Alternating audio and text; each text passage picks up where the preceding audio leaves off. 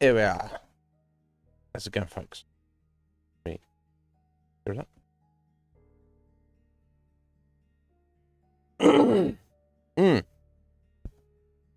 Oh, sorry about that. I usually take a sip before I change the scene there, but I was like, yeah, let everybody watch. I don't care. Not. Some people don't like to kind of eat food while being witnessed or whatever. Witnessed, observed. That's the word. Not having a sip of water. I kind of get it.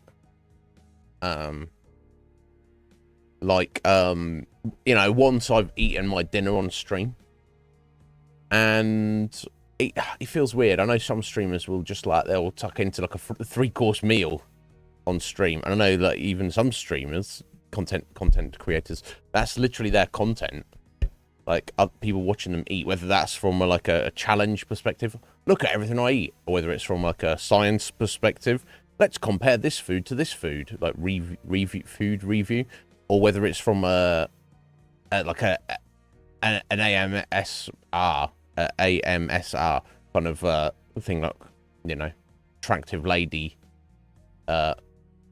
What's the word? Fuck, I can't think of the word.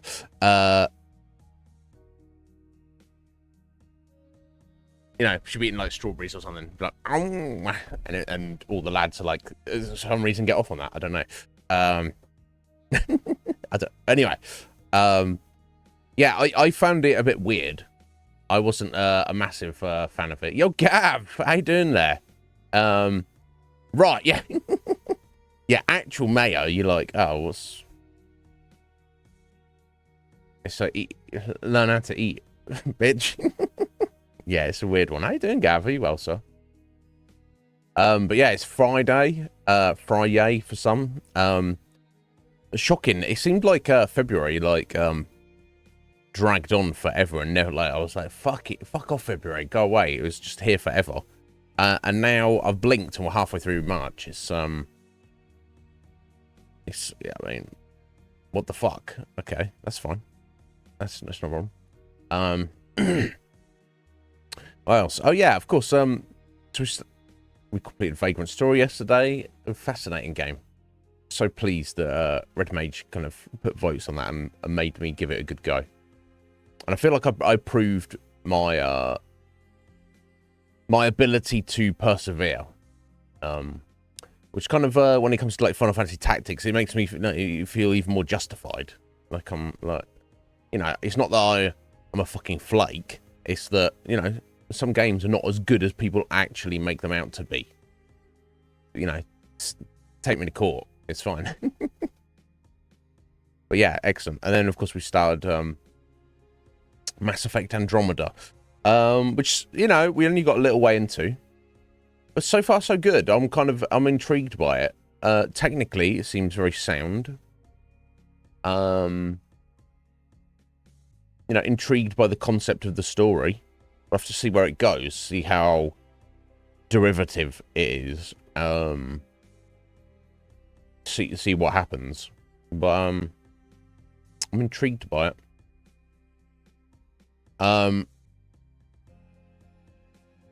So yeah, I mean, so we play as Sarah Ryder, rando character. Yo, how's it, Red Mage? I hope you're well, sir. So, of course, the premise is, for reasons, some, just the reason of science and exploration. Certain individuals, groups, from the Citadel, Alliance racers have gone, hey, we're kind of bored with what's going on over here in our galaxy. Let's go to the next galaxy over. It's only 2.5 million light years away. That's no big deal, right? We'll just hop over there, see what's going on over there. Just it could be anything. Excellent, perfect, Red Mage. I expect you're pleased it's Friday. So I'm not against it. So a group of approximately 100,000 individuals split across what seems to be 5 gigantic arc ships each carrying like 20,000 people. And we've not seen the other 4. We've only seen the one that we've turned up on. So I don't know if there's like a staggered, you know, launch, you know, window for the all 5 ships or what. So maybe the other 4 are going to be turned up in a few years or something. But anyway, all the crew have been in cryogenic suspended animation through the journey, which has taken 634 years to get there. And then they've just woken up, and they're like, okay, cool, let's see what's what. So they were able to do a little look-see with the intergalactic telescope, apparently. And they kind of picked out a planet, and they were like, okay, this looks like a nice planet for us to land on. However, in the 600 years when they established that, that planet has changed. So they turned up, and there's some like weird, gloopy, dark energy floating around the planet, which kind of the main ship got stuck in. Now, Sarah's father, Alec, I believe, who is the guy who not only is he responsible for the creation of the SAM, the universal AI that everyone has implanted in them to do stuff, and, you know, kind of tactical computer thing that everybody can make use of. But he's also, you know, there's a division of the personnel on the journey called the Pathfinders. They are literally the technical and combat specialists that, you know, go, you know, the first in to where it be a planet or a system or whatever. They're the ones who, you know, find the path forward, so to speak, and establish if things are safe or whatever. So he's in charge of that to the degree he's literally called the Pathfinder. That is the rank title of the guy in charge of the Pathfinders, of which his son and daughter, who are you know, twins, are part of. Now, don't think it definitely doesn't seem like there's any level of nepotism. Alec Ryder seems like a hard and calculating man. He doesn't seem someone who's swayed by emotion necessarily. He's like, we get the job done. So, you know, if his children were not cut out to be a part of the Pathfinders, they wouldn't be. It's not like he's snuck them in, you know, using his influence. However, when we got out of the faster than light FTL travel, there's some kind of problem with our twin brother is called Squee, which is hilarious. Not actually Scotty, but as we have our Scotty here, and that's not his real name. His name's Scoy. That's what he's our twin brother. No. Hello there, young Sir Scotty. Scotty. Scoy. Sorry. How you doing, sir? I hope you're... yeah, so hopefully he's going to be all right. I'm sure he's all right, but he's kind of like trapped in his pod. So because they were flung into this weird situation, didn't know what to do, the captain of the ship was like, okay, let's hang fire and kind of assess the situation.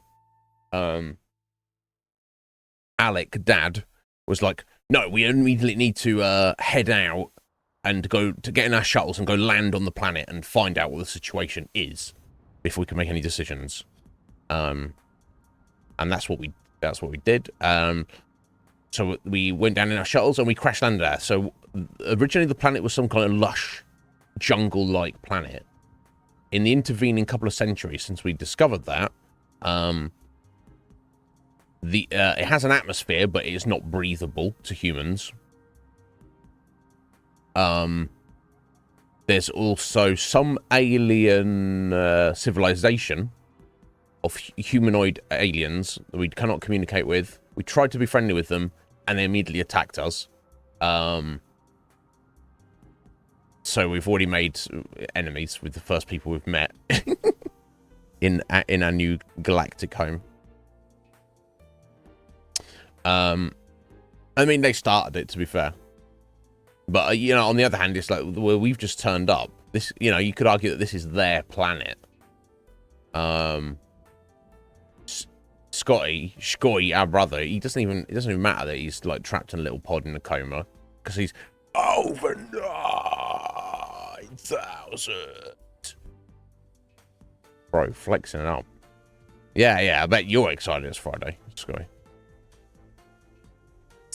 I'm sure he's gonna be fine. But anyway, so it all went to shit. So we got basically got shot down. They've destroyed the planet. It seems like, and what we've been able to piece together, not that we can communicate with them in any way. It seems like in the intervening years, they've also discovered this planet after us. Set up shop here. Because there may be some kind of other ancient civilization, remnants or technology they've come here for.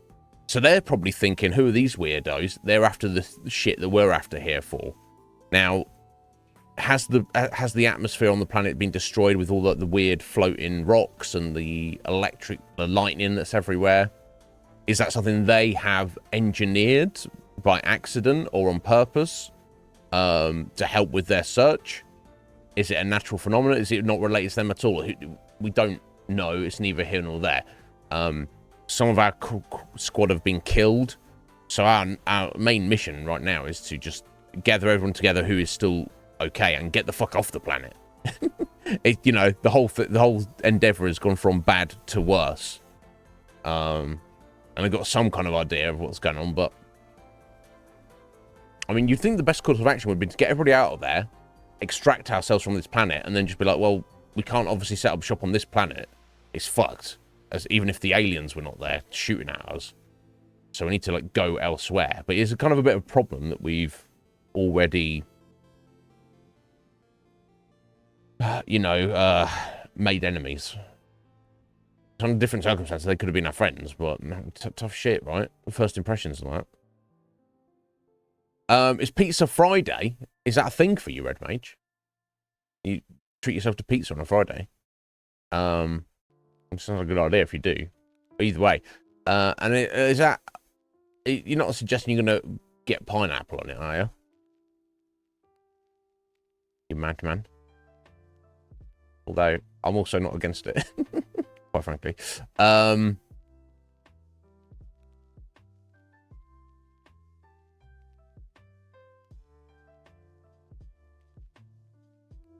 Yeah, there's nothing wrong with my mouse wheel. I'm just a little bit of the R word. You're not supposed to say that anymore. I don't know why. Disrespectful. Or something. Anyway. Scotty, our third time all flexer. 91st flex. What the fuck, bro? Yeah, no, you do. Okay. So it's not every Friday. Or even if it is, Red Mage, that's reasonable. Yeah, and what's your pizza of choice? And is it some kind of chain, or is it like a local place? Yeah, there you go. Lots of meat, no pineapple. Right, okay. Yeah, I assume you just... I don't judge anyone. It just seems that pineapple's fine on pizza, but, like, why spend money on that?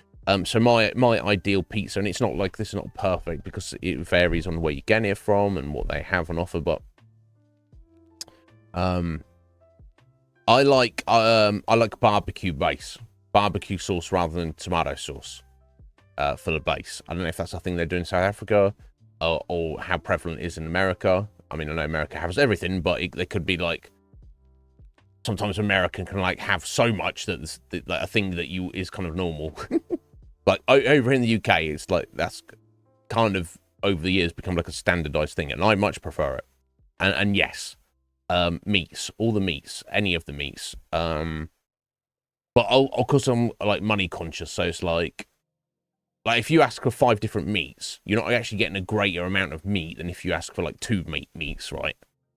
But you're paying a lot more, right? So I'm not talking about money, I'm just talking in theory. So any and all meats, and that's it. I don't even need anything more than that. However, things that I may be inclined to add on top of that, red onions, or just onions in general. I'm not against. I think that's, you know, probably not paying for it necessarily, but that is something that is quite pinned to me. Or jalapenos. That's it. And I literally don't need anything else. Again, if there's other things on it, it's not going to ruin it. I'm not against it. Debonair's, also Debonair's.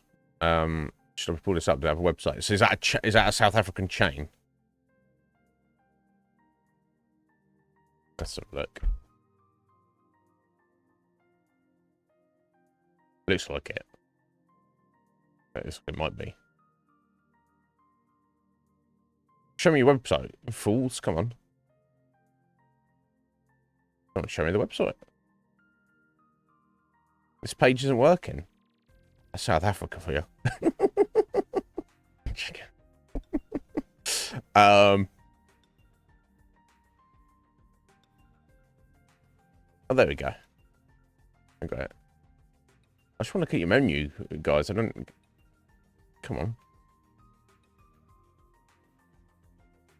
Just trying to make me order something. I just want to look. You just show me your menu, right? I don't need to find your restaurant. I don't need to. No, not orders. I don't have an order. I can't. I mean, can you imagine? I'll put an order in. But how long for delivery?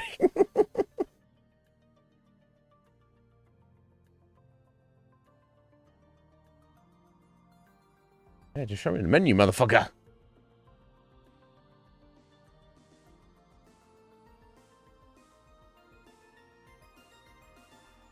It's just not like wanting me to sign in and stuff. Oh, hang on. Hang on. I mean, the promo pictures, it's looking pretty fucking good. Here we go. Menu. Show me the menu. I mean, you know what's going to be on it. I just like looking at the pictures.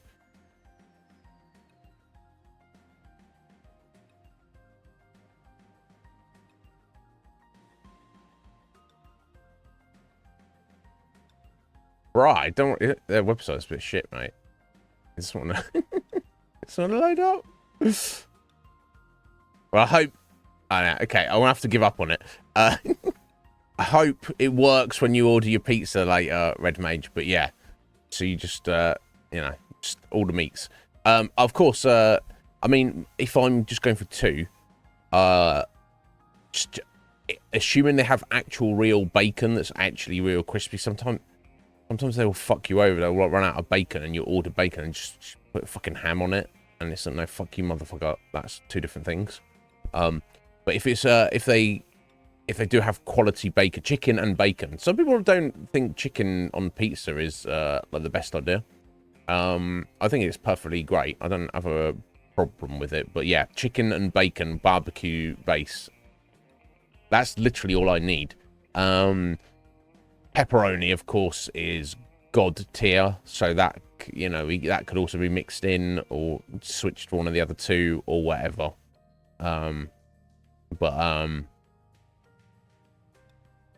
Fuck yeah, there we go.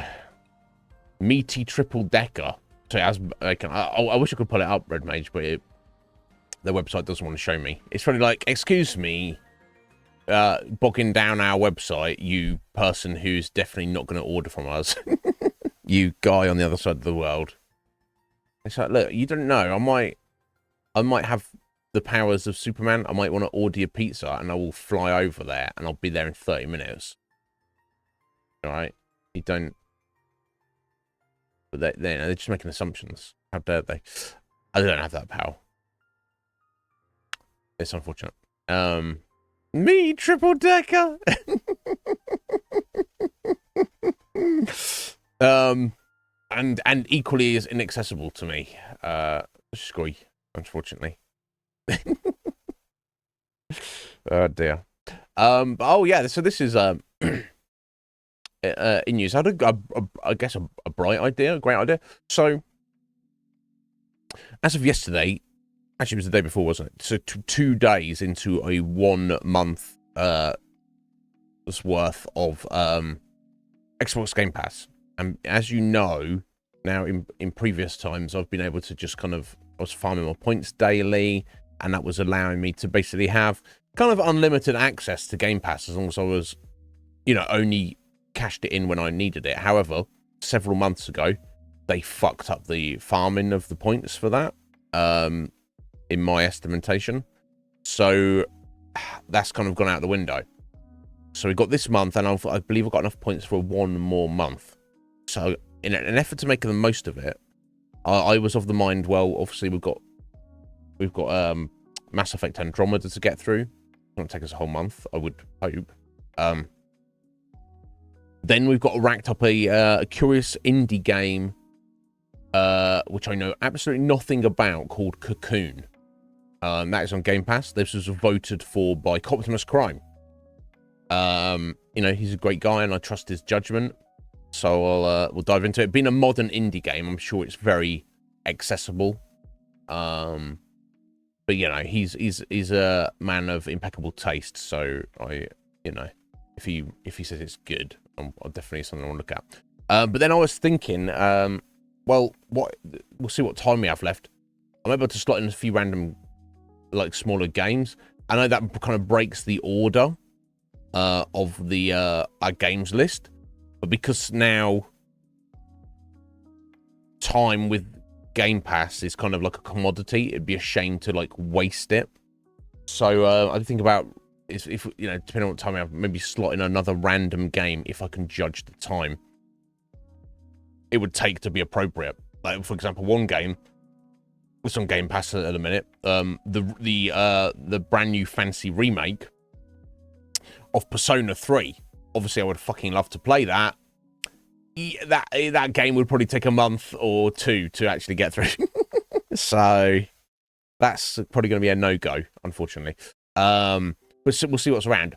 But on top of that, last night I was like, hang on. Because, you know, my main thing to do is play Final Fantasy 11, and, you know, I've taken more of a casual approach to that recently. I'm still fully committed to the my character in the server, but rather than every single night like going on and grinding something or other, I'm like, yeah, let me just you know, let me just take a back seat more to that, because like, you get a weekly XP ring that doubles your XP for a small amount.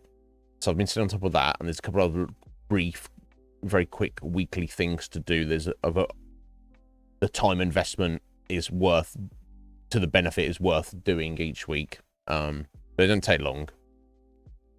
So I was like, okay, well, aside from that, let me just not worry about it too much. And I've been going hard on Skyrim of all games. I mean, that for the past month, but it struck me. But I mean, on that, I'm like, I've put like 180 hours into a into a playthrough. I was like, oh, hang on a minute. If I've got Game Pass for a month, and it's kind of like a rare commodity, which, you know, I might be kind of losing access to, you know, indefinitely in the near future, maybe I should just see what games are on there. Just, you know, not thinking like looking at, in terms of streaming, just what random games are there that I could just enjoy myself off stream in my downtime, you know. Forget about Skyrim for a minute. That's not going anywhere. We'll come back to that. And I thought that's a fucking great idea. I was like, yeah, let me do that, because, like, you know, a whole month's worth, or two, as the case may be, I could actually experience some games and report back. Oh, have you, Red Mate? There we go. So, God damn it, Cape Town. I mean, look, you guys are lucky to have internet at all, right? But yeah, don't worry about it. I can imagine what it's. I imagine it's fucking good. So yeah, so I just looked through it, and there's like a bunch of games, and I was like, oh my god, I would fucking love to look at some of these, but it's a question of having time, and also like balancing what I would necessarily want to play. So, like I say, kind of towards top of the list for me to like play off stream. What's Persona 3? Tales of Arise, which I don't know anything about. I know the Tales series is well regarded, and the only one I've played is Tales of Vesperia, and it's very good. You know, because obviously slotting those in at the end of the month to do it on the stream, not going to happen. But could I play through Persona 3 on my own, off stream, in a month? Probably, maybe. There was there's several other things a lot of things that looked interesting, but I was like, well, I've got to try and judge, because I would hate to start a certain game and then just not be able to complete it because I ran out of time. That would be freaking tragic, honestly. So that was up there, but then on some level I would also like to play Persona 3 on stream as we did Persona 5. You know, that would be an ideal, but you know, who knows. But yeah, I settled on, I was like, oh shit, they've got Resident Evil 3. So I just downloaded that and I was just playing that last night. And it is just a cash in on Resident Evil 2 remake. But it's good fun. It's, you know, it's more of the same. It's fine. I'm enjoying that. It doesn't seem very long, which I had heard.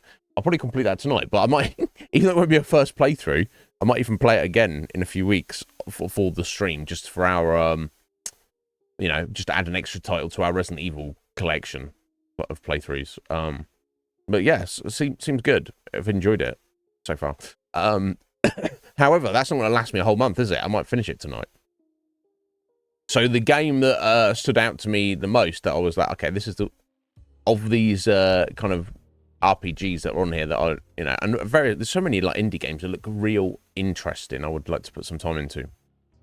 I've got to pick and choose because I can't have it all. Was Like a Dragon. So, you know, it was mentioned me playing that on stream. And I would kind of probably like to play it on stream, but it's like, it's not like, we have more things to do on stream than we have time to do things on stream. That includes, you know, that's even taken into consideration, like, my crazy plan of streaming forever. You know, I'm not doing, like, sleight of game, every game ever. That's ridiculous. I recognize that's not a factor. But, you know, 3.5 years in, I still want to be here. You know, 3 years from now, I still want to be here 5 years from now, 10 years from now, 20 years from now. That's how I feel right now. Now, look, 10 years from now, I might not feel like that. 20 years from now, I might not feel like that. I might just be too old and worn out. I don't know. There's no reason for that. The world might have fucking self-destructed before that happens. But even taking that into consideration, there's too much stuff to do. And if I play Yakuza Like a Dragon off stream, and it's good, we can play it 10 years from now. I'll do a replay. It's fine. But yeah, so that's cool. That was kind of like a weird thing that I hadn't even thought of. So it's kind of exciting for me to just like play something new, you know, by myself. So, you know, and this is cool for you know, real human beings who are, you know, have real jobs and stuff and disposable income. To be like, you know, the people who just go, oh, there's a new game is released, and they just buy the new game and they just play the new game, and it's like not even like a factor to their budget.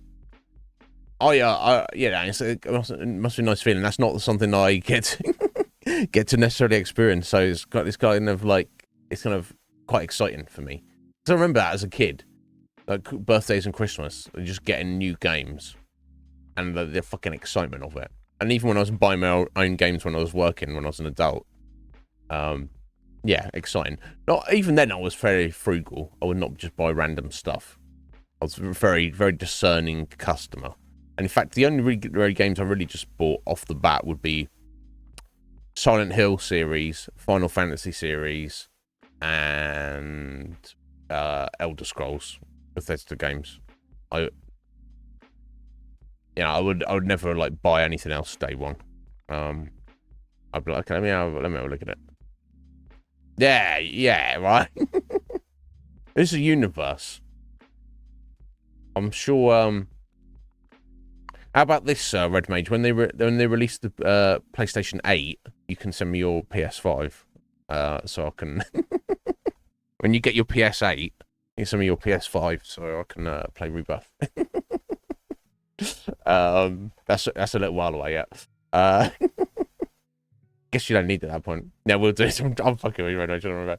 I mean, because here's the thing, but realistically speaking, there's value and reason to, like, if you, not just because it's like it is valuable monetarily, but to own a PS1 console that you can do things with that has value.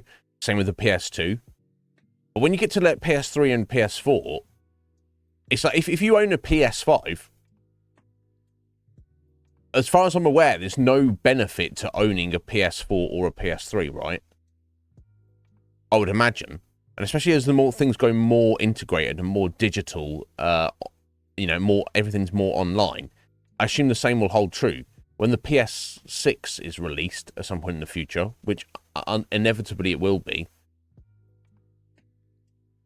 there's nothing that the PS5 will be able to do the PlayStation 6 will not be able to do, right? Okay, so there are some things that are PS3 exclusive. Okay. So maybe not talk about the PS3, but you see what I'm saying though, right?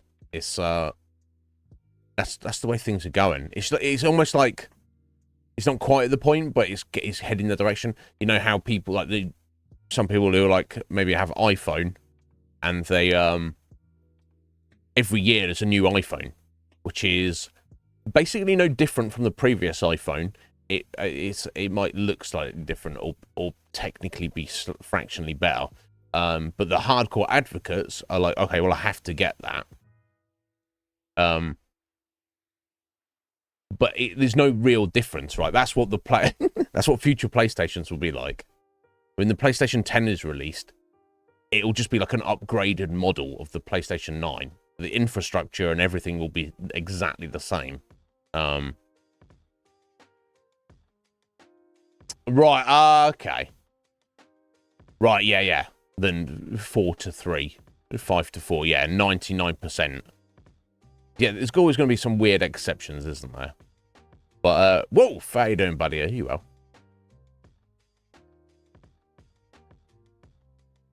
Oh, damn, Red Mage. Yeah, okay. Yeah, because you said, so you cancelled you wanted the deluxe version, but you're like, oh, fuck it. I just want to play the game. Right? Well, something that gets me is digital deluxe. Like, so you're giving me a smattering of extra content for like $20 more. But it's the best version. It's no fucking different, bro. Get the fuck out of there. They do a number on us, don't they? But I don't know. I find the idea of video games is it's almost like some people think they're like terrible for getting shit done, and some people think they're fairly innocuous and it's just another form of entertainment. Like if you weren't playing a video game, you'd be sat there watching something. What would you be doing, right? And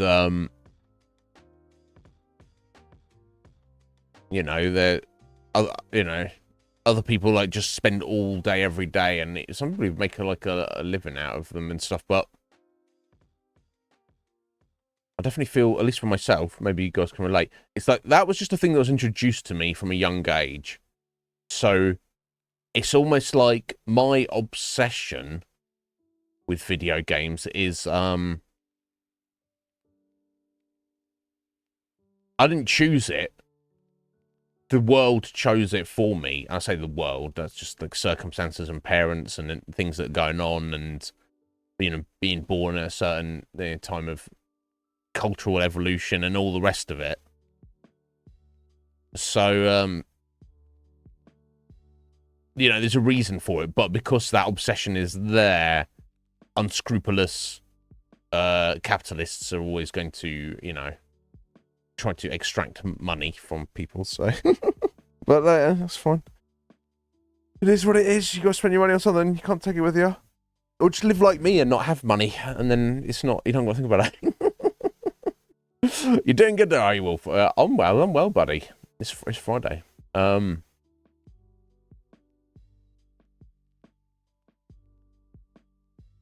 Right, so if you buy a digital deluxe version, which, again, is it deluxe if it's just digital content?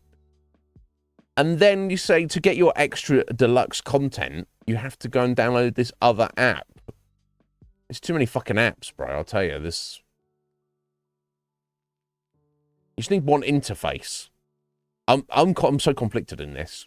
Part of my spirit is like, oh, well, the further this goes, the more we're just going to end up in the Matrix, and then they control the Matrix, and then what is in his free will at that point? We're just fucking all plugged in, and the Illuminati controls it, and we're all just fucked. We're all just slaves to the system, and we're all just, like, eating bug paste through our, like, intravenous tube, and we're all just, like, you know, brain-dead zombies in the Matrix. But on the other hand, I'm like, what?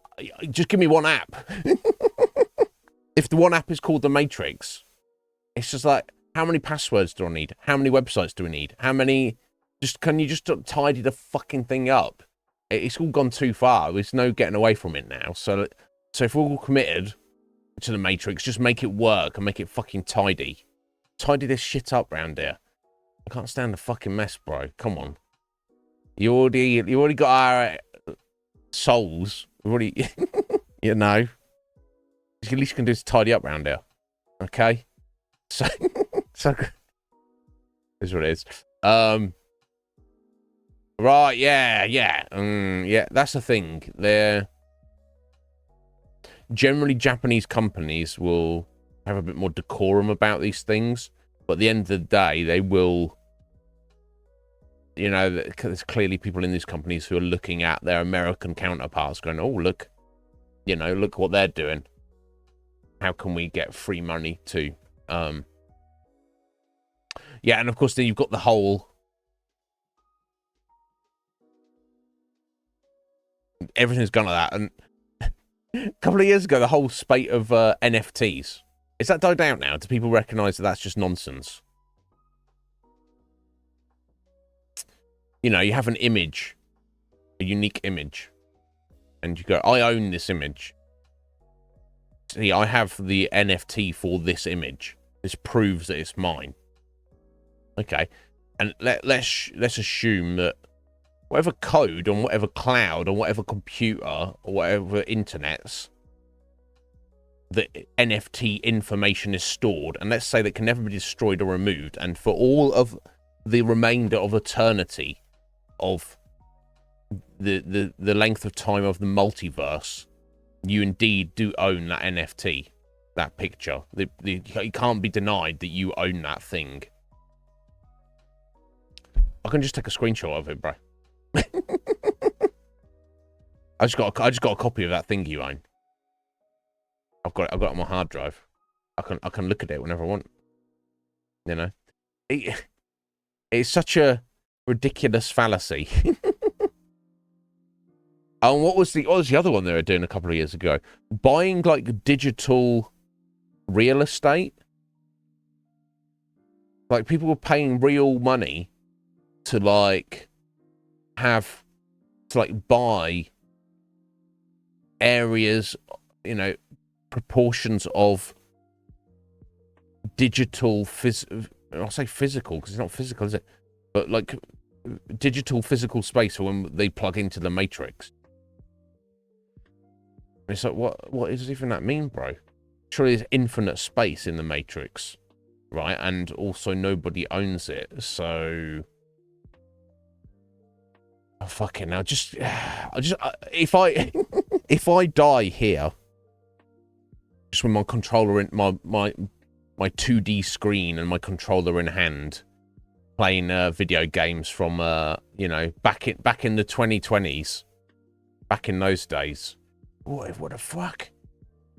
I'll be fine with that. It was wild, and they were all jump on the bandwagon. They're like, oh, we can just make some random shit and just sell it to them, and then we just kind of like claim that they have absolute ownership over this piece of digital property.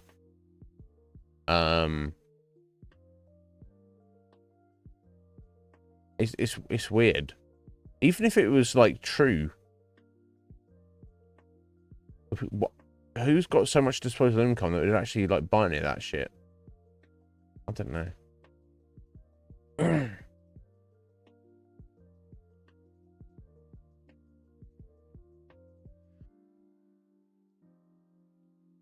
Blockchain, yeah. What? To my, I don't understand it all, but my idea of it, the blockchain, which is of course all the like Bitcoin and all the other like cryptocurrencies are tied into. I think, from my understanding, is the idea of the blockchain is that it's digital storage or space that nobody owns and cannot be taken or fucked with or corrupted in any way. So therefore it's like all above board.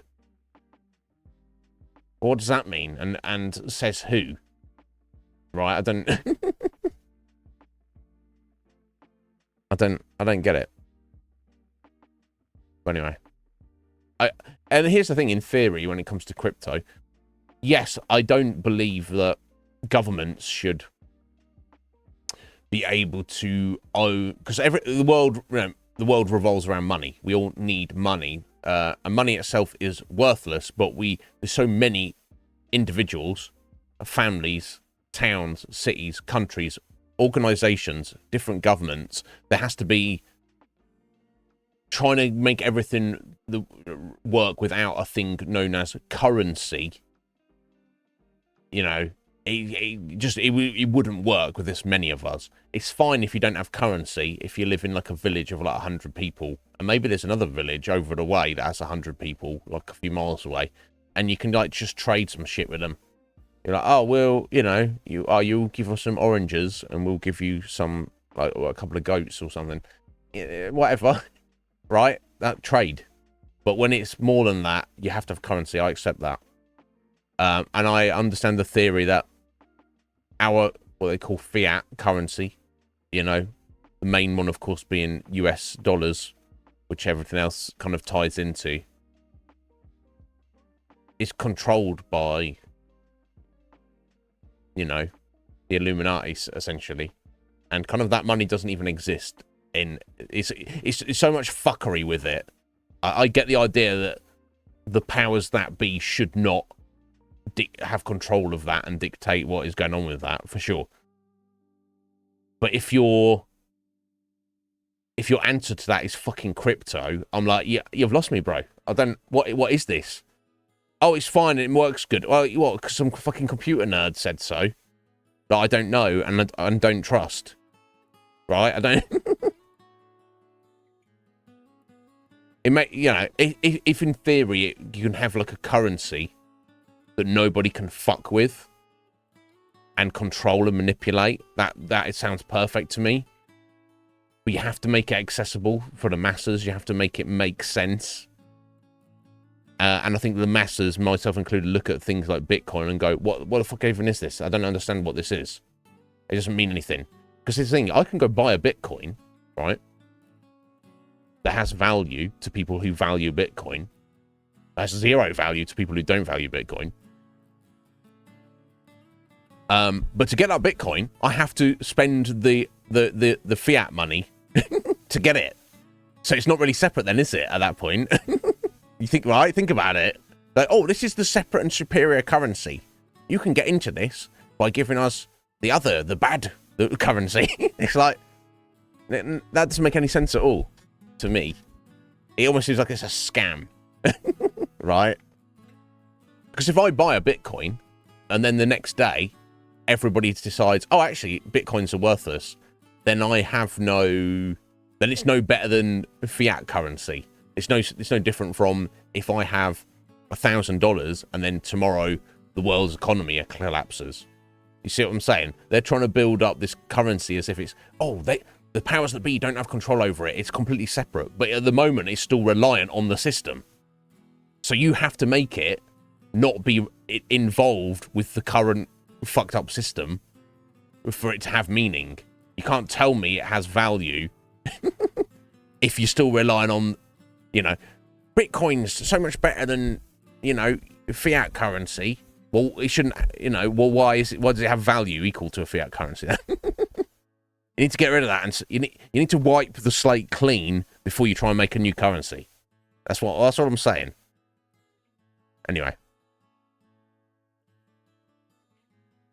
Right, yeah. Did they, Red Mage?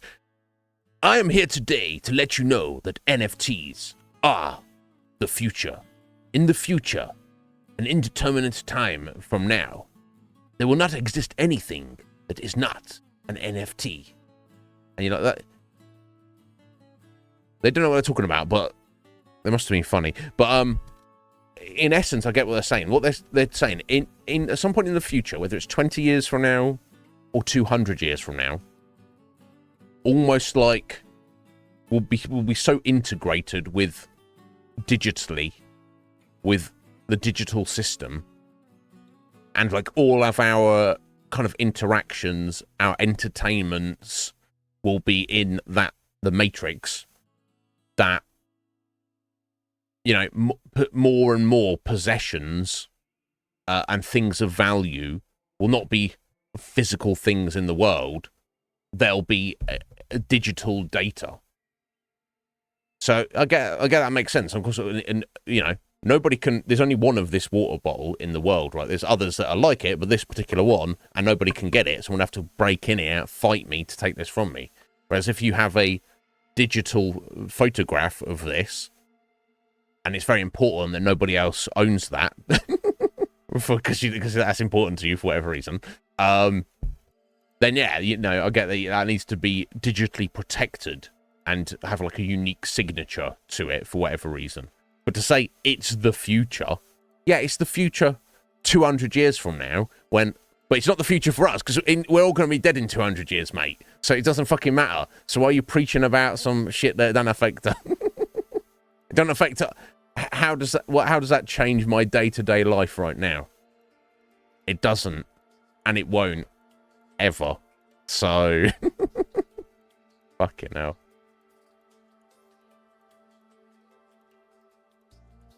Yeah, at least here's the thing, Red Mage. At least I have the wherewithal to know, like, if I don't know what a thing is, I'll sit here and tell you I don't know what the fuck that is. I don't know what a blockchain is. I don't know what Bitcoin is. It doesn't show me something real. It's kind of like the alien phenomenon as well. It's like, I believe there's probably aliens around there, and they've been here longer than we have, and they're like around us. They're probably invisible. There's probably one sat on my brim right now. You know, but until I fucking can hold one in my hand, I can shake his hand, I'll be like, oi, alien bro, and he can hang out with us on stream here. He might as well not exist. He doesn't. It's like that doesn't. He's not affecting me unless he's there, right? So if you go, oh, Iznib, did you know Bitcoin is the future? Well, I'm not living in the future, bro. You might live in the future. That's great. Enjoy the future. Have fun with your Bitcoin and your blockchain. I'm here right now, and if you can't help me if those things can't help me right now, then they might as well not exist, right? So I don't know what you're saying. I don't know. Am I just being like a weirdo? Am I just being a pessimist? I don't know what I'm talking about. All right, yeah, I've seen that. Yeah, because this is the next thing that the corporations are trying to push. They're saying, you know, you buy this digital content from us, be it video games. Yeah, and I think that's the main thing, isn't it? They go, yeah, you don't really own this game, and because you don't, right? You download a digital game, that only works as long as that server is like up and running or whatever. Probably, you know, if I buy something on Steam, that's attached to my Steam account. If Steam for whatever reason breaks, goes down, or they decide, oh, you don't own this anymore, Iznib, you didn't actually own anything. And they're trying to push this idea of, you know, you buy a $60 game, you're not actually buying the game, you're giving them $60 so they allow you to play it. You know, you're renting it, by the way. You're renting it indefinitely, but you don't own it. You're just renting it. I wonder if they put that in their the small print when you start games nowadays, and you got to read the fucking privacy agreement. But yeah, that's a good point though, isn't it? Because if that's true, if they're saying, oh, you're just renting this, then of course you can't steal a thing that somebody doesn't own. It's not possible to own oxygen, right? So I'm not stealing when I breathe in, am I? So yeah. So fuck them. It's probably in that privacy agreement I signed yesterday. It's probably it's probably tied in that fucking it's probably like has a little thing. It's just different by company, but it's what was the it was the EA guy. It was Bob. I think he's retired now, apparently, whatever that means. After he's got his bazillion dollars for doing nothing and being a harasser, Bobby Kotick. He probably says, "We reserve the right for Bobby Kotick to come to your house and penetrate your bumhole whenever he likes." And you don't read it, and he's not going to. He's not going to. But you have actually signed. You have actually signed that he's allowed to do that. So he could knock on my door and I'd be, oh, fucking Bobby Kotick, you're a bit of a dick, aren't you? And he's like, I'm coming in here, Snib. You signed that thing. I need to pull your pants down, bro. I'm getting in there. I'm like, no, you fucking not. And then he would take me to court and sue me because I didn't let him take my booty hole virginity. And I'm like, bro, don't. Fusion, how you doing there? I hope you're well, Fusion. Thank you for your work, Lurk. I appreciate you. Will indeed have a great weekend. I hope you do too, buddy. Yeah, we started. I know you can't talk because you're busy, but we started Andromeda yesterday. We only did a tiny little bit, but it's so far so good. It seems interesting. I'm excited to see what it's going to hold. What we got coming up. Probably get into it now. I've ranted a little bit, but yeah, right. That's how they're going to get us eventually, Red Mage. And this is. I don't know enough about the Illuminati and all that, the fucking dark masters of the world and all that shit, and how it all ties in with the entities and stuff. But exactly, but I don't know. They have things called Revelation of the Method, where apparently, because we look at what they do and we go, "Oh, you're actually evil, you guys. If there is a heaven and a hell, you're gonna go to hell because you actually doing evil shit."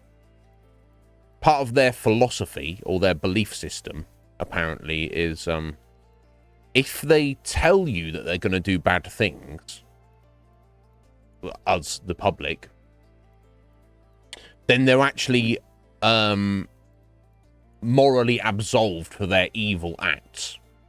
So they're if I come up and just like punch you in the face, Red Mage, I'm a prick. But if I come up to you and say, "Hey, Red Mage, how you doing, buddy? I'm just about to punch you in the face," and then do it, I've not done anything wrong because I told you, and it was your responsibility to react to that.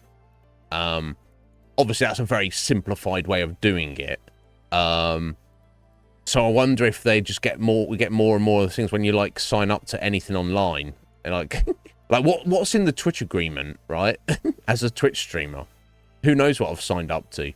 So I wonder if that's more and more what they kind of.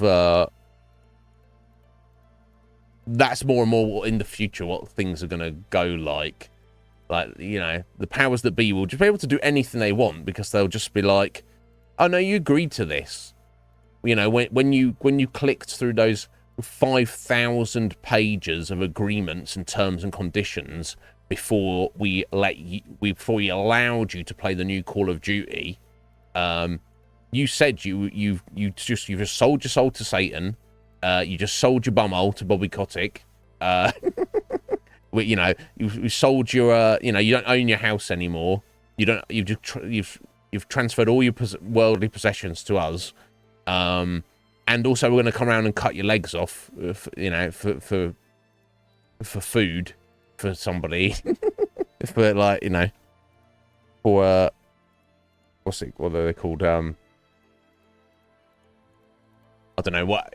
I was just saying plant-based burgers, not plant-based, but for the lab-grown meat, we just need that's our start, and we, the citizens, will just be like, oh, fuck, guess we should read the small print. But here's the thing: we shouldn't feel bad on ourselves because look, we were born into this system. The system was here long before we were. And unfortunately, it will probably be here long after we are gone. We shouldn't be too hard on ourselves. It's just, it could get real fucking weird. You know? It's all sorts of weird. Anyway, enough ranting about that. I would explain what we're doing in Mass Effect Andromeda. Of course, we're still on the fucked up planet. We're about to recon with our dad. So we need to get everybody off the planet. But he's like, oh, we need to go and... So he's of the mind that these aliens are causing the electric storm. And we can't really leave the planet while that is going on, because it will just take our shuttles out again. So we need to go and deal with them before we can escape.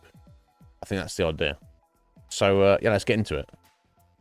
One thing that I didn't figure out yesterday, and I can only assume that it just like hasn't introduced it in the game yet. There we go. Is we picked up a bunch of weapon upgrades, like mods, and it looks like your weapons have 1 or 2 slots. I've not found a way to attach those yet. So either the game's not introduced that concept. We would have thought they would have if you like, oh, you picked up an item and it doesn't mention it. The other option, of course, is you can only like sort out mods, like maybe at your like workbench, workshop. What, you can't do it on the fly. You have to do it at your base, and of course we're in the prologue. Right, no, we're in chapter 0 of the game, so you know we'll see. One thing that was interesting though, it looked like you have the option when you find items, and also when you from your menu to deconstruct items. So I assume that means break them down irreversibly into their base parts. But what are those base parts? There's going to be some crafting mechanics. Alternatively, maybe it just means it gives you like a small amount of credits. That's interesting as well. Any credits they've brought with them, surely they're a different currency to whatever currency exists in Andromeda. But either way, that's neither here nor there. Right, let's get into it. Like, I am excited. I did enjoy what little we played yesterday. I know some people are like, I don't really care about this. But that's fun. I care about it. Right.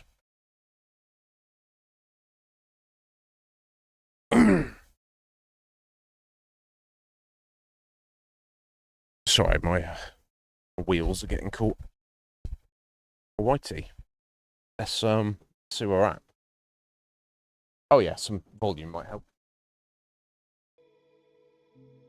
There we go. Okie doke. Yeah, so we've got a squad mate, a fella called Liam, who's an interesting guy. Who's several times he's like, I can't believe this is happening. I can't believe this is happening. I'm like, Liam, you need to shut up, bro, because it's definitely happening. But anyway, God, where were we going? We have to get there before the storm hits. No detours. Right in this way? What was my dad scouting for? He was trying to get readings on that tower. Well, the Nephilim puts him near it. Exercise caution. Omnigel canisters. Oh, 57. Okay. Yeah, shield module. Nano crystal modules. Oh yeah, no, I already had the shield modules, didn't I? Like, unless they work differently. Anyway, so I wonder if you break things down to get Omnigel. And then use the Omnigel to craft things. Okay, I guess we're not jumping down there, right? Nice to have you back, Sam. How about some good news next time?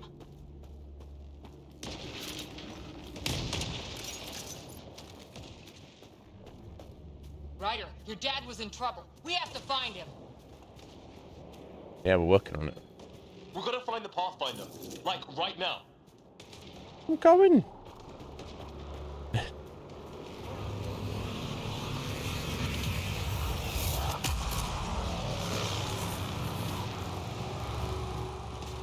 These crazy kids. I do like the kind of the jetpack boosty thing. That's very cool. Sam's right. We don't have much time.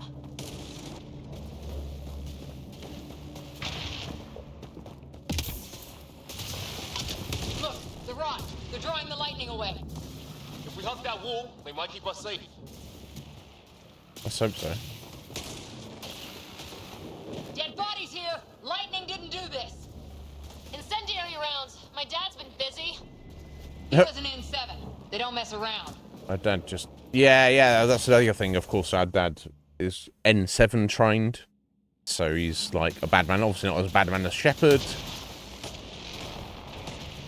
Somebody was pretty clever with these rods. Only way to survive here. 2, if you count shooting on sight. Is there any stuff I'm missing? I need to scan stuff, don't I, to get, like, tech points or whatever. What they are exactly. Okay, I'll go up it. The nav point shows my dad's up there. What, Dad? How you doing? Sir. Stay low.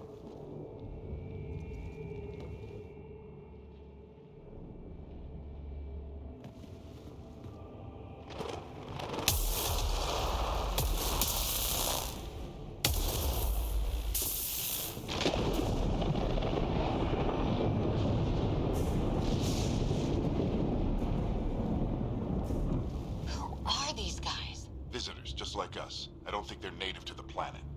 They're not. We found an abandoned lab, like they've been studying the place. Good work. You actually did some scouting. No.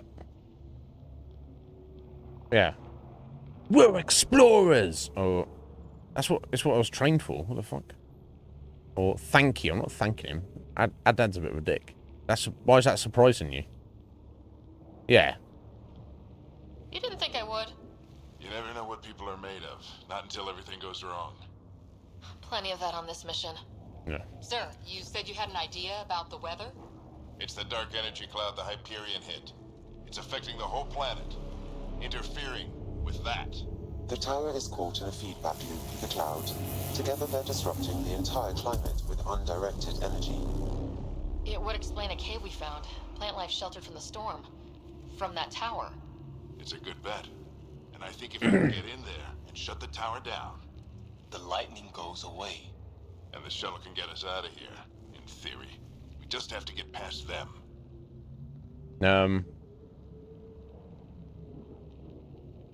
Yeah, if we're wrong. Yeah, there's no point in worrying about that until after the fact. But, yeah. It's a hell of a gamble, but we won't know until we get in there and try. No illusions about this. It'll be a nasty fight the whole way. If Sarah's game, so am I. But we risk turning a skirmish with these guys into something worse. It's them or us. Oh, it's them. Problem is, we're outnumbered. I've been working on that. We just need to change the math.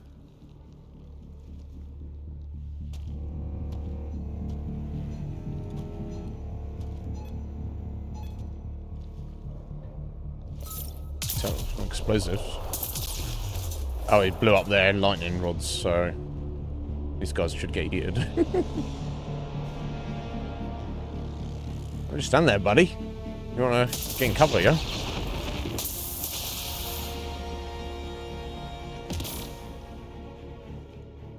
Works for me.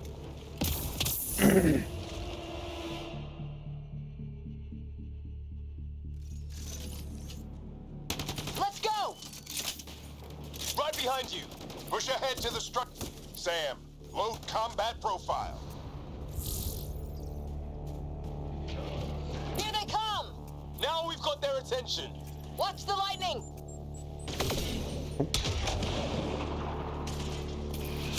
Get into that building. We don't want to get bogged down out here. Oh wow, yeah, they're getting heated, aren't they? Let's went south in a hurry!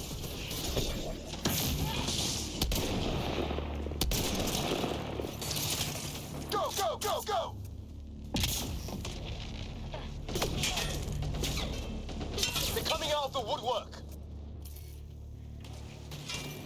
Yeah, cool. Yeah, just stand in my line of fire, Dad. Don't worry about it. Don't get separated.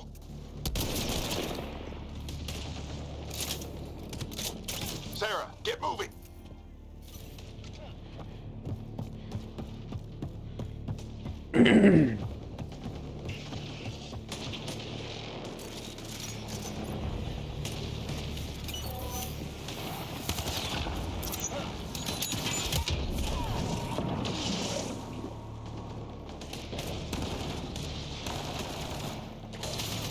Oh, I saw something there. Yeah. I guess I'll collect all these for now and then see what, if anything, I can get from them.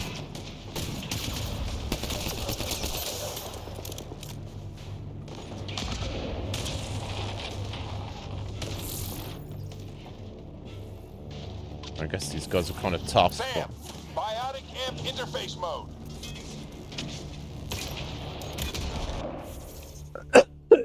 Excuse me. Parrot. Yeah, they are a bit, aren't they? It would be a bit weird. Oh, yeah, they're just like above that. Taking orders from, you know, your dad is your squad commander. Be a weird dynamic. I remember through random occurrence when I was at school, it just didn't always work there. It just randomly happened that one of the kids in my class, her mum started working as a teacher at the school and actually had to teach her our class for science lessons. So it must have been really like weird for both of them, right? It's your literal mum teaching your class. Like, how much of a shit are you gonna give? Like, you know. I was generally well behaved, but I mean, if my mum was the teacher, I might have just been like, I don't give a fuck. And then you can't, you know, school is supposed to be a place you get away from your parents, right? That's one of the benefits of school.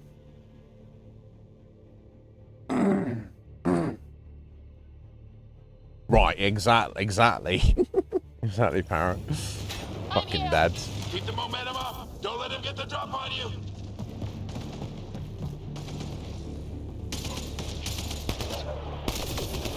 Have to keep an eye on our flank. Not if we keep moving forward. Whoa! Don't let him catch Our friend us. just died. She just fell to her death. Did you see that? That's Cora. She's fucking dead now. Nah, she'll just teleport in somewhere else. I'm sure. Ready? Let's get inside there. That's it. We're doing it. Not much farther. We're doing it. Yeah, Dad, Where are we that's going? our job, All the way right? to the top. And then what? We'll know when we get there. Lol. We don't know what we're doing here. We just like we turn up and just like made enemies of these guys, and we're just fucking killing them, making it. Like they did start it, but also still, come on, bro. Oh, that hurt. Lol. Cora. She's not that hurt. Yeah, you just fell like 2,000 feet to nothing. Yeah, I bet it hurt. I guess she's not dead then. I don't think she was supposed to miss that jump. Almost fried me. Sam, give me engineer profile. Come on me. Can we pick that up, boy? Sir, where are you getting these profiles? Little help from Sam. What does that mean? Just focus on the fight. What's it mean? I'm not gonna tell you. The storm's getting worse. We'll lose our chance. This looks like a control center. Keep him off my back. You heard him. We made it. In one piece. Not over yet. I need to get through that door over there.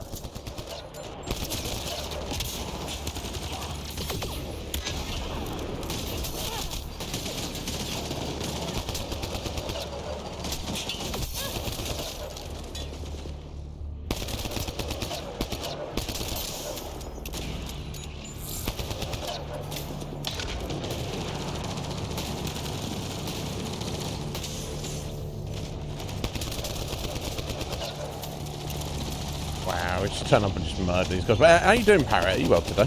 Excited it's Friday?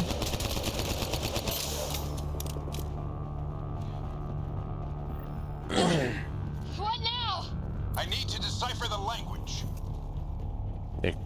Good luck with that. No frame of reference. I guess we've got Sam, haven't we? So. There's more coming up. What's the plan here? They'll surround us in no time. We need to defend both sides or they'll flank us. Where do you want us? Coming back. Yeah. What do I? Got it. There we go. Yeah. So we tell both of those to go over there, and then I can cover here, maybe.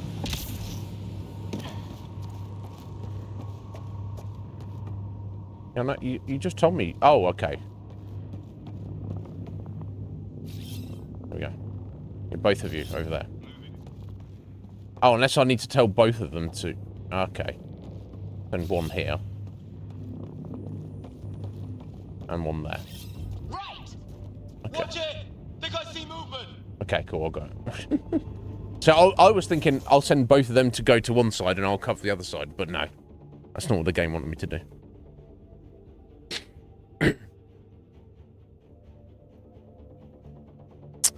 Oh, so why was it the worst show, Parrot? What happened?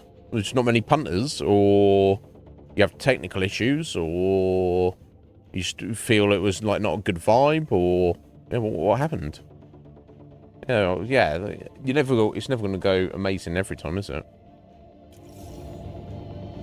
We held them off at Well, yeah, the I'm sorry about that. Well, as you say though, if it was the worst of the small number of shows you've done, well, one of them has got to be the worst.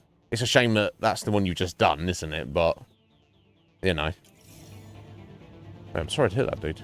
A lot of people still counting on us. I'm just getting warmed up. They mean business. Keep them off your dad. Yeah, no Analyzing shit. possible inputs. 25% decrypted. Hurry, we don't have long. Hold both sides. Can't let them slip through. She seems to be doing alright What over is there. this place anyway? I don't know, but they sure want it back. Well, 50% decrypted. It's an unusually complicated syntax. I can see that. Try a recursive search. I will need a moment to evaluate the pattern. We only have a moment. Do it.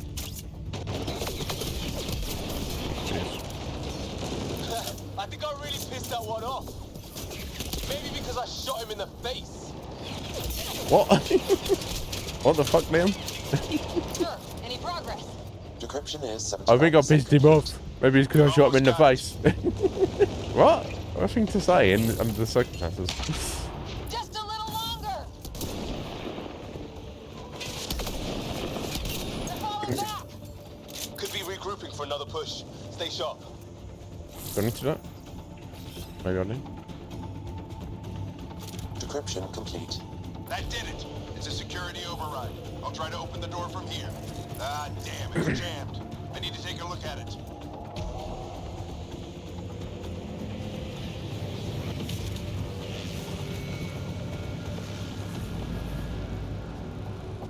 Sarah, I need your help over here.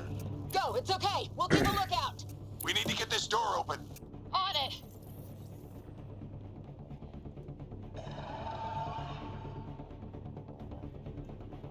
Imagine if these aliens are Get back into it.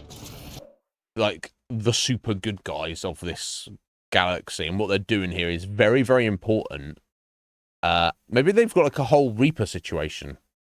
Maybe not the Reapers. Let's call them the Peepers. Maybe the Peepers are here, and what these aliens are doing is going to save the whole galaxy from the Peepers, and we are just randos that would just turn up and just start fucking up for them. Just because we're just interested. Can you imagine? Can you fucking imagine?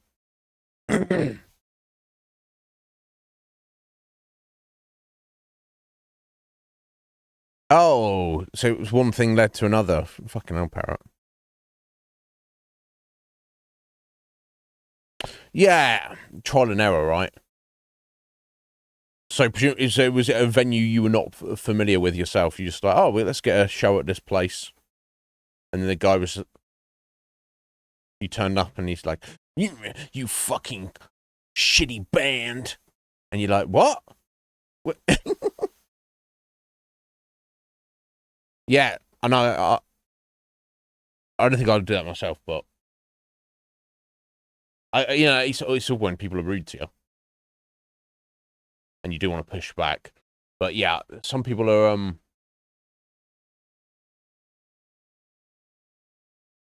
some people like react to stress in different ways. So maybe your bandmate was like, oh, that's, you all like, oh, this fucking rude guy. But your one bandmate's like extra angry. And then his way of dealing with that anger is to get drunk. So I guess that was like a couple of hours before you were on stage. And by the time you actually start you set, he's drunk, and that's actually affecting his ability to play well. Not good, right? Not good. Because if you put in the effort to, be in a band and work together, you need everybody to work together. You need everyone to like be on point. There's no point in three of you. Actually, I don't even know how many band members are in your band, but there's no point in all of your band members being like, focused, clear-headed, on point, doing your best. If one of your members is just like fucking out of, blackout drunk, out of their face, and they can't even do the job that you're there to do, it's not fair on everybody else, right? If it's just them, if they're a solo act and they want to do that, that's up to them. They're not going to get any future gigs, but that's up to them. That's their choice. But when it's affecting the rest of you, that's kind of a problem. Yeah. Yeah, I understand frustration. Like, completely different. But yeah, I haven't felt the need to react like that. But whenever I've had to do in the past, like do stuff like what is stressful or high anxiety for me, one thing that I always go to is food. Like, I'm like, okay, I've done that, and I just want to like something to like get those endorphins up and or put me like in a food coma, so I don't feel it's like kind of stress relief, I guess. Yeah, it's a problem though. Some people get fighty when they're drunk. Oh, that's curious. It's actually your third time at this venue. So this guy, this promoter, the booking agent, maybe he was new to the job, or maybe he was new to you. Maybe he just doesn't like you guys. So yeah, so he treated you wonderfully, and then what about the second time? He was just like kind of ambivalent, and then the third time he treated you like shit. Maybe that guy was just having a bad day. Yeah, it's hard for me to say what anyone could have or should have done, because sometimes things happen very unexpected.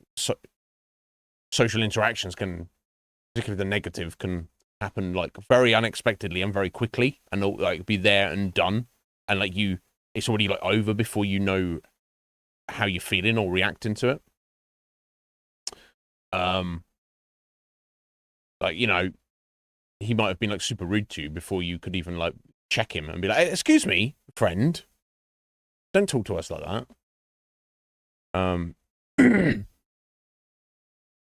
Oh, sorry, the second time he was inappropriate as well. Okay. Right. Okay. Weird. So maybe it could have been a couple of things. Maybe he was like new to the job, so he was like doing his utmost, and then got super jaded super quick. And he's just an asshole. Or maybe he's like that to all new bands that he meets. He's like, the first time he meets you, he's like super courteous. And then he goes, actually, I don't like these guys. So therefore, let my true foul nature come out.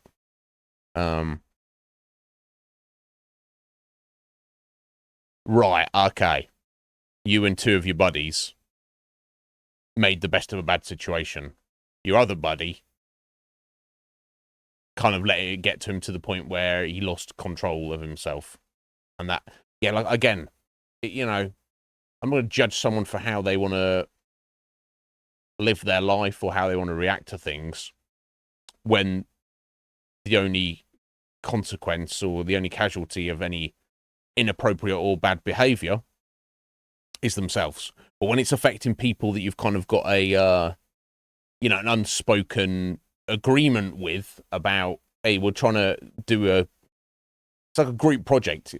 Going back to school. It's like if you do a group project with other people and then someone is just not doing anything, not pulling their weight, it's like, that's not appropriate. Yeah, like, you know, I feel it's kind of hard, again, it's hard in that situation where you, it's like, it's there, you're just in it, and you like don't know how to react, so it's so kind of quick. But, you know, essentially you guys had two choices.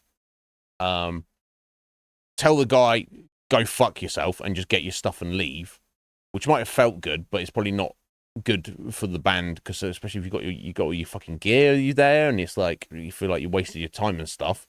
And if you do this punters, and there might even be people there who specifically want to see you guys, or even if there's not, you've got new potential fans and stuff you want to put on your show anyway. So the other option is, well, ignore that dickhead. We don't feel good about what he's just said to us. Well, let's just make the best of a bad situation and just do whatever, and just not come back to this place again. But getting fucked up, and that having a negative effect on everybody else is not good.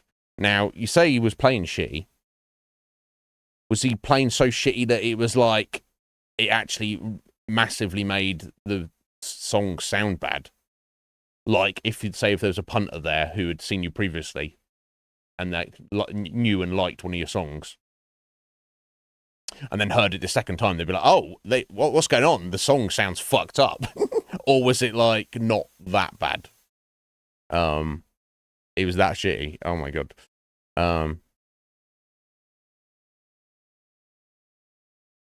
Wow, okay.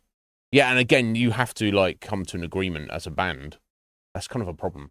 Well, hopefully, Parrot, lessons were learned. You don't go back to that venue. You have nothing to do with that booking agent again.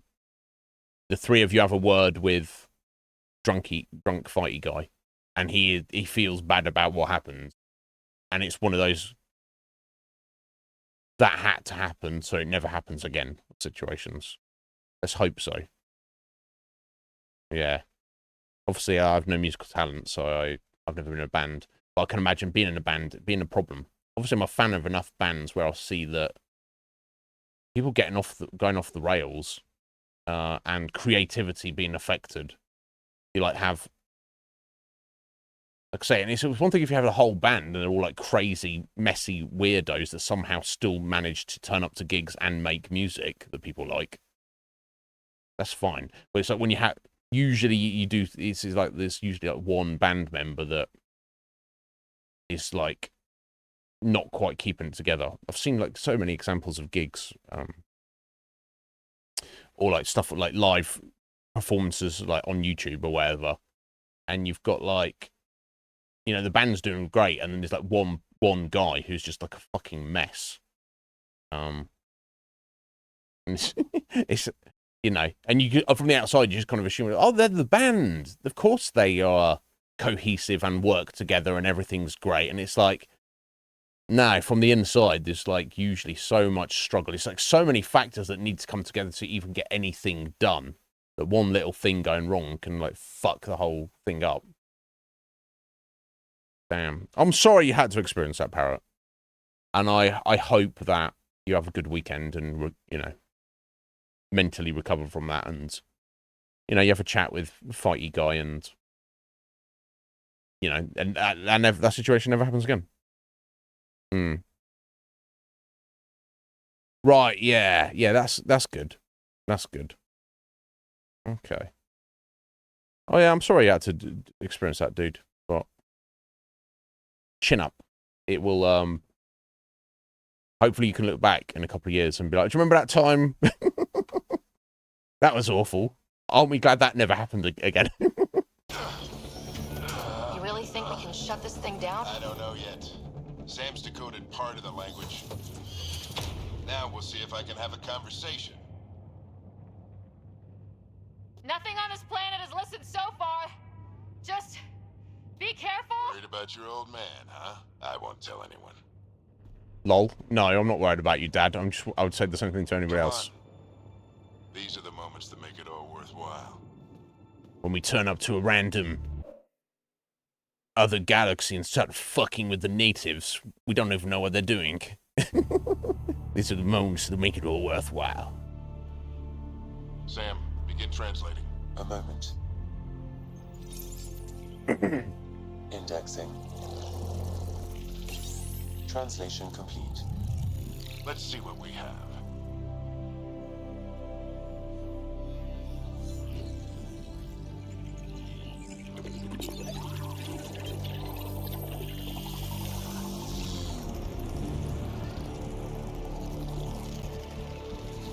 What you got, Dad? I see orange dust. Okay. The old bright triangle.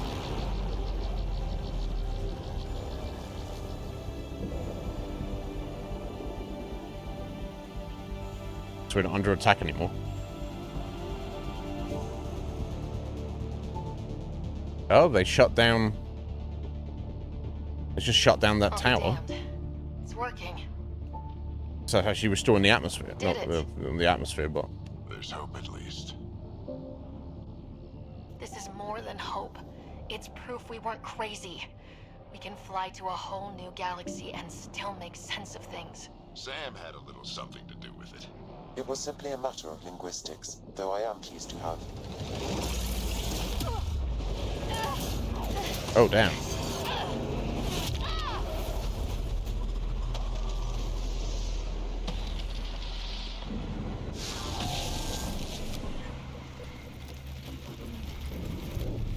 Uh-oh. I mean... Okay, I guess the Omni tool can't repair that whole screen. Repeat, we need an emergency extraction now. They're spinning up the shuttle. ETA is 3, maybe 4 minutes. We don't have that long.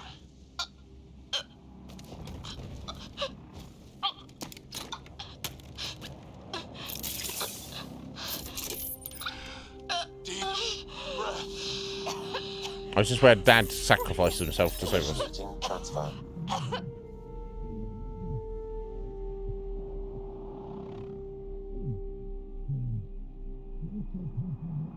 I guess they can't pop between the two of them, right?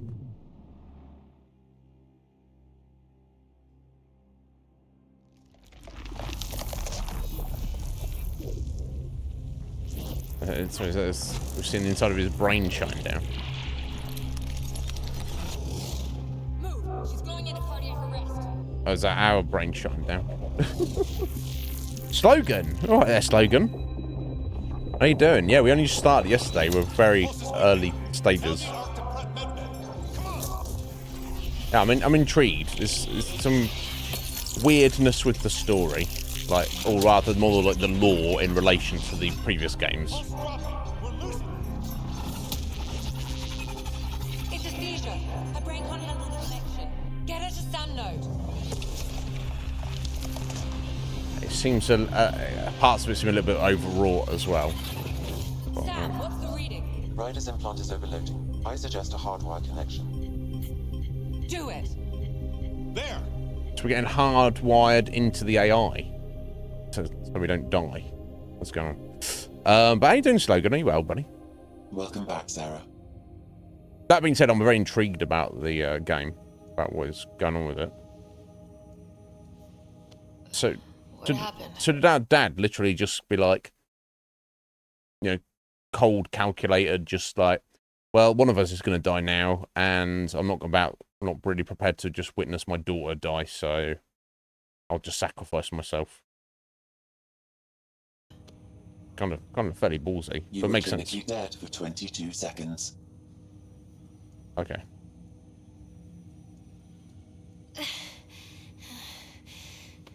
Did the rest of the team make it? Hey, you're still with us.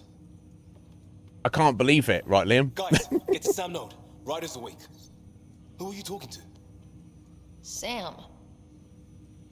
I didn't hear him. You're up. Look here. And here? My father. Where? You did it.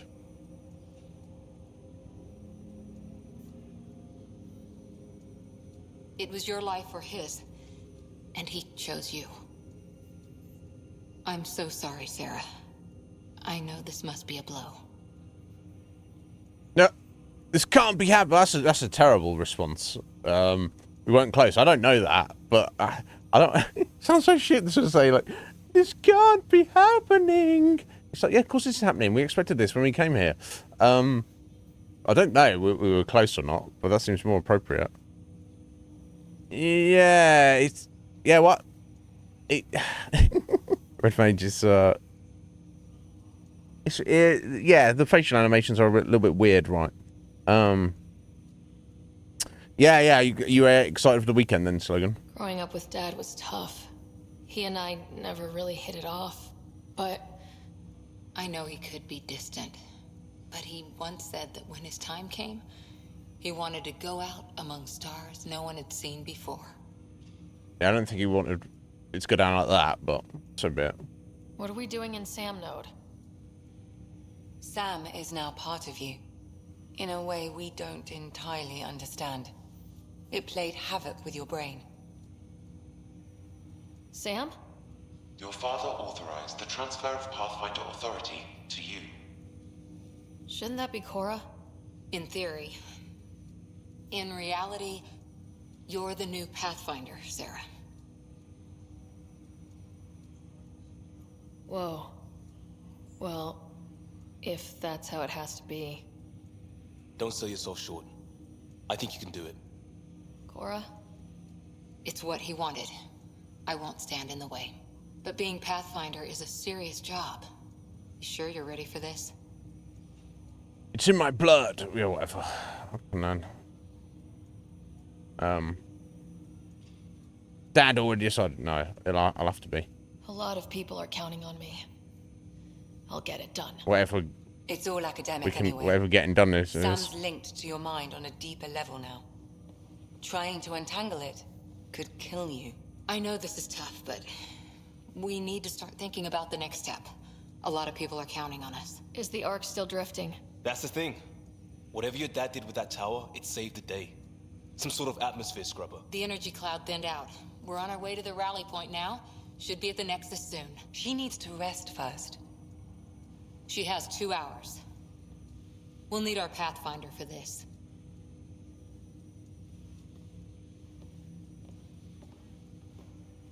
Oh, I checked on your brother. Still no change. But if you can pull through, so can he. A bit of your dad in both of you. Yeah, that's Your father will be that's called genetics, What's Liam. going on, Sam? This is our private channel. I shared it with him. Yeah, what's this channel? He never mentioned anything about that. It allowed me to know him better.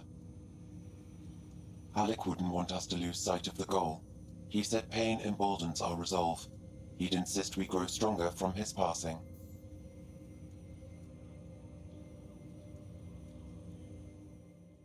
All right, well, there Dad was, and now he's not. I don't know, Slogan. Yeah, you tell me.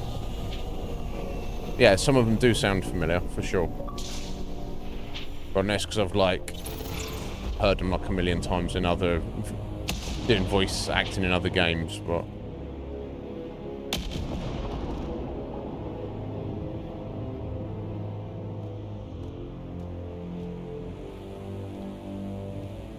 Oh, look at me, I'm wearing a cape and a helmet, so I'm the leader.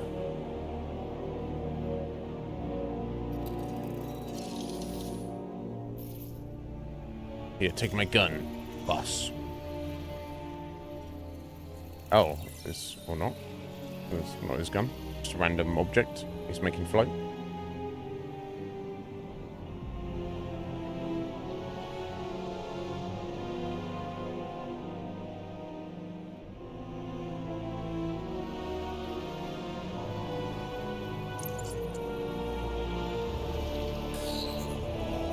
Okay, that's just recorded what was going on. Look at this guy. He's the enemy. He's already dead. So here's my point. So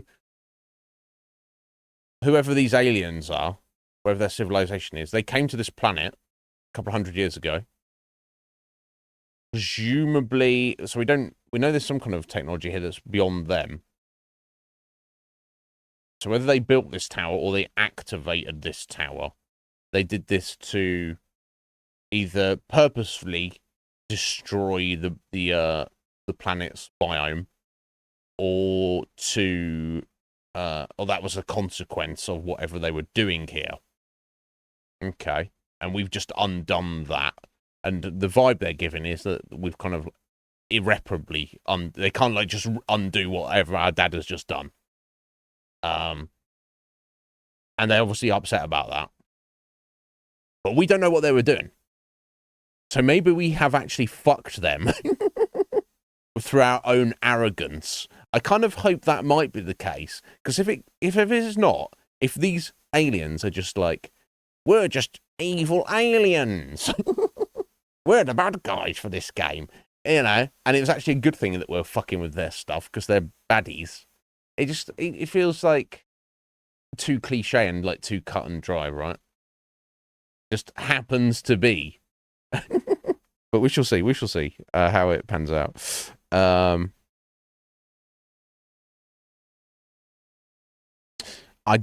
do not know any of those names. I probably do know them. I've probably heard them voice acting all sorts of different things, but I don't know them specifically.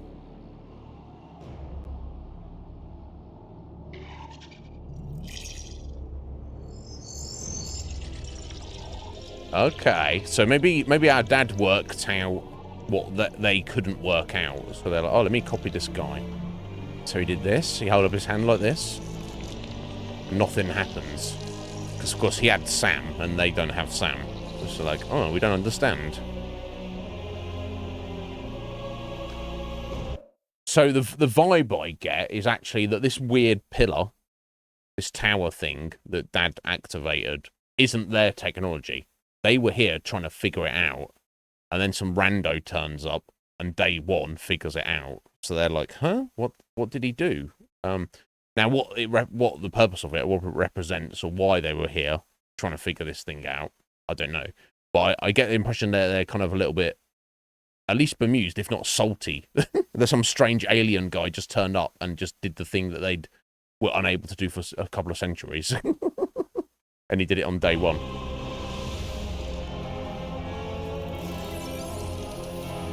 Look, it's even got bad guy music as it's in the cutscene, so it's like... I hope it doesn't go full cringe. Hope not. We'll see. We'll see where it goes. I'm not gonna... I'll reserve judgment.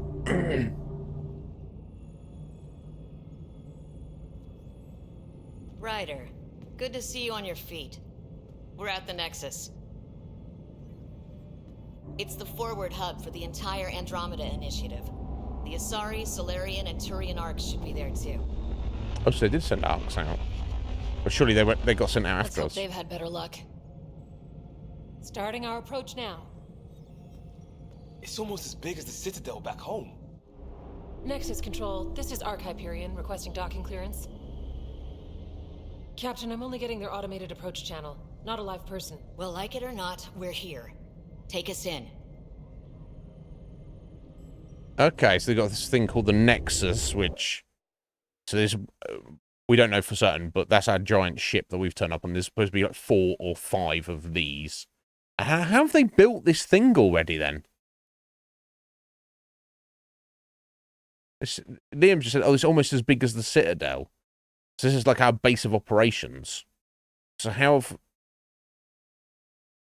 did they... If we've only just turned up, we've literally been in the galaxy one day. How did this thing get built? Who built it? I hope it explains. We'll see.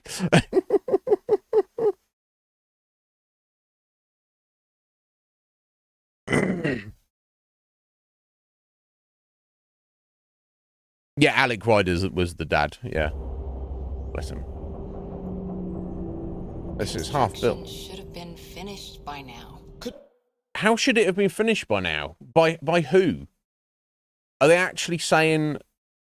Because we were reading the logs yesterday. It gave the impression that the Turians, the Solarians, whoever else, they were a little bit behind us. We were the first ship to turn up. And they were going to be a couple of years behind us. So maybe actually that log was wrong and it's the other way around. The Solarians, whoever else, some of the other ships actually left before us. And their mission was to get here and start building this thing called the Nexus. We'll see. Be worse. How? Habitat 7's a bust. We might have started a war with the first aliens we met, and our Pathfinder's dead. This better be rock bottom. Green across the board. Docking initiated. Look at the size of it. It's insane. All right. I got us here. Good luck, Pathfinder.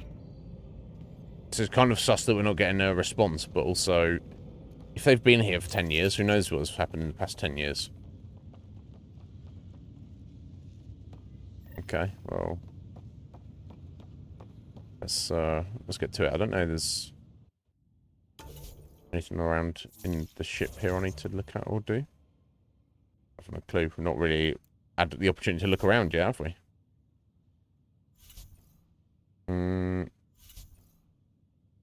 Yeah, so I still can't do any...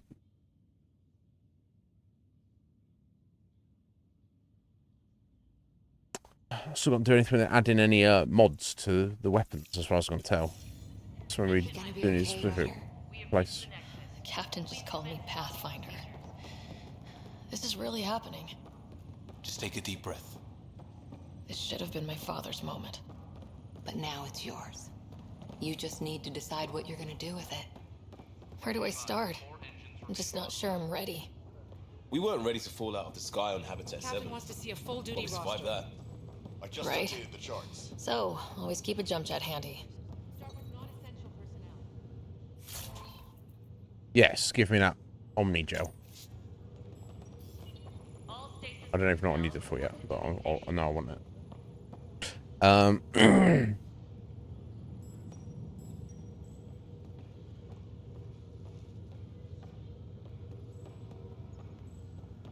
Engineering reports Nexus coupling is underway. Okay, folks. This is what we've been waiting for. Let your teams know the docking procedures are now in effect. We've got 20,000. Yeah, I'm terrible about paying attention to who does what and stuff. Occasionally I'll just be like, oh yeah, that person sounds familiar.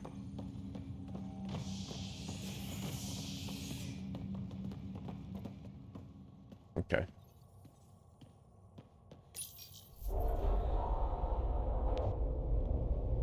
I do like the idea of like these spaceships and It'll be space nice stations to being see so some like friendly faces gigantic. this time.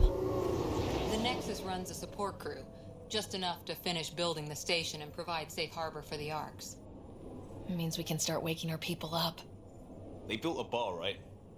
Gotta have champagne for the welcome party. You're expecting one. After what we've been through, I could use a buzz. We all could. Yeah. Rough ride so far. We'll bounce back. Real food and a shower are just ahead. Make assumptions. So one thing that is actually curious. So if there's like 4 or 5 of these ships that have turned up, presumably staggered over a couple of years, with the size of them and all the resources and capacity they have on them and for whatever, why are they building like some crazy gigantic space station if the plan was to actually establish themselves like a colony on a planet anyway? If it feels like redundant, right? So what do you need the space station for that isn't on one of your 5 giant spaceships already? Right? Nobody knows. Here we are.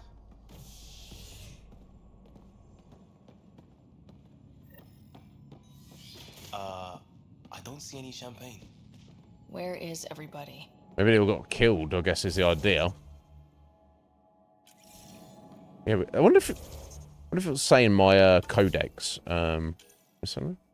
On home? No. On no.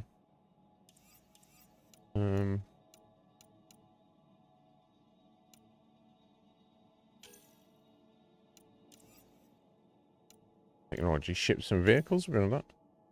That's about our big ship. And technology. Okay.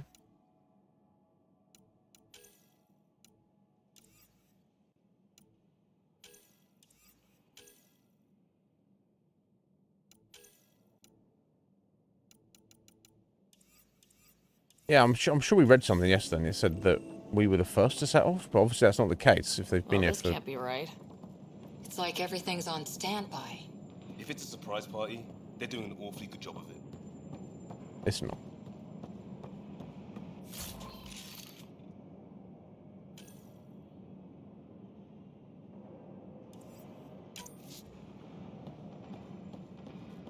We could see what the VI has to say. Yeah, Vina. Welcome to the Nexus, gateway to Andromeda. I'm Avina, a virtual intelligence designed to assist you with immigration. Can you tell us where the welcome party is hiding? I'm sorry, my code is limited to information and simple interaction simulations. Please select from the following pre-programmed responses. Okay.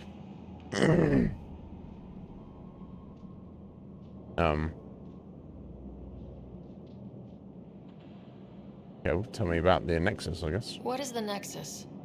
The Nexus serves as the central hub for the Andromeda Initiative's colonization efforts. It is the first destination for all colonists upon their arrival in the new galaxy. Being Please looking enjoy weird. the many venues the Nexus has to offer. As the station expands, it will one day serve as the Different seat Vina, I of guess. government for Milky Way colonists.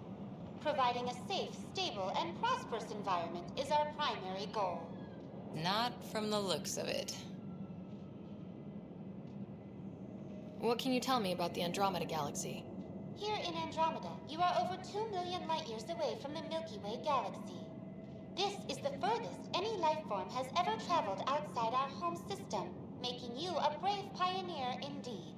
The Nexus itself is located in a region known as the Helios Cluster. Here, you and thousands of your fellow colonists will fulfill your dreams of settling a new home. Fortune awaits. Okay. How does the immigration process work? We ask that you submit to a brief medical exam to ensure your health and well-being after making such a long journey. Once you've been cleared, our colonization experts will assist you in finding your new home. Please be mindful of the queue. Thousands of eager colonists like you are waiting to begin their new life in Andromeda. Where? Place is deserted. Yeah, no shit. Damn. Where do colonists live?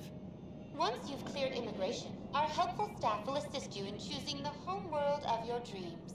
Will it be the tropical paradise of Habitat 7, the gentle rolling hills of Habitat 3, or perhaps the mysterious twilight world of Habitat 5? Whichever you choose, rest assured our Pathfinders have carefully vetted all colony worlds to ensure your security and prosperity. Oh boy. Habitat 7? That's where we landed. She's way out of date. What year is it? The current year is 2819. After spending over 600 years in stasis, it's normal to feel disoriented or confused upon arrival. Our helpful medical staff can assist with any physical or psychological after effects you may be experiencing. Well, she's got the date right, at least. So where is everyone? That's all. It has been my pleasure. Please see one of our helpful immigration staff for further assistance. And welcome to your new home in Andromeda, where the brightest star is you. Current wait time for immigration processing. Why did they program that? Unknown error. Right. That was helpful. Okay. Plants are still alive. Interesting they'd add, like, plants in and stuff when they hadn't even... It's like they didn't finish building it. Yeah, why would you... If you've still got walls to build, why are you putting plants in already? There's a guy. Maybe he's got champagne. He definitely hasn't. Hi there. We're from Ark Hyperion, and wondering where everybody went. Did he hear you? Did you say an arc?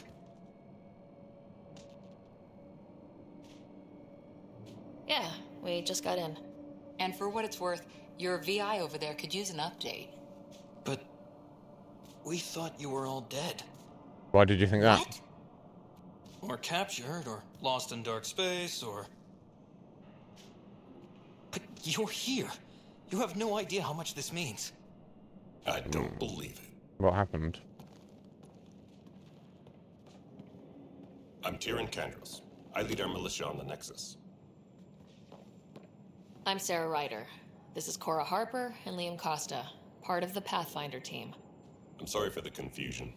Our sensors told us an arc had arrived, but Helios is notorious for scrambling equipment. We thought you were just another malfunction. But aren't you expecting us? You're the first arc we've seen. After a year of waiting and no sign of the others, we shuttered this area and stopped looking. You've been stranded for a whole year? Longer. I'll fill you in on the way to Op Center. Okay, so I guess I didn't get all this built in a year, but well, we're on schedule. But yeah, I don't know. You get the impression that maybe, you know, obviously something has gone wrong, and we're the only arc that's turned up. Interesting. Everything that could go wrong with our plan has. You're arrived alive, 14 buddy. months ago. Right away, we hit a band of dark energy that knocked us off course. We're familiar with it. Then you'll know why we call it the Scourge. We lost whole sections of the station. A lot of people died. No power, no food. The chaos went on for months. It finally led to armed rebellion. When order was restored, the insurgents were banished. Exiles, we call them. Are things back to normal? Not even close. But you're here now, so maybe the worst is over. Maybe. Or maybe not. No word from the other Pathfinders? No word from anyone, period. Any threats from the locals? So far, we've stayed hidden. We're in no shape to deal with an attack. We had a first contact situation on Habitat 7. Whole thing went south. They tried to kill us. That wasn't first contact. We know about them. Those aliens are going to be a real problem. This day just keeps getting... We're here. Getting better. You guys go Pretty ahead. sure, sorry. I'll check out the security situation. You should know our command structure has been fractured. Some of us are filling in for leaders who died. Is it true? They said drop everything and report for duty. And no one was expecting an arc to finally show up. Docking procedures are green across the board. Stand by to merge Hyperion power into the grid.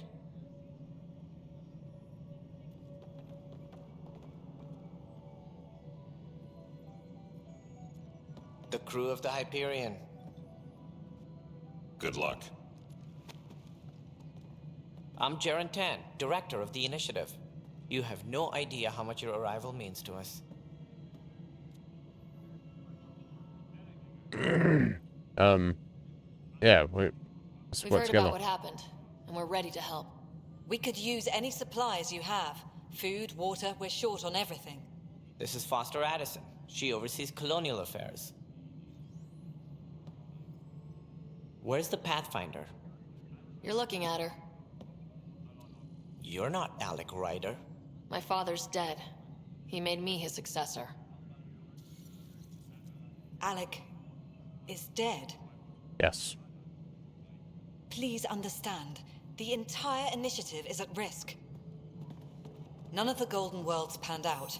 They're a bust, and there's been no word from the other arcs. What happened to them? Unknown. Our supplies are nearly depleted. Rationing bought us some time, but even that's running out. We need to find more resources, but that takes people, and we can't wake them up. Until they have somewhere to live. A golden world. Now more than ever, we need a Pathfinder. It now falls to you, Ryder. Are you up to the task? You don't have a choice. Let's hope so. Well, we came a long ways for nothing if I'm not. We'll all die if you're not. Yeah. Well, that's what you signed up for. To treat a guest. I'm Nakmor Kesh, superintendent of this station. Hope they haven't scared you off already. It's nothing personal, but now isn't the time for on-the-job training. At least the Pathfinder here seems willing to try. We could use a fresh perspective.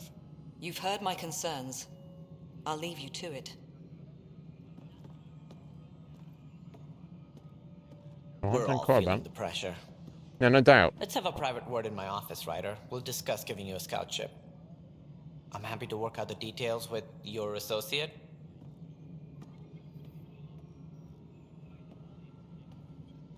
Welcome to the Nexus. Yeah, it's a mess. I can't believe how far off track things have gone. It's bad, but it's not over. Not yet. Ma'am, the Hyperion's core is now online. Let me show you something. An hour ago, that was all dark. But with the power from your ship, you're keeping the lights on. You have my vote. Oh, so they've When the linked up their, power like, runs out? energy systems. You'd best go talk to Director Tan. Make sure that doesn't happen. And don't be shy. Come see me when you have a chance.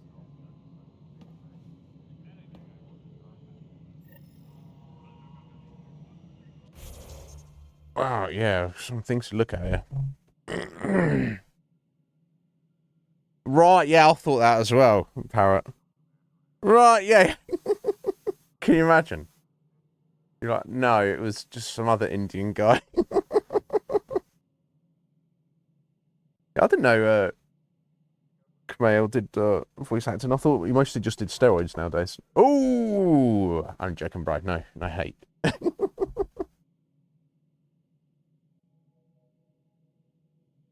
Yeah, he's got a very distinctive voice, hasn't he?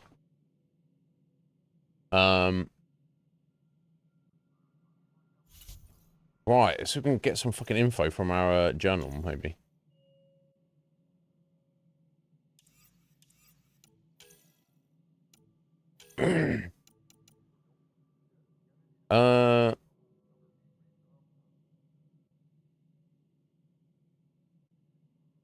Oh, Nexus uprising. In months the station's arrival, damage caused by the Scourge killed members of the senior leadership. So they, like, flew in as well, and then got hit with the Scourge, which is just webby, dark energy, I guess. That fucks with planets and stuff. Right. Supplies were stretched to crossbow, so their food, their hydroponics, which are presumably set up to grow vegetables, had been damaged. And there's no planet, there's no food they can get from anywhere around, so they've been under a lot of pressure for the past year or so. Descent turned to open rebellion.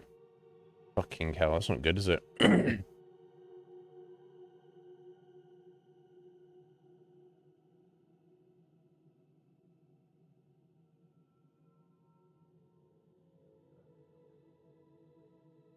Right, okay, so they've literally exiled people who started kicking off.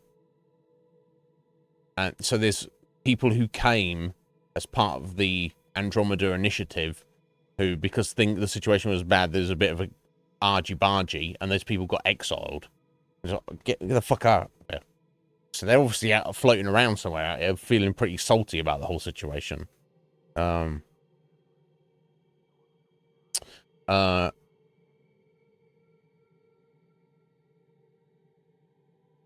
The majority of the Krogan personnel also left the Nexus soon afterwards. Director Tan has declined to provide details or fill in gaps in the official record. What the f... It's all been going on.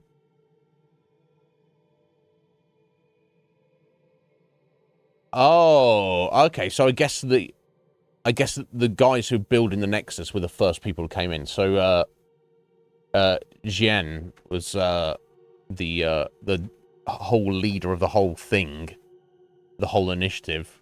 She died when they first arrived. Fucking hell.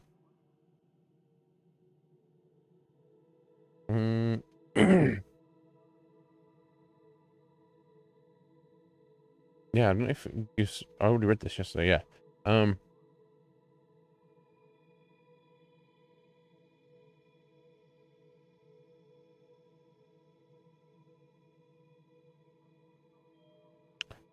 Okay, cool. So this is my misunderstanding. So we were one of the 4 arcs, and these guys were the first. So these guys came out 4 years before everybody else. So this space station, the Nexus, and everything that's happened, they've got a 4-year history of dealing with this bullshit, and we've just turned up, and we're the only arc. There's 3 others out there that presumably were supposed to turn up roughly the same time as we did, and they just haven't.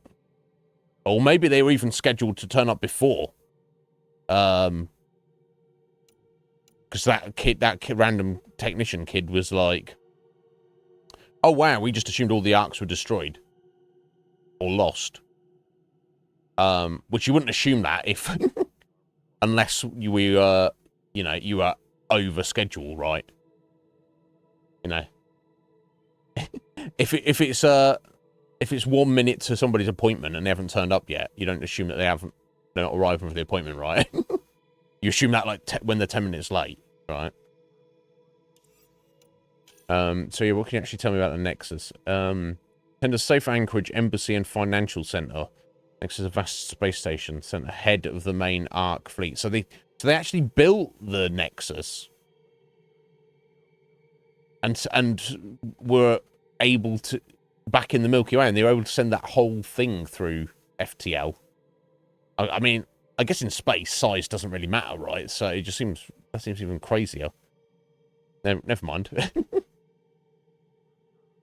We travel to Andromeda in an incomplete state to reduce fuel demands, with construction plan to be completed within a standard year after arrival. However, syncing with the Nexus database reveals that damage from the Scourge set the timetable back significantly. Right, okay, so it's half built with the intention, if they hadn't had the setbacks, they would have arrived, and in the first year they would have finished building it. But they've not done anything to build it because of what has happened. Right, yeah. Arcs anchor at the Nexus central wheel, integrating their power grid and offloading colonists. The Nexus collates and manages all the resources from which the basis of the initiative's economy, coordinates scientific research and defends, and acts as headquarters for the Pathfinder teams. Once outposts are established, the Nexus will become the permanent seat of government for the initiative. Wow, okay. Damn. Yeah, when fully complete, it can house 2.7 million individuals, which is way more than have come out here. So at least they're thinking ahead of time. That makes sense, right? Damn.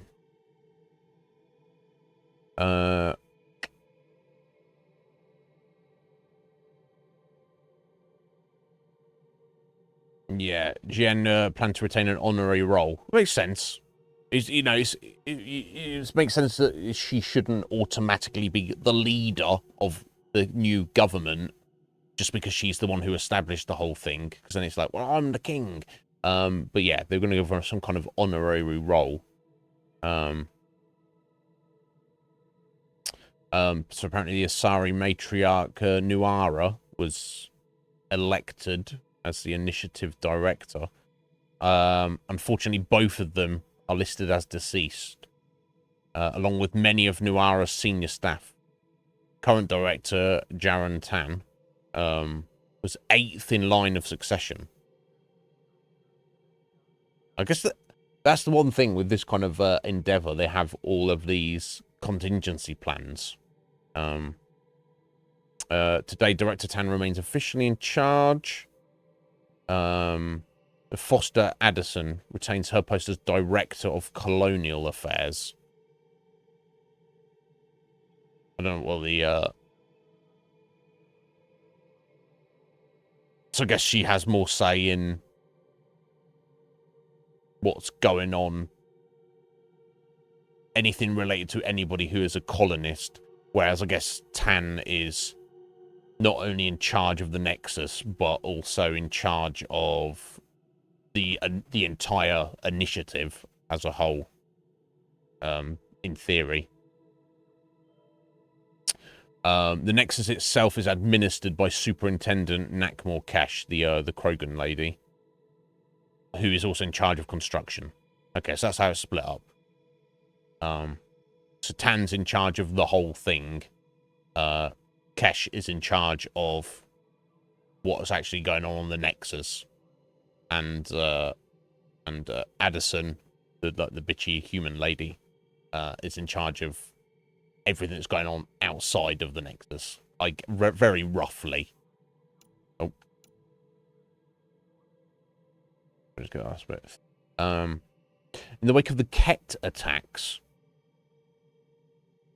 So is that the name of those aliens?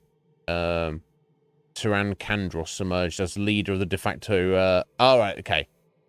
Yeah, that's because Kandros is the Turian de facto volunteer militia that's taken over the state. So so the Turian guy, Kandros, is in charge of the security on the Nexus by popular opinion. It's like the whole structures, because they had,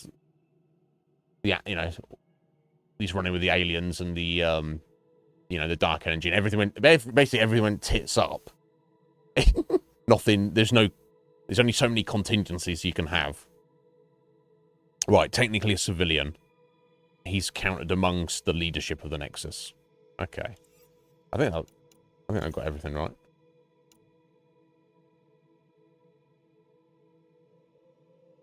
I don't know if I need to depend on this. That's our brother there. Yeah, he's currently trapped in his cryopod. In a medically induced coma. That's our dad, who is deaded.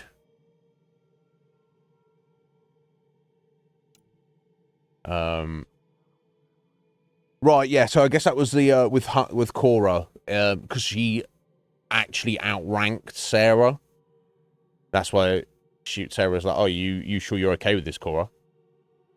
Because obviously, so maybe that was a little bit of nepotism there at the end.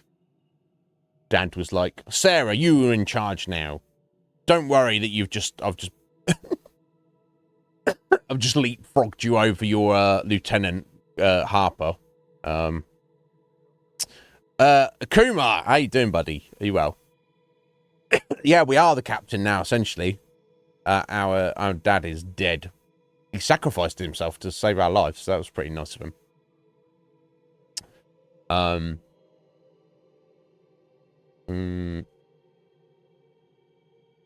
Okay, she's got powerful biotic abilities.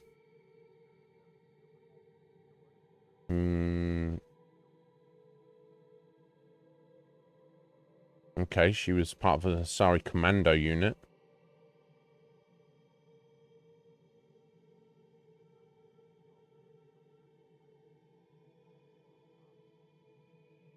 Run around doing all sorts of stuff.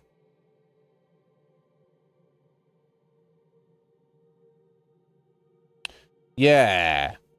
So she doesn't feel salty about it, obviously, as we saw from her reaction. But strictly speaking, she should have been made the Pathfinder, not Sarah. Interesting. Liam, he can't believe anything, apparently, but...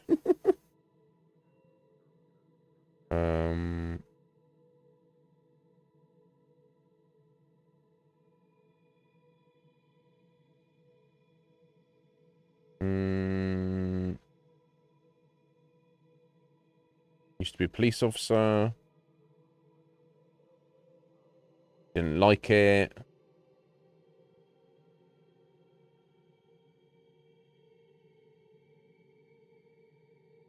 Handpicked by Dad to be on the team.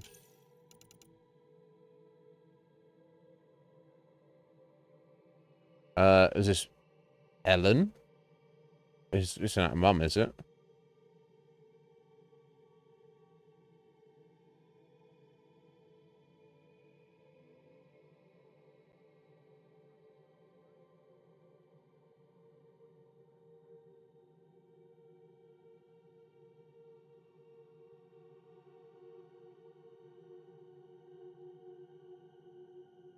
Yeah, that's our mother. She's dead. Okay. Alright, I guess everything, I guess. I need to... Which one I can do shit in my fucking inventory. I got blueprints. Did I? Oh, of course, the Omni Gel is for doing your upgrades, isn't it? Yeah, it's for all these upgrades. I don't have the rest of it, but I need all sorts of minerals and materials. Oh, yeah, resources. What's that? Okay, so that's your actual crafting components, and that's actually just money components. A lot of that. Okay. Right. Okay. So I guess the credit currency system they've literally brought from the Milky Way. They're just like, well, you know, because there's like a fucking million people here, so, or there should be. Sorry, not a million, 100,000. There's actually about 40,000 people, aside from the ones who got exiled. It's all sorts of fucks up, really. Right, let's go have a chat with everybody, apparently. You picked all the idiots? Maybe. It's 5:30, a little early. I need to step out for a minute anyway, so I might as well make the coffee. But, yeah, I'll be back in a few minutes.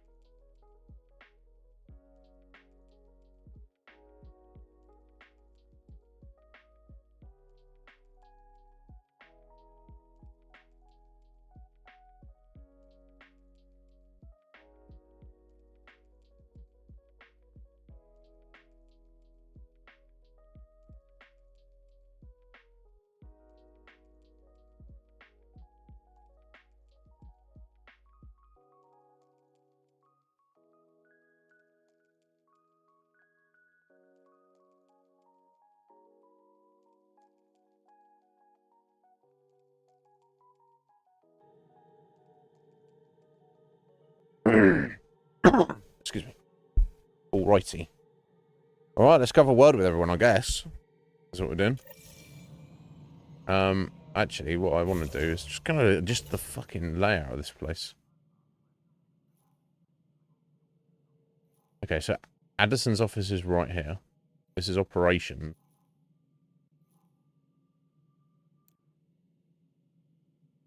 Okay, this is the lower level. Arms merchant. I guess, yeah, show me the legend, please. New mission is those markers. Militia office, so yeah, so that's an objective. That's actually current objective, I assume. And the blue hexagon with the exclamation mark is a new mission. Okay, the big orange star thing is what you're currently looking at. So Tempest and Nomad. So I'm wondering if the Tempest is our dropship and Nomad is our truck we get to drive around. I wonder. So we've got an orange circle if you want to put our own waypoints. And then I guess the rest of those symbols are, you know, forward station, outpost, monolith, unknown, base, cave entrance, structure, and point of interest are all stuff that are going to be on the, you know, when we get down onto planets and start poking around, I guess. Okay. This is, the, place just below us here. I assume there's... Okay, and the bottom level is where we entered from, I assume. So what's on the top? I don't know. Okay. So it's all just like stacked on top of each other, basically. I don't need to be too concerned about. Okay, well, let's, kind of a weird office. It's like, it's open like this, but never mind. They're on a budget. Should I know? Spender, you have a job. If you want to keep it, do it. God damn it. All right, what happened? To who? To whom? And your goddamn father. You fancy him or something? Sorry, my face is tired from dealing with everything. Your face is tired? Right now, I just want to know what happened. You're not tired, just your face.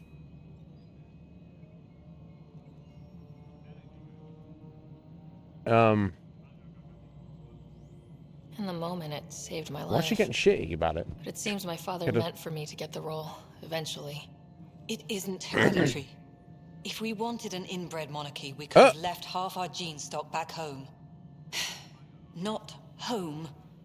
The Milky Way. This is home. This mess.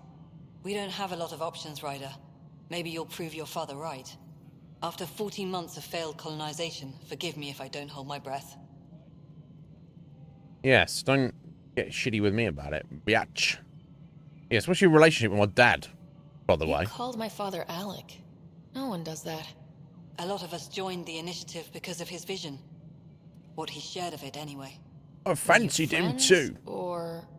I'm not your new mother, if that's what you're asking. Or his friend. He hated that I didn't use his title. But no one's a pathfinder until they've path-found something. Much like a colonial director without colonies. Okay, so she's not getting anything away. Tired face girl. Yeah, it was... That's a weird statement. Sorry if I'm being a bit shitty with you. It's just because my face is tired. Not my head. Not the rest of my body. Not my consciousness, my spirit, or my psyche. Just my face. So my face is really tired. This part is tired, so that means I get shitty with people. What? What does that even mean? And then she's like, so basically she fancied my dad and may or may not have like shagged him, and is very upset that he's dead and is salty at us that we are alive and he is not. But she's not giving anything away or being pleasant about it. Okay, tell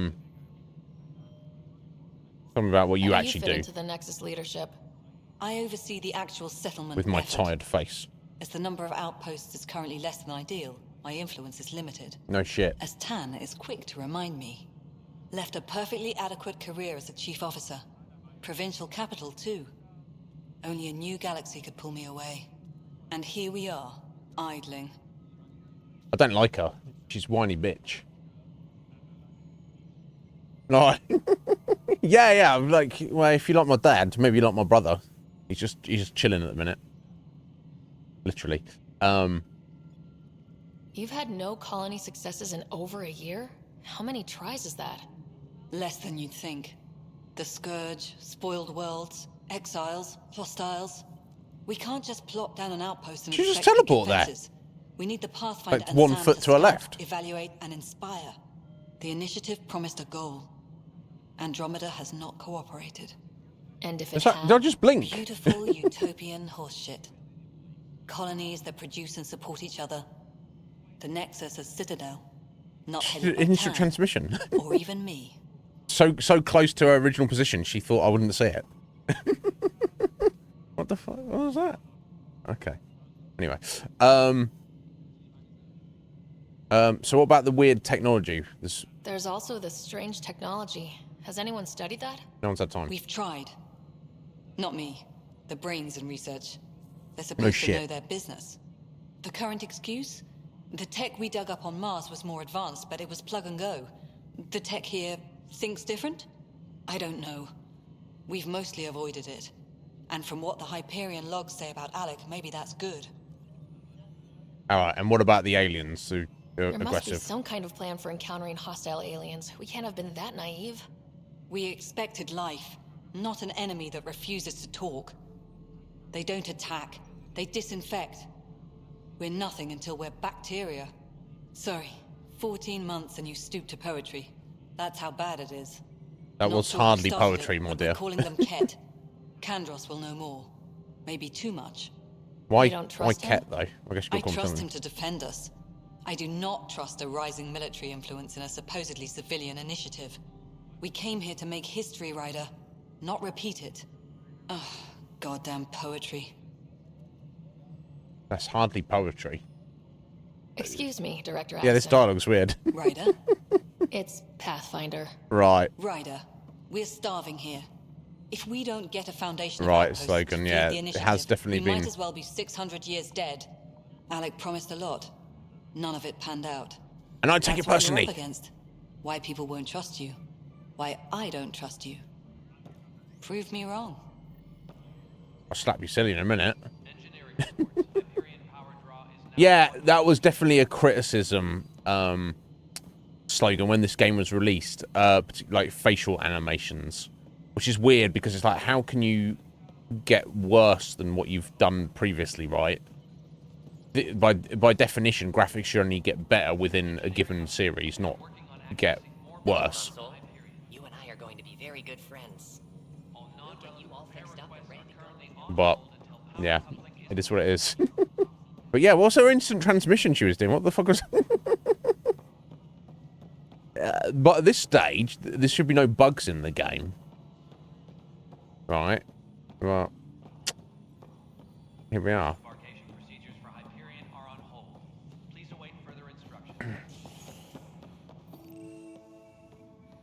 Okay, this is Kesha's office. Apparently, I'm gonna steal Kesha's stuff. Oh, some new armor. Oh, I didn't mean to destroy those. I disconstructed them. Never mind. Fuck it. Not new armor. God damn it. Never mind. It's fine. Oh, we'll find something new. I'm sure that's how this game usually, this series usually works.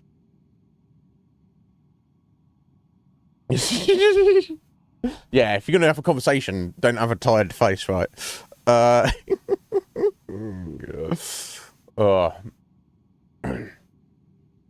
Same shit, different. So in case the initiative goes belly up. Next is a 4-ring circus. Don't like how Tan operates, and his disdain for the Krogan is obvious. I believe his intentions are ultimately good, but he's an opportunist who's likely to create dissent. I don't see the Nexus coming together if he's left unchecked. It's already polarizing Addison. She's taking the cue to circle the wagons. I think I'll talk to Kandros about this, and at least trying to get the two of us more coordinated, or maybe not. Seriously hate this kind of drama. Yeah, no shit. No shit, love. I agree with you. Engineering reports. Hyperion power draw is now at 100%. There you are. Hope the others haven't been giving you a hard time. There's a lot that needs doing. At least with the Hyperion hooked up and feeding us power, my team and I can get more work done.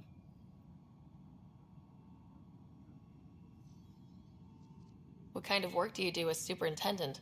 I was part of the team that originally designed and built this place. I keep the station functional, or as functional as possible, considering. What sort of problems have you seen on the Nexus? Situation's gone to shit pretty much sums it up. There's arcs missing. Some idiots tried to mutiny and take over, then more idiots offended my clan, so they left. And to top it all off, the founder of the initiative, Gian Garson, was killed. Yeah. What happened to Gian Garson? Killed in the Scourge disaster. Her and a bunch of the other leaders. Tan might know more. And I thought the Hyperion had it bad when we arrived. Anything else? The outposts aren't happening because we don't have resources or people, so Addison's more uptight than ever. And let's not forget how badly the station was damaged on arrival. But that's a detail, according to some. My team and I are repairing what we can.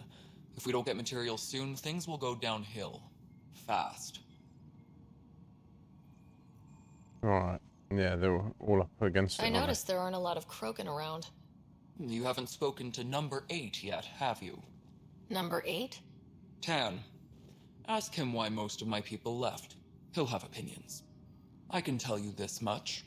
When the mutiny happened, a deal was made. My clan were supposed to settle matters and, in return, get more say in the initiative. Okay, what happened with this? Did the deal go through? The clan held up their part, but Tan had a meltdown when he found out we wanted more say around here. Then Addison's assistant, Spender, pretended he never made the deal in the first place. Oh, what it the was fuck? a mess, but I don't blame my people for walking out. We're done being used. Right, so a bunch of the Krogan, specifically her clan, the majority of them, tried to negotiate to have some more say in what was going on, and they got stitched up, so they went, all right, fine, fuck you guys, we'll go out on our own. So they could be out there somewhere. Yeah, so why are you still here? With your clan gone, why did you stay? It's complicated. The station and my clan both need me here. Right, okay, that makes it fair. Number Why 8. do you call Tan 8? Because he was 8th in line to take over the Andromeda initiative. I like to remind him of that now and then. Keep him humble. Yeah, but that's 8th in line out of, 100,000 people. So, I mean, it's not too bad, right? Why are we asking about the genophage? What's it got to do with anything? When we left the Milky Way, the Krogan were still dealing with the genophage. Right. The genophage. A little gift to our people from the Solarians thousands of years ago. That sterility virus they infected us with left most of our children stillborn. Only 1 in 1,000 survive. But he got cured, though. Why are we asking about the Solarian involvement? What about the Krogan here in Andromeda? There's no cure for it. But my clan was starting to show a mutation against the virus. A natural. It's already cured, During apparently. the trip to get here, Krogan underwent gene According, therapies to as far as I'm enhance the aware, mutation while we were in stasis. from Mass Effect 3, but So never mind. you used those 600 years to your advantage. Gave the adaptation more time to develop. Yeah. I guess that's not canon. It's still early, but I think we made a dent. Our scientists say we've improved viability to almost 4%, which is a lot better than what we had. Wow. Beyond all the statistics, it means more Krogan children will live. It's the only way my people have a future out here. Okay, so I guess it's canon that the genophage is still in effect. Well, fair enough. Oh, sorry, they left before the end of Mass Effect 3. Is that what I'm failing to understand, Akuma? Oh. Okay, so that does tie in a few little things in the fact that the ending of Mass Effect 3 it like, doesn't matter what the ending was. It has no impact on this game at all. That's fair enough. The only thing that kind of doesn't necessarily make sense is there should have been some reference to the Andromeda Initiative in the previous games, right? No worries, Slogan. Always a pleasure, my friend. We will do. You have a good weekend as well. Anytime. You are more than welcome. But yeah, you look after yourself and have fun when you can. No wonder your people have such a problem with Solarians. Some wounds never heal. Not that my ancestors didn't provoke it. They did try to conquer the galaxy. The Solarians were forced to respond. And it's not fair to blame it all on them either. The Solarians developed the virus, but it was the Turians who deployed it. I'm hoping that's all in the past. Plenty of blame to go around, but Andromeda is about new beginnings. My people need that more than most. Nothing more for now. Try not to die out there. Please be advised that Hyperion docking procedures are now complete.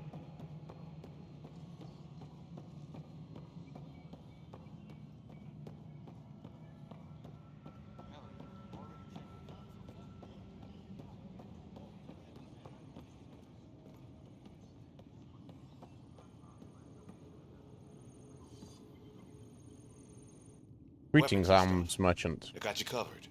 Use the console to take a look through what I got.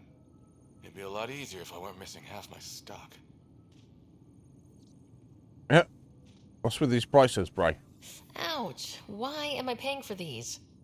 Half the supplies are inaccessible, what with how we crash landed and all. And I have to trade with the crooks out there for the rest, so... Yeah, I don't even have any money. I think I have stuff to sell, though, right? Oh, sell all salvage button. Yeah, we can do that. Confirm trade. Yeah, okay. Rare assault rifle. Ultra rare shotgun. Omni blade. Shotgun. Viper sniper rifle. Should I ask the sniper rifle I've got?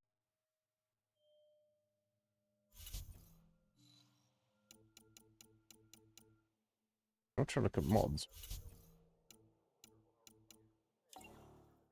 Anyway, don't really need to. I want to be buying anything from me right now. I don't have any money to be doing so already. Realistically speaking.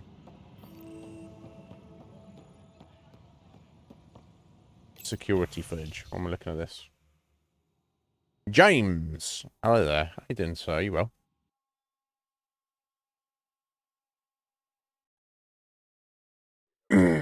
Okay, Kandros. There's a mutiny aboard the Nexus while you were absent. Oh, this is from Tan. Theft in the armory, fire and hydroponics. Fucking hell. Motivations for the uprising vary. Mob mentality was certainly a factor, but for the leaders, including your predecessor, former security director Sloan Kelly, Sloan Kelly, it was a conscious betrayal. You're thinking in an endeavor like this, everyone would get along, but then on the other hand, it's literally like this, 20,000 people here, so people are going to kick off, aren't they, about stuff.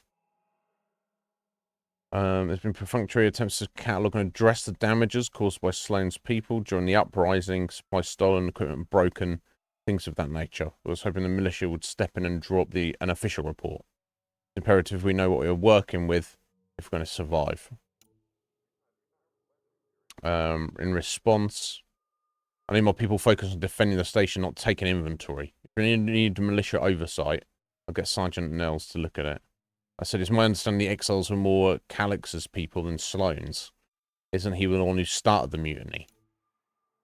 Calix Corvalis may have started it, but Sloane made her allegiances clear. I know she held you in high regard, but I hope you can be impartial when it comes to this task. Sloane Kelly is not who I thought she was. There won't be a problem. Good. Then you won't object to sending a small and discreet reconnaissance team to find out where Sloane and the Exiles might have gone. We get colonial efforts up and running. I don't want any surprises. Forwarding report from a recon team. Trail's cold. Find what looks like abandoned camps in the Bifer system. But none with living inhabitants, only graveyards. The conspirator Irida was among the dead, but not Sloane Kelly. Okay. Submit. Oh, what's that? New gun of some kind of venom. I don't know what this. I guess we'll take it all. Yeah, I still can't. Oh, it's a shotgun. Indeed.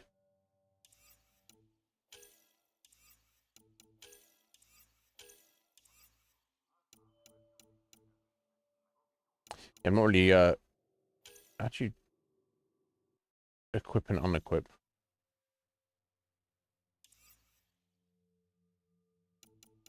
They're really nice. How'd you set your mods as well? Never done it. I guess there's got to be some workbench or something to do all that with. Like, oh, armory. Where, you know, like in the previous games where you'd, like, sort your loadout out before you went on a mission. But the planet was toxic. What if they store oxygen in porous tissue, like Quiro's rockfish? I still reckon they had breather here still in that armor. Notice the handoff there. On Pathfinder. him. No time for our beer yet. No This shit. place is a mess. Security is, let's call it strained. I can believe it. Nexus is running on empty. Not just that. A lot of the exiles were security. Everyone was trained and armed for Frontier. We know Ket are dangerous, and now we have to worry about our people too. No idea where they went, but they left mad. Yeah. They were frustrated. Oh, If they just wanted light to them off. kill, they could have fought to the last here. Apparently we're the big hope for everyone. Not the Hyperion showing. Just us. I'm with you. It's just a lot. And get it back As up. long as the Nexus is here, as long as we're here, we have a job to do. Double down crisis mode. I can do that. We can do that. Ready and willing, Pathfinder. Alright, cool. Well, thank you for your support, Liam. But here, this looks like weapon lockers, maybe, or not. Mariette, It's not right. are you? It's not fair. What's wrong? Oh my, you're... So it's true. A Pathfinder has found us. There's hope at last. Maybe you could help. You're impartial. This whole thing has gotten so political. My husband, he's locked up and slated for exile for a crime he didn't commit. What exactly was he convicted of? They don't exile you for petty theft. Well, maybe this bunch would. They say it's murder. They're calling him the first murderer in Andromeda, but the dead man was his friend. He wouldn't have. There are witnesses and evidence, but it's all circumstantial. At worst, it was an accident. His name is Nilken Rensis. He could give you the details if you were willing to speak with him. Please. Okay. I'd be happy to. I guess this is the first side quest. Oh, thank you. I'm sure the jailer will allow you a visit. Please, tell Nilken I love him.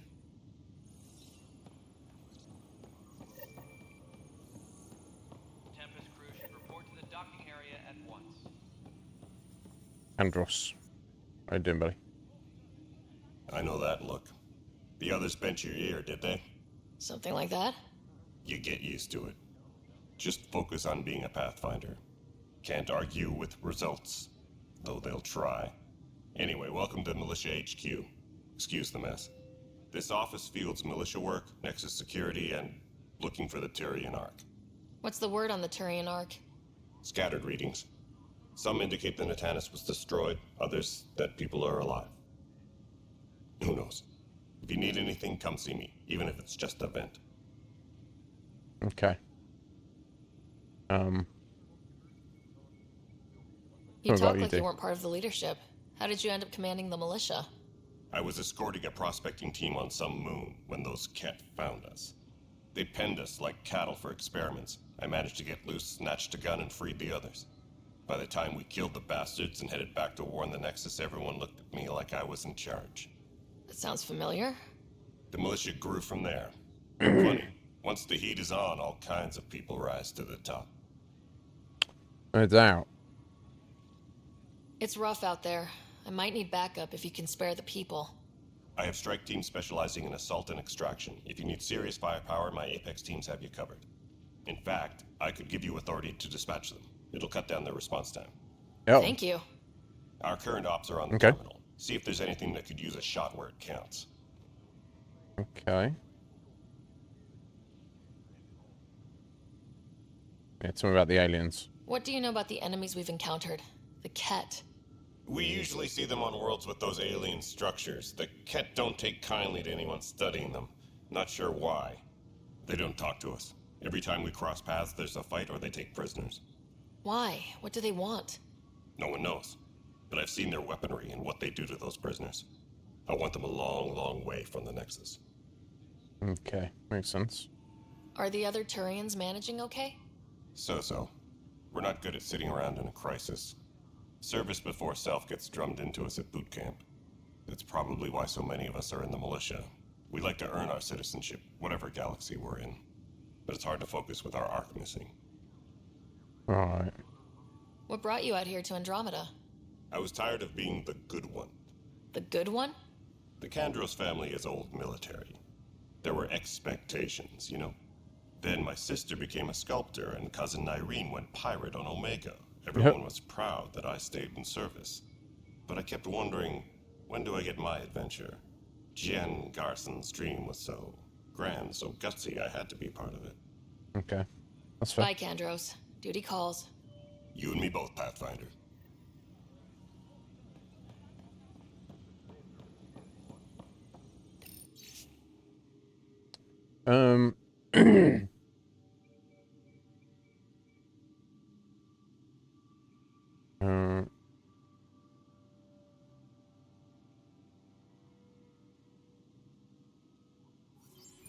Okay, Kendra's saying just need to scale back what they're trying to do. Lack of resources, etc. All non-relevant repair requests are currently on hold until power coupling is complete.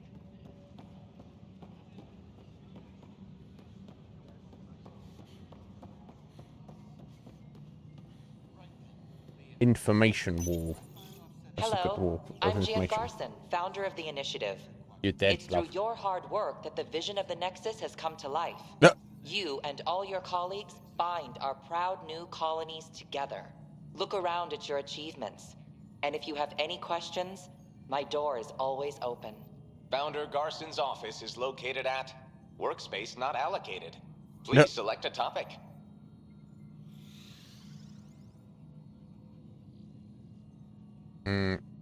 Integration from the Hyperion is ongoing. Personnel are still restricted to operations. For initiative strategy and Pathfinder coordination, please see Director Jaren Tan. For colonial affairs or outpost status, please see Director Foster Addison. For station maintenance, please contact Superintendent Nakmor Kesh. For militia operations or Apex deployment, please see Tyran Kandros. The selection process saw the Andromeda Initiative evaluate thousands of potential habitable planets within the galaxy. After discovering an unusually high ratio of potential candidates, or golden worlds, the Helios cluster was selected as our destination. Even at a distance, studying the light from stars can reveal much about their planet's composition and atmosphere. 7 worlds, nicknamed habitats, have the life-supporting environments and resources we need to start our new lives in Andromeda. Viable planets, capable of supporting life, are key to our survival in Andromeda. The viability of a world is affected by several factors, including temperature, resources, threat levels, political stability, and so on. We have few viable planets currently within range. Resource levels are considered at risk. That's kind of the first thing we need to do, really, is get out there and find fucking resources, so... and stabilize what's going on at the Nexus.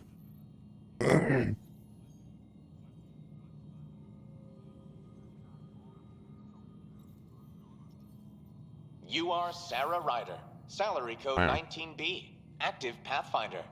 Your supervisor is Director Tan. Based on current staffing needs, you will be eligible for paid vacation time in 587 days. Seriously? Why not plan on which beautiful colony you'll vacation on while you wait? 587 days. That's when you can have a break. Cool. Engineering reports. Hyperion power draw is now at 100%. Oh, sorry.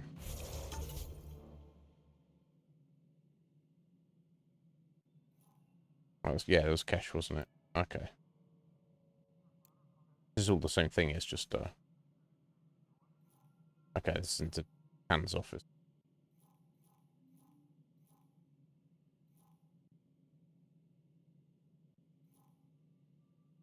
Oh, the prison guard is next to the arms merchant. Okay, let's go do that first.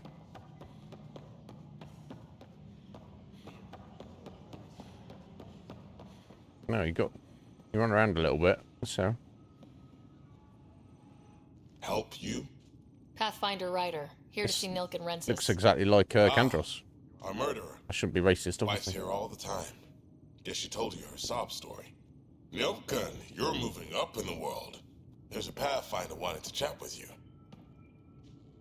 A Pathfinder, huh? They called in the big guns to exile Andromeda's first murderer.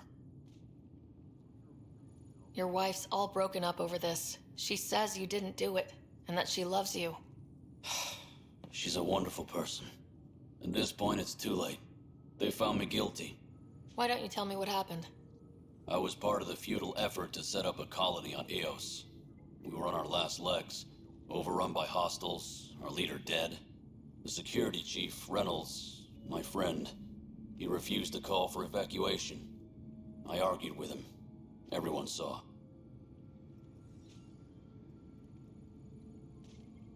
Okay, so they were setting up a colony, or trying to. Do the first little bit. The cat presumably attacked. He was like, hey, we've got to run away. And his buddy, who was the guy in charge, was like, no, we're not running away. Last I checked, getting into a spat wasn't against the law. There's more. He ordered us to regroup and counterattack. We were moving through a sandstorm. I saw movement, thought it was the Ket, and I guess I panicked and fired. Witness saw the chief's chest explode. Right, so he did shoot his friend, the boss, but he's claiming it was an accident.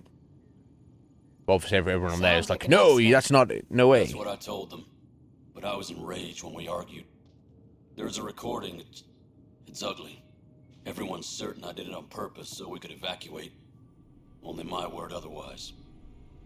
Yeah. Don't throw in the towel yet. I'll review the evidence. Maybe I can find something that'll help. That would be great. The vibe I'm getting is that he didn't actually try to murder him. Kandros would give you access. Maybe there's still hope. Yeah. The circumstantial evidence is such that he seems guilty as hell. The vibe I'm getting is he's not actually, but... Engineering update. We are working on accessing more power. This console reports on the militia's current strike team missions, Pathfinder. Okay. Please speak with Tyrion Kandros for authorization to participate. I thought you already gave me... That's the console for our strike teams. Yeah, I know. What are they? Assault and extraction squads. When we need the best, I have Apex, combat experts who've signed up to defend us. Since you have a front row view of the cluster, I can give you authority to dispatch them. What situations should they handle? Protecting civilian outposts holding key positions, or just distracting the Ket. Authorization complete. Good luck out there. Cool, thank you, buddy. Oh, let me have a look at this before I start questioning about this murderer guy. Oh, okay. Strike teams offline. Online features cannot be accessed while your console is offline. Okay, so this is some... It's one of those, much like in the previous game, it's like, it's not a multiplayer feature, but it's like a collective online feature. So I could not give it. No news on the Turian Arc yet? Or is this militia business? Tell me about this murder case. I spoke with Nilken Rensis, the man found guilty of the murder on Eos. Yes, our first murder here in Andromeda. I wish it had been our last. When the colony attempts failed, it didn't help spirits that a high-ranking officer was killed by one of our own. The mutiny here on Nexus was probably inevitable, but this acted as a spark. Doesn't seem right to put all that on him. Of course it isn't, but that's the perception. Despite the lack of physical evidence, everything added up. His only defense was, trust me, I didn't mean to do it. And you assume he's lying. What's a lie to a murderer? Yeah. Look, knock yourself out. A key witness, Cassidy Shaw, works in operations. Go ahead and talk to her. And there's a recording of the perpetrator threatening the victim. I'll let you cue it up on the console there. As far as I'm concerned, this case is closed. Alright, so Kendros is like, Kendros. yeah, he fucking killed him. You and me both, Pathfinder. Engineering reports. Hyperion power draw is now at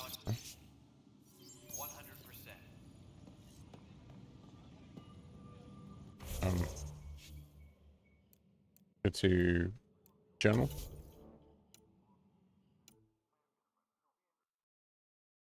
Okay, cool, yeah. Journal to toggle your tracked quest.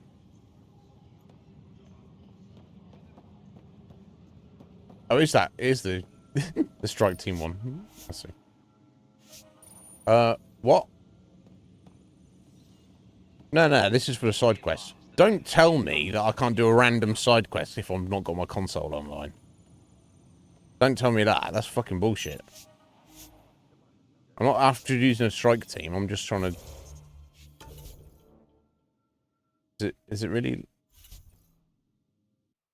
Oh, right, no, so it is sorry, I had to...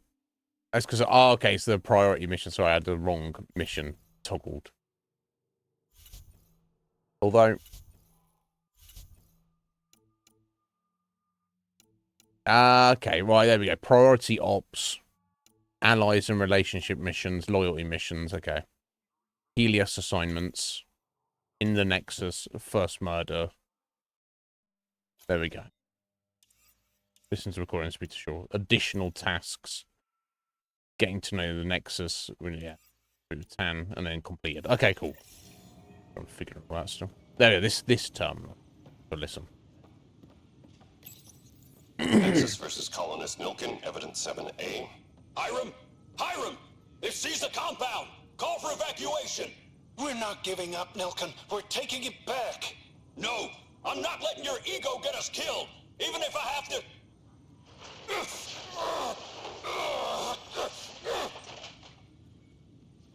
No! Get him off me! Get him off me! Okay, so did it actually physically accost him and did say, I'm not letting you do this, even if I have to beat the shit out of you / kill you? Yeah, this is some kind of sus. But, you know, it could be, you know, in the moment. Right?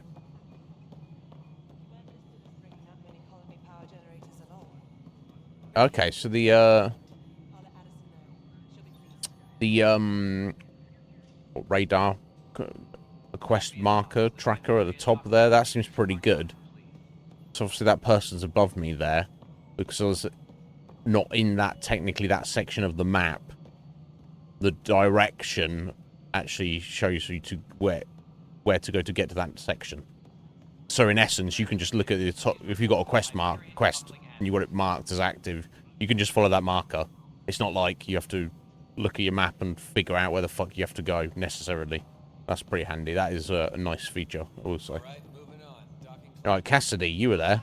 What happened? Cassidy Shaw? I'm Sarah Ryder. I'm looking into the Nilken murder case. Oh man, I thought that was over with. Have you heard the audio recording of their fight? Yes. I helped pull him off Chief Reynolds. You could see it in his eyes. He was gonna kill him. Then in the sandstorm, I had a pretty clear view of the chief. He looked right at Nilkin and shouted no. Then his chest burst open. I'll never forget it. The look on his face was pure shock.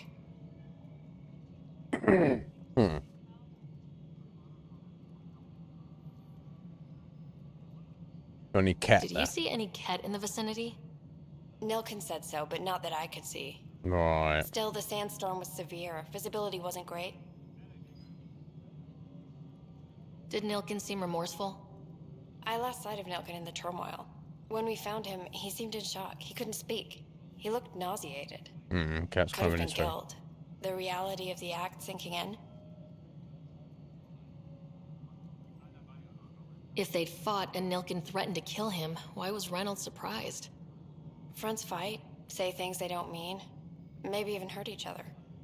But you don't expect your best friend to shoot you. To me, that's the saddest part. The chief's heart was broken right before it exploded. I like this idea that the focus on his chest exploded, his heart exploded. He got shot right in the heart and it exploded. It exploded his rounds. Rock! Hey, Rock, how you doing, buddy? Sorry to keep you waiting there. A little bit distracted what's going on there. Are you good? Are you good? I'm good. How are you doing? How's life treating you? How's the new job going, Rock? I think the last time we spoke, you just had your, like 1 or 2 shifts, and you said it was going good. You liked it. So yeah, is it still going good? Yeah, I don't know. Reynolds was leading you back to retake the compound. Did you agree with that? It wasn't my place to agree or disagree. He was ranking officer. In retrospect, it is ironic. If he hadn't been killed, we all probably would have died. Indeed. I appreciate the information. Yeah, thank you.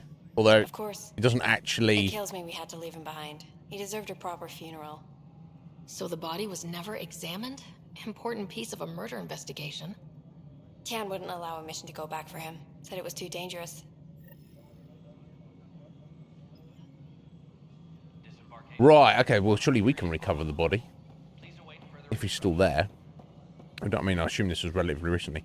Okay, so I've got 2 things to speak to Tan about. I think that's the next thing we need to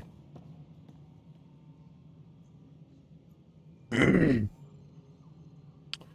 Change your jobs to a seller? Seller of what?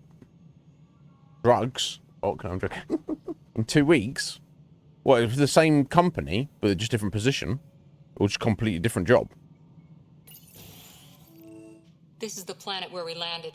Habitat 7. It wasn't even close to livable. That's been true of every world we've found. Ryder, we were discussing your next expedition. I thought I didn't measure up as Pathfinder. Director Addison keeps her own counsel. I keep mine. And when you disagree? I oversee the entire initiative, and I have decided to give you a chance to prove yourself.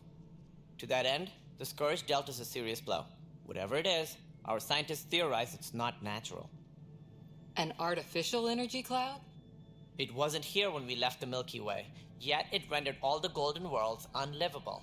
Then there's the aliens you ran into, the Ket. They're obsessed with alien structures we found scattered around the cluster. They'll do anything to prevent others from accessing them. It seems murder isn't exclusive to the Milky Way. And now the challenge is to settle a world in spite of all that. This one here. Eos. How? You need to increase the viability of the planet so we can establish an outpost. Then we can bring more colonists out of stasis. The more colonists we have, the more resources we can gather to support the Nexus. Everything depends on it. There are 6 worlds we hope to settle. Okay, but you said every planet you found is unlivable, so how do I... A good Pathfinder would relish the challenge of solving it. Right. I think I should go check on things. And if I fail, I guess it's no sweat off your back, right? You'll just look for another Pathfinder? Placing bets on people is part of my job. Some of them pay off. Others... Yeah. The way I see it, you need me.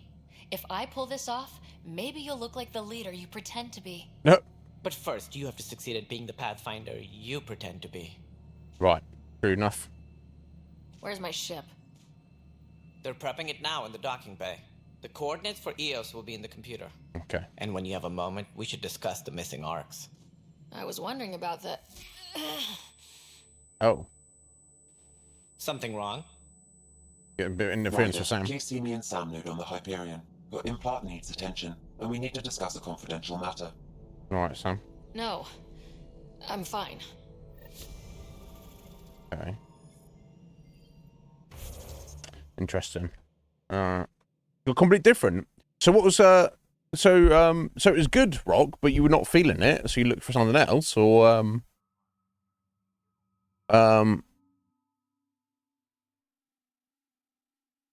you're selling houses?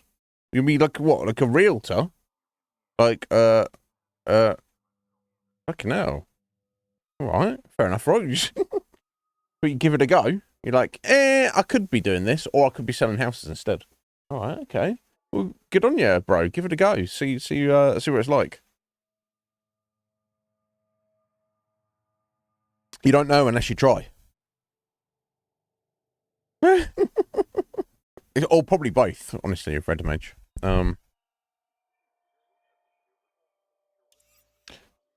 Okay. Right, I guess I've got some codex entries there, right?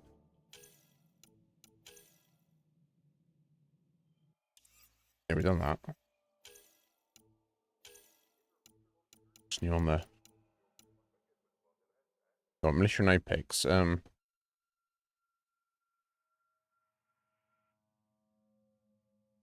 Right, so we don't have a standing army. Only relatively minimal military hardware.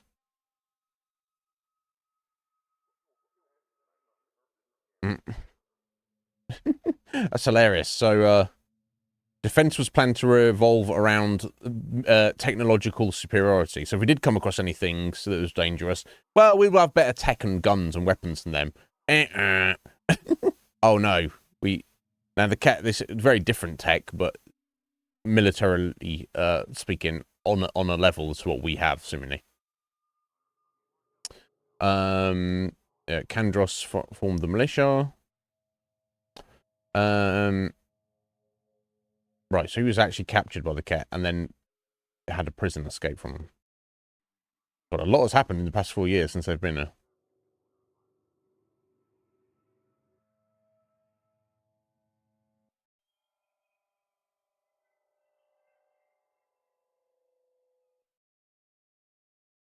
Right, and his Apex squads, the militia's long reach, exemplary combat skills and experience.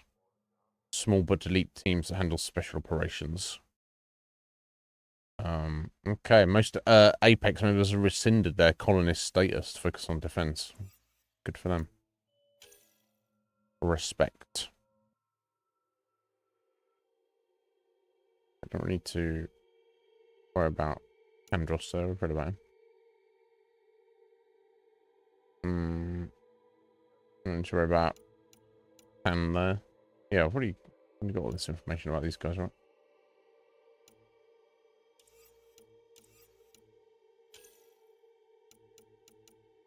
Yeah, we already know about these guys.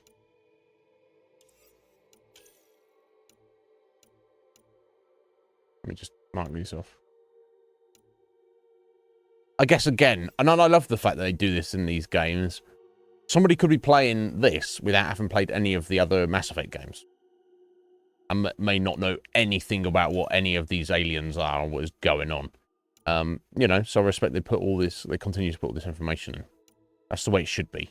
And I respect it. You know, don't have assumptions. You know, allow people to, you know, enjoy things and know about things.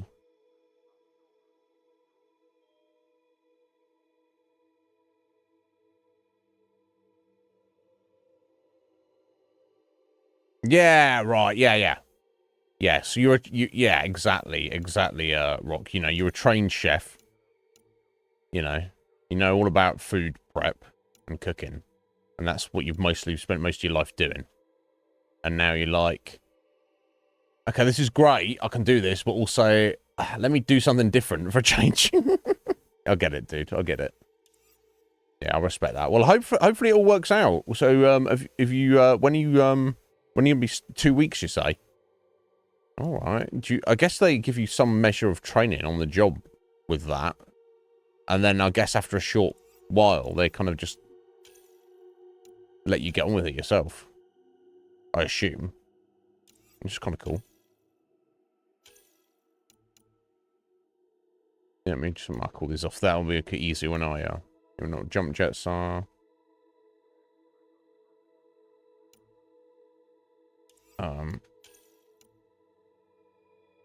I'll be easy when we get new things I do specifically need to read. That's not everything, right? Is it? There you go. Ships and vehicles. Here we go. I was want to read about the arcs. Arca Pachero. The Solarian's arc.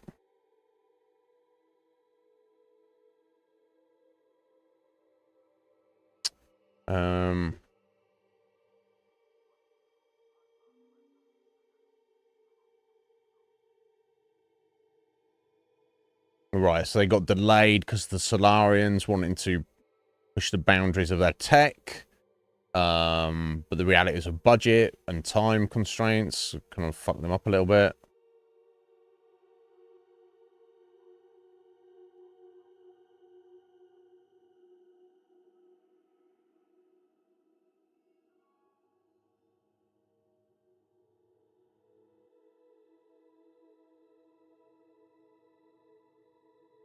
Okay, so so that one left in 85.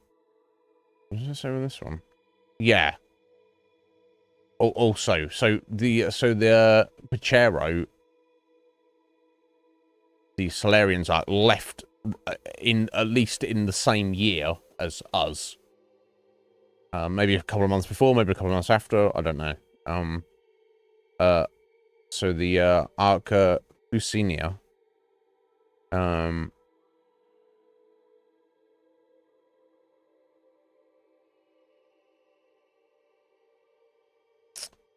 Right, and this was the Asari specific one.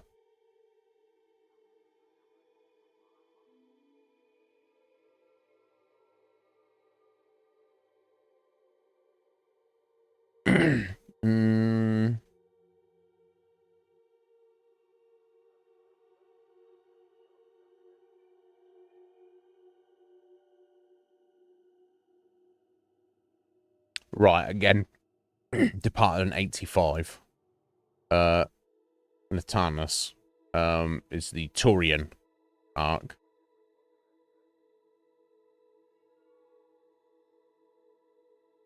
And again, departed. So these three arcs, they're just missing.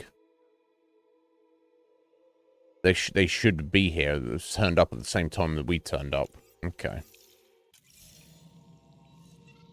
Anyway, I still need to speak about something else, Tam. You may have a less than flattering view of me, but I want to express my condolences for your father. I appreciate it. I didn't know him very well, although I understand he played a key role in planning the initiative. I'm sure he'd be concerned that we still have several arcs missing. Any idea where they went? Nothing certain, but tens of thousands of colonists are unaccounted for. It paints the initiative in an unflattering light. Did you have some other business? Unflattering to who? Nobody cares. Yeah, this the Nilkan murder charge. I'm looking into the Nilkan Rensis murder charge. And? I want to go to Eos and retrieve Chief Reynolds' body. That isn't usually Pathfinder business. First murder in Andromeda, and I'm impartial. Figured you'd want to get it right. Settling an outpost comes first. But I suppose I have no objections. Physical evidence will only bolster the case. Yeah. The more certain we can be, the better. All right, but let's keep it quiet. I don't want people thinking we're reopening the case.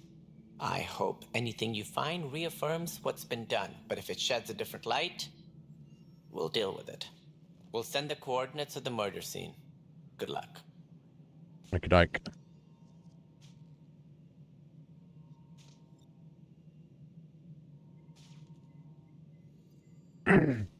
Yeah. It'd be interesting if nothing else, Rock. Right? I'm just doing something a bit different.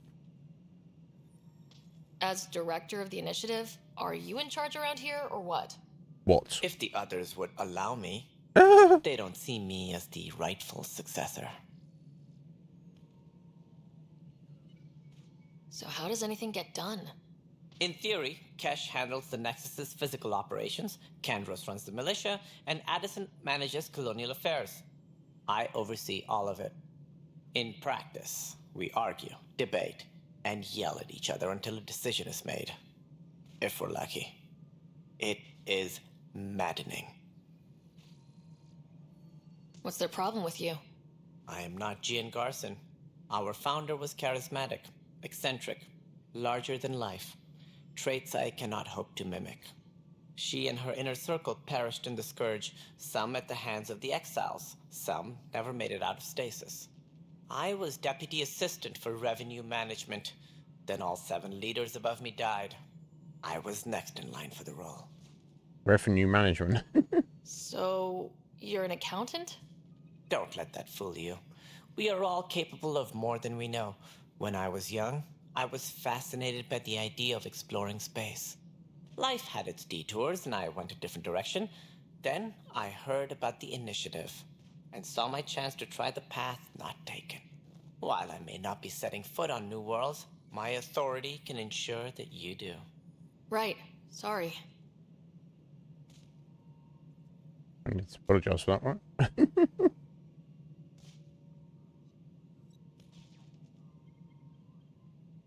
What more can you tell me about the initiative? It represents the greatest migration ever attempted. No one had ventured beyond the Milky Way before.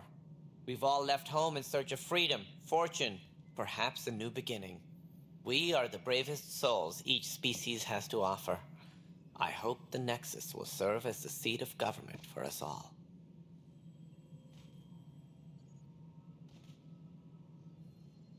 What do you know about the early days of the initiative? As most everyone knows, Gian Garson's vision made it happen. She was an entrepreneur on Earth. Wealthy. Young for a human. Garson had the idea for the initiative in the early 2170s, I believe. Many thought leaving the Milky Way was impossible. But she persevered. And as with most great ideas, the doubters were wrong. Why do you think most people came? There are thousands of reasons. One for every colonist here. What does any pilgrim seek? Usually, happiness. Finding the thing that eludes them. The thing to fulfill them. While we cannot promise they will find it, we can facilitate the search. He's a bit of a philosopher then, Miss Tan, I guess. It looks like a melting pot around here. The Nexus is home to several initiative species. Many came ahead of the Arks. How did they come ahead of the hope Arks? is that this station will one day serve as the governing body in Andromeda. Though What? I'm not sure what they were thinking, lumping Krogan into the mix. As a Solarian, my kind tend to have a low opinion of them. Nothing I've seen here has changed that. I'm not racist, but...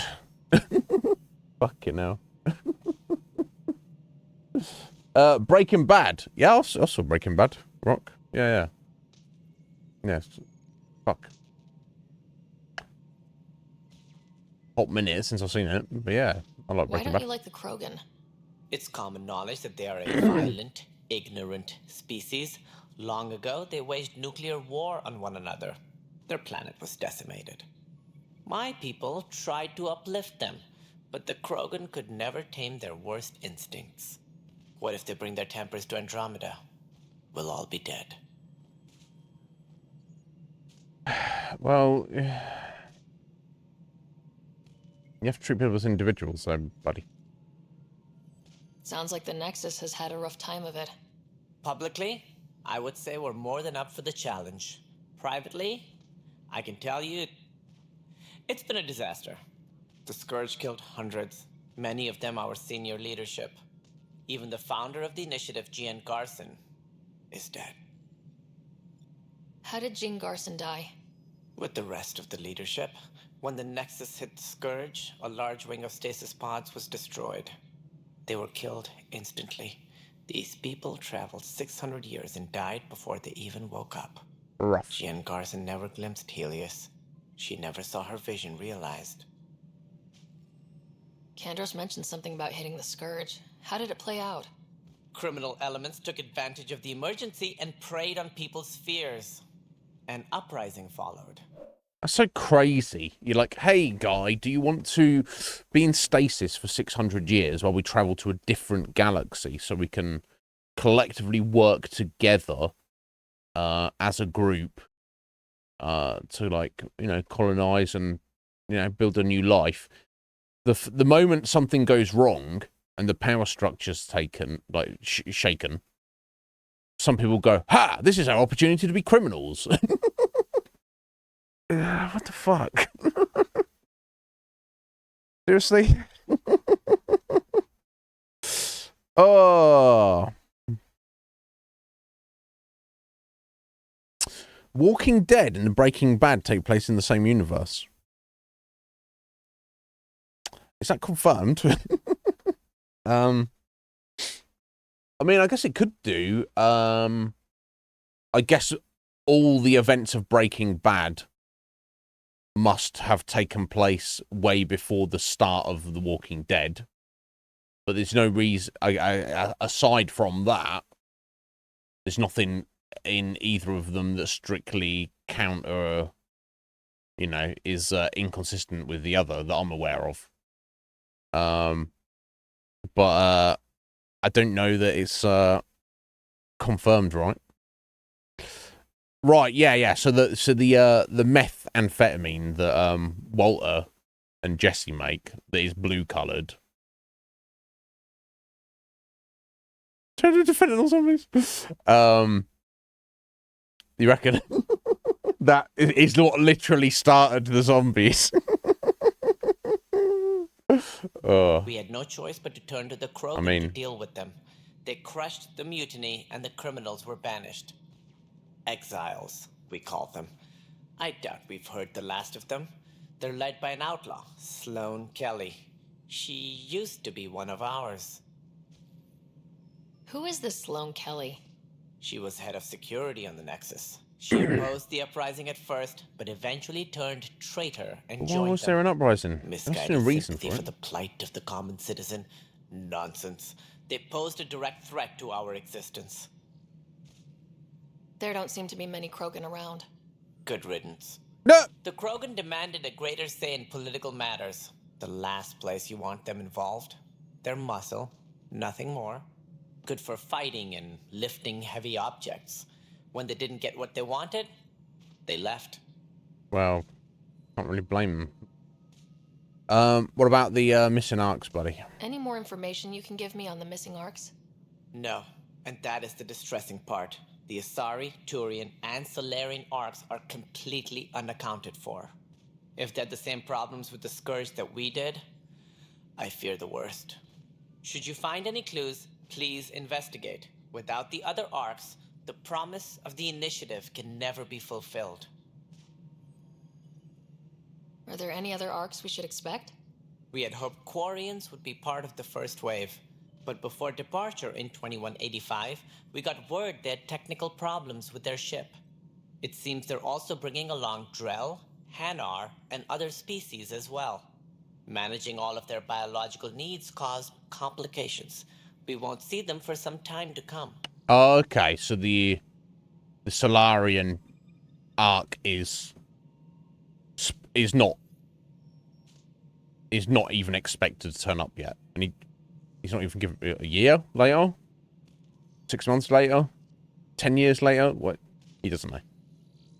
What do I need to consider in making a Oh, planet it's not viable? important. Assuming the planet supports life, an outpost is critical. People like a roof over their heads. No shit. And you'll want to eliminate any hostile threats. No shit. Whether that's the cat or other terrors lurking in Helios, colonists being murdered on sight can be discouraging. Also, scouting and mapping terrain is a priority for any Pathfinder. And don't forget forward stations. You'll want those. What can you tell me about forward stations? I was afraid you'd ask. It's mostly what the engineers tell me. A forward station allows mining, equipment repairs, and resupply for field teams. I mean, who wouldn't want that? But seeing as how every colonization effort has failed, it's just theory at the moment. You get to test it out, Ryder. Yay. That's all. Thanks for your time. Of course, as you pointed out, we need each other. Our futures depend on each other's success. Excuse me. Yeah, I lost track of The Walking Dead a while back. Rock. I can't remember what season it was. There was a season or two where they were dealing with Negan. And then obviously, spoiler alert, folks, he murdered Glenn. And then there's like a season where like Rick and the others, they were kind of like so browbeaten by him, and they felt like they just kind of had to do what he said, and then they would just scrape in to survive. And then Negan would send his goons around to like take their stuff, and they just kind of roll over. And then eventually they kind of decided, fuck, enough is enough. We need to fight back. Then I started watching a season where they actually got together, and at the start of the season they went on the attack and attacked Negan's base, and they were like semi-successful.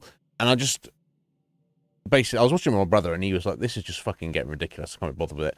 And while I would have continued watching it, I wasn't invested enough that I was going to watch it on my own, so I just stopped watching. But yeah, there's just some stuff about it. It was like the guy with the pet tiger. And so you got a pet tiger, bro, come on, this is this is fucking ridiculous. A pet fucking tiger in a zombie apocalypse. Nah.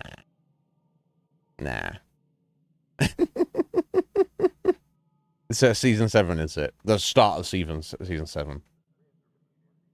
Oh yeah, I mean, it was, you know, when Glenn got yeeted, that was rough. But yeah, I lost, like I say, I completely lost track of it. I've heard things about it. I heard that they killed Carl. Carl got killed.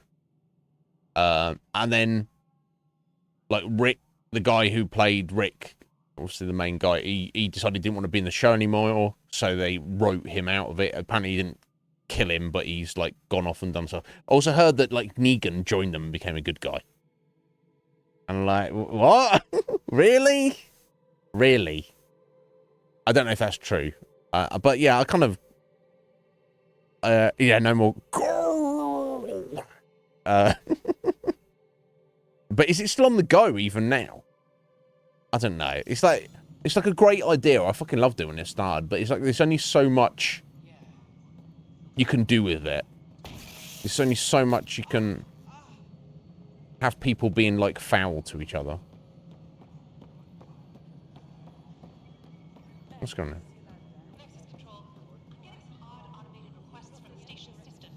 Is that a thing? Before we removed them from the station, the mutineers left some surprises in the system.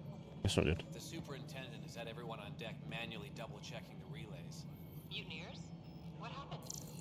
It'll be in the security update, somewhere in your message queue.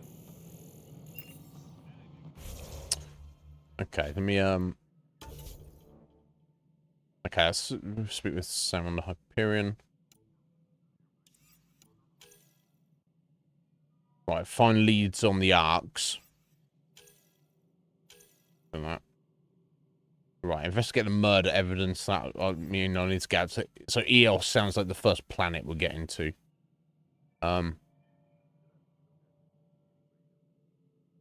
Speak with the scientists. Okay, I can speak with scientists. I can do that. It's about setting up the forward operating stations, right?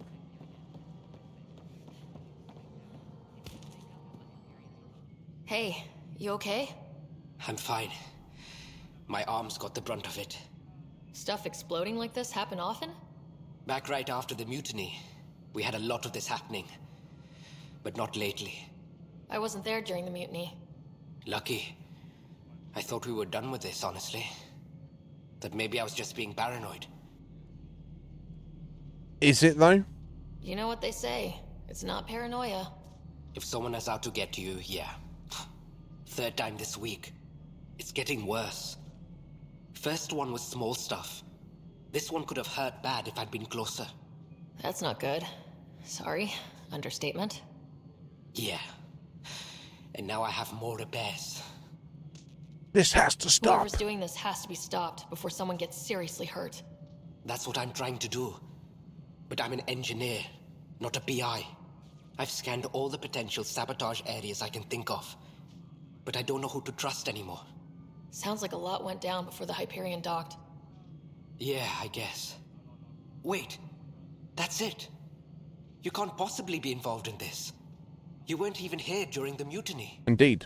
Would you, if you have time? Maybe you could help me. If they start hitting critical systems. Of course, that's my job. That's my job. Sure thing. What can I do? If you could scan these other panels while I fix this one, that'd really help. I've sent the locations to your Omni tool. Just send me the data when you're done. Scan panels. I can scan some panels. Find out why. Be careful.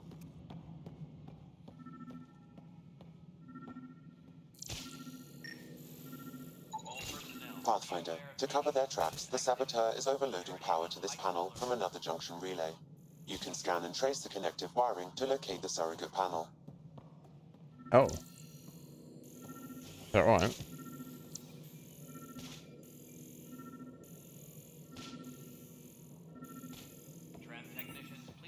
Upstairs, is it?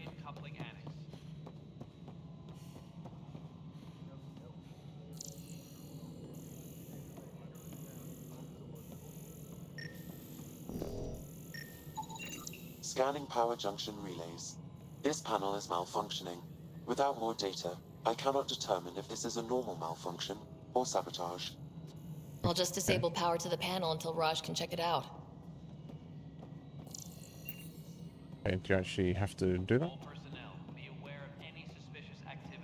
Guess that's already done. Almost. Okay.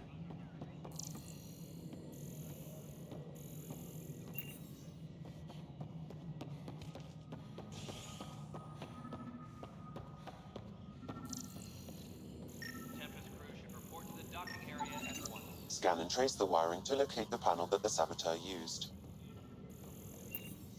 Okay, back up this one.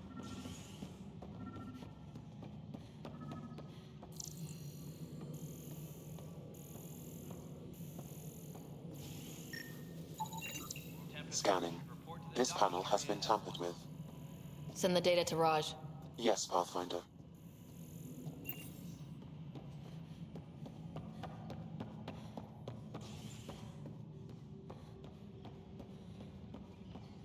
Engineering update. We are working on accessing more power from the Hyperion. You're in the forest? What district? Pathfinder, I received the data from Sam. It really is sabotage. Any idea as to who it might be? Yeah. All these panels were worked on by Zara. I just can't believe it. Security video logs Sound like Liam. Zara Kellis worked on these panels, as well as the one Raj Patil encountered. Well, shit. Any idea where she is now? Kellis is currently working on a panel on the Hyperion main deck. Oh. Trying to sabotage our shit as well. She can get fucked up. You're gonna get a little slap. You can get a rider slap. Can saboteur my shit. Or saboteur you, bitch. I don't know which way I'm going. Oh, we've got to go that way anyway. So let me just go meet these scientists real quick while I'm here. Got a saboteur on our ship, but never mind. Don't worry about that. Let me talk to some scientists. You must be the Pathfinder. Wonderful. You and your Sam are exactly what we need. Thanks, Mr. Professor Herrick. My colleagues and I will work with your Sam and the data you gather to solve Andromeda's scientific mysteries. What fields do you study? Herrick's into life sciences. I do planetary geology, oceanography, rocks and runoff. Aradana's the space and math whiz. Not that we've had much to study, with everyone cooped up for 14 months. But your data on the Scourge flows like poetry. Now we can better advise on repairing the damage it caused. And maybe Addison will give us a real workspace. Who can think with all this racket? Oh, that leveled me up, did it? Hi, Pathfinder. Want to hit some rocks for science? Try and stop me. Absolutely. What do you need? Sam and I used your scans and made a VI for geophysics surveys. Beta builds on the console there. Test it out in the field, and I'll wrangle you a consultant's bonus from Director Addison. How's that sound? That sounds good. This console here? This one here?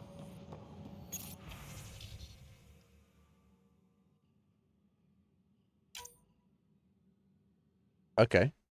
So, I've just got to scan some minerals. Random, general, non-specific minerals around. Pathfinder, we've had some trouble. Anything I can help with?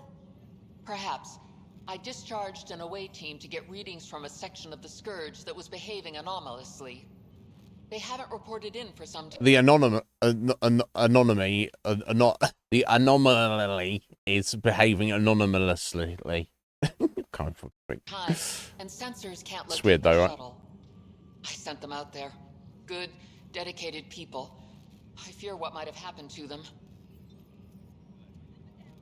Don't give up hope. When I'm out there, I'll see if I can find them. Their friends and family will want to know what's happened. And I need to know. Okay, so gotta look for some missing scientists. Pathfinder, those bioscans are superb. Could you gather more for our comparative conservation effort? Oh, I guess it assuming means bioscans of the shit we saw on the planet and the cat. That sounds interesting. What conservation effort? Ah, my thesis is on the console there. Broad strokes, we're comparing and preserving organisms from both galaxies. That's reasonable. If you donate more bioscans and samples to the catalog, I can get you a finder's fee. Tempted?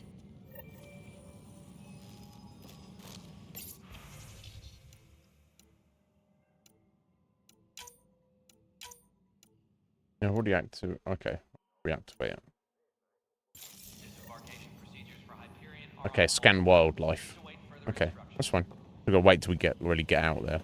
We'll just start scanning everything in sight. That's fine, we can do that. What is it?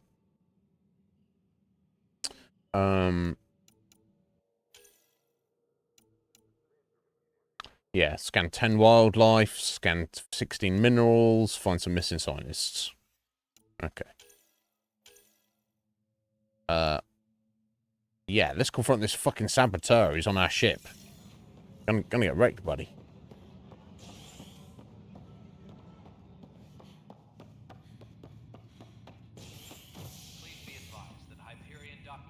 Hey there. You okay? Those guys really grilled you.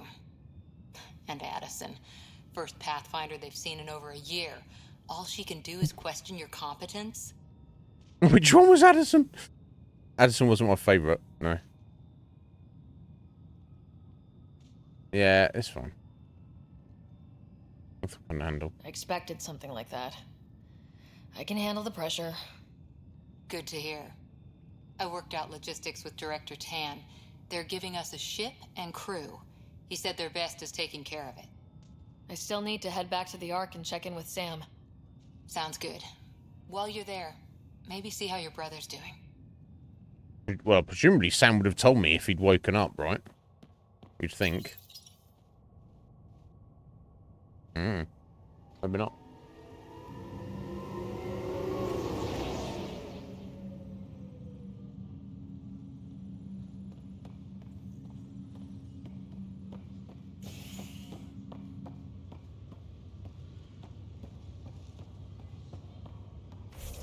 Oh yeah, I had more fucking skill points to spend, didn't I? Sorry about that. Now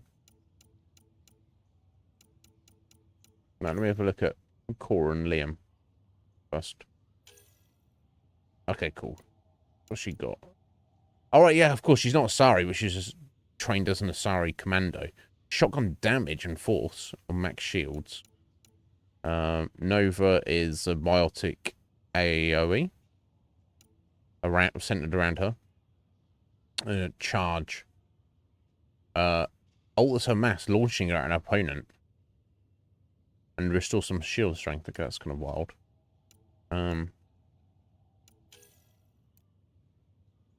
Okay, so this is not just shotguns, that's just the first rank of it.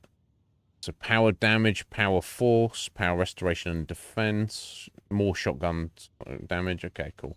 Maybe I'll just get a defensive training first. Max shields, max health. That's probably the best thing. I mean, it probably doesn't really matter or at all when we're playing on normal. I'm just going to do that anyway. Yeah, confirm.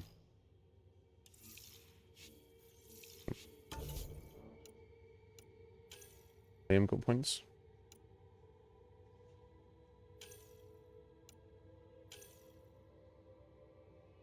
Oh, the loading. He's got 2. Okay. There we go. I don't know why it's saying reject there. I'm pressing the wrong thing, obviously. Back. Okay. Back to confirm. Yeah. Weird way of doing it. But Cora's still got a point, has she? Yeah. And as I guess it doesn't matter. I'll just spend... So the side characters, I'll just spend their points as soon as I get them on whatever, quite frankly. However, Sarah will obviously be a bit more discriminating. So I think I went with...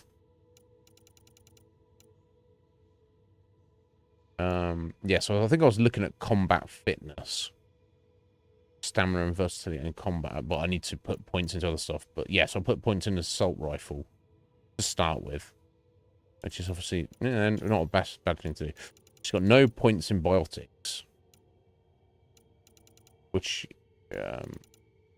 you know, we could work on it. And her tech power, of course, is overload. So I could try and build that up. And there's also sort of fancy things. Team support as well as shields for the team. Now, actually, that is her as well. Right, I would assume. But I want to say fuck it and just let's try and max out assault rifle first, right?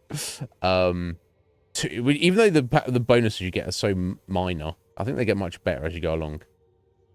Like 2% damage, 2% accuracy, 2% stability.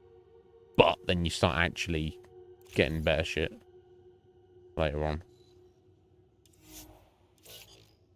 But again, we're playing on normal setting, so it's not like it matters in any way, shape, or form.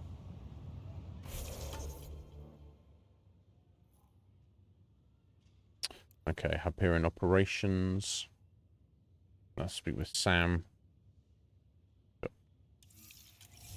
Have a little look around. Oh, actually, I already had a look around here, I think, didn't I? When we docked. Oh, she's fucking swift at running. Acceleration is insane. I mean, I guess you don't want your Pathfinder being weak, but fucking hell, love.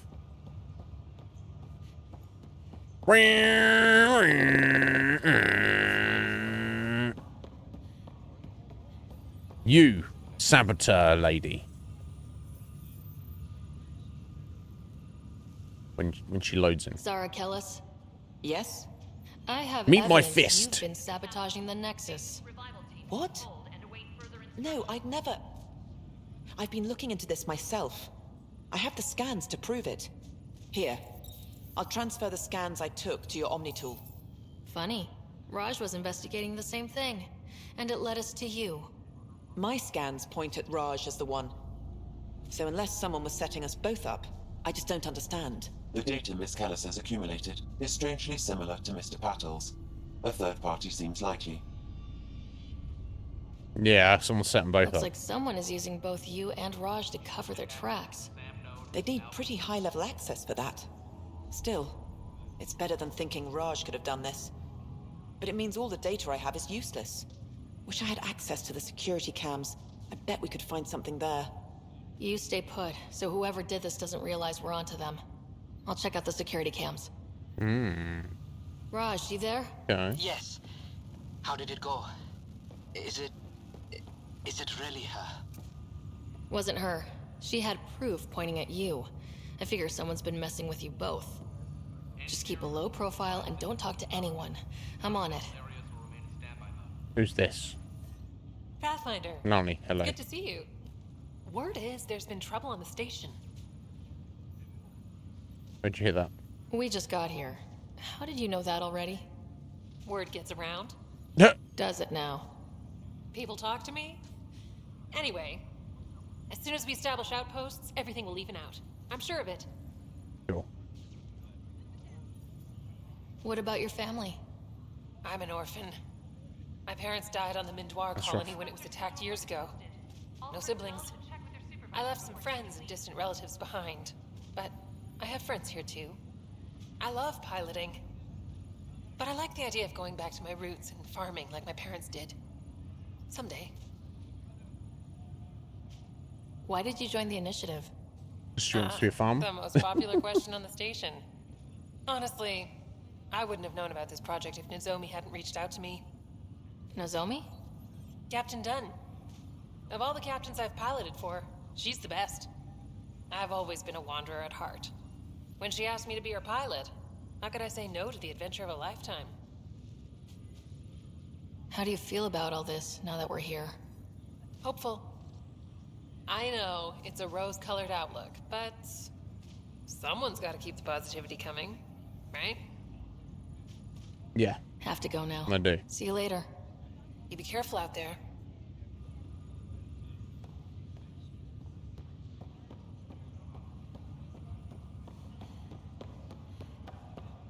I guess it's better this than she's slow, right? That would be good.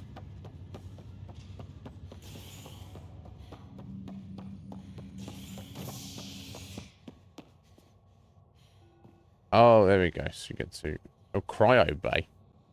Oh, yeah, we need to go and have a chat with our frosty brother.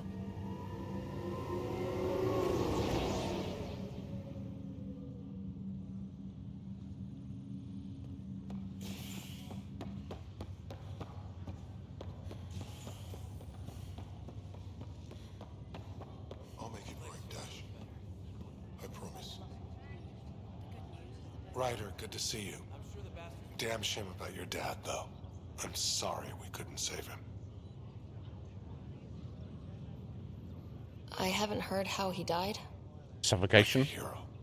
That's how. I was asking for the technical. That matters.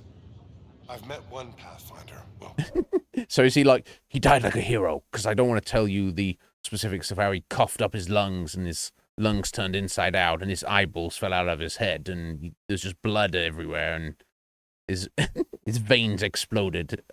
So yeah, let's just tell you he died like a hero. too with you. But I figure that's the way to go. Taking your last breath on an uncharted world. Yeah. Literally. Sounds about right. Now I just need to make sure your brother here pulls through. Is that him there? How is he? How's Scott doing? His condition's stable. I see signs of REM activity in the brain, so he's dreaming. Means all the wiring still works.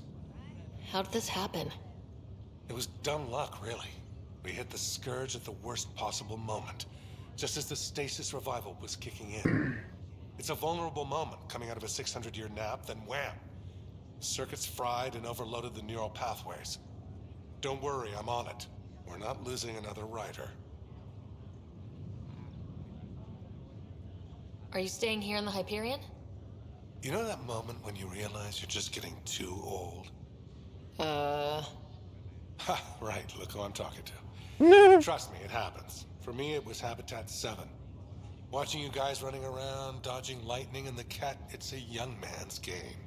Pains me to admit it, but it's passed me by. We miss him. I mean... What will you do on the I don't know Hyperion? him. We still have thousands of people taking a nap here, and they need tending to. And this way, I can look out for Scott. How did you end up with the initiative? Well, you reach a point in life where you wonder, is that all there is? I'd accomplished everything in the Milky Way I could. I was locked into a future of diminishing returns. So coming here was the world's biggest midlife crisis. A chance to wake up in the morning and feel hope instead of arthritis. No, you still feel the arthritis, mate. That's all, Harry. Thanks. Don't be a stranger. If anything changes with Scott, I'll let you know. Okay. Is this Scotty boy? Scotty! I guess it is. Fisher, glad to see you're doing better. That was some expedition, hey? Captain said I was going in alone. Oh! Era! How you doing? That's for you to wake up, Scotty. How's it going, my dear? Hello to you. I think the shout-outs might be working again. Let me... I know somebody did one the other day. Let me see if it's working. Is it work? Let's find out. Yes, it is working again now. I think Stream Elements has been having a moment for a week or so. And of course, you never need to thank me, my dear. I need to thank you. Helldivers too. Tell me about that. I know the name. I've heard it's new, isn't it? And it's like quite popular.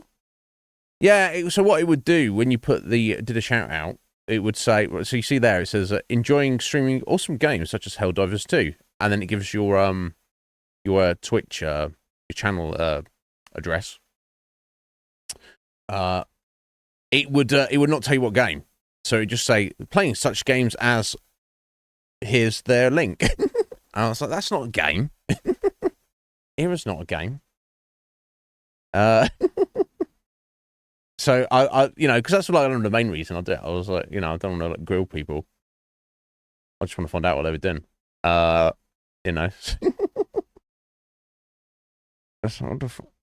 stupid.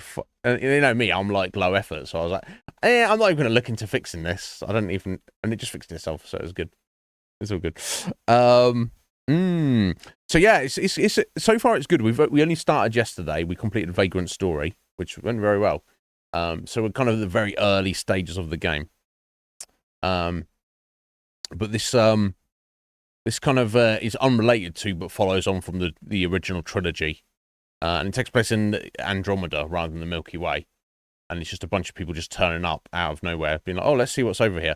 And basically everything's gone tits up, and it's my job to sort everything out for everybody. But thank you for the raid, my dear. All right, okay. No, if anyone's judging you for that, tell them to fuck off. It's okay. So it's a first-person shooter, right? But it's multiplayer, but it's not competitive. You actually shoot rando enemies.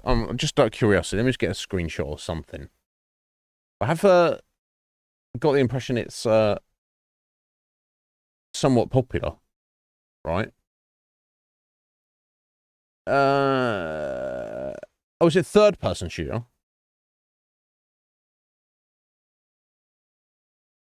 Okay, I mean, graphically it looks quite nice.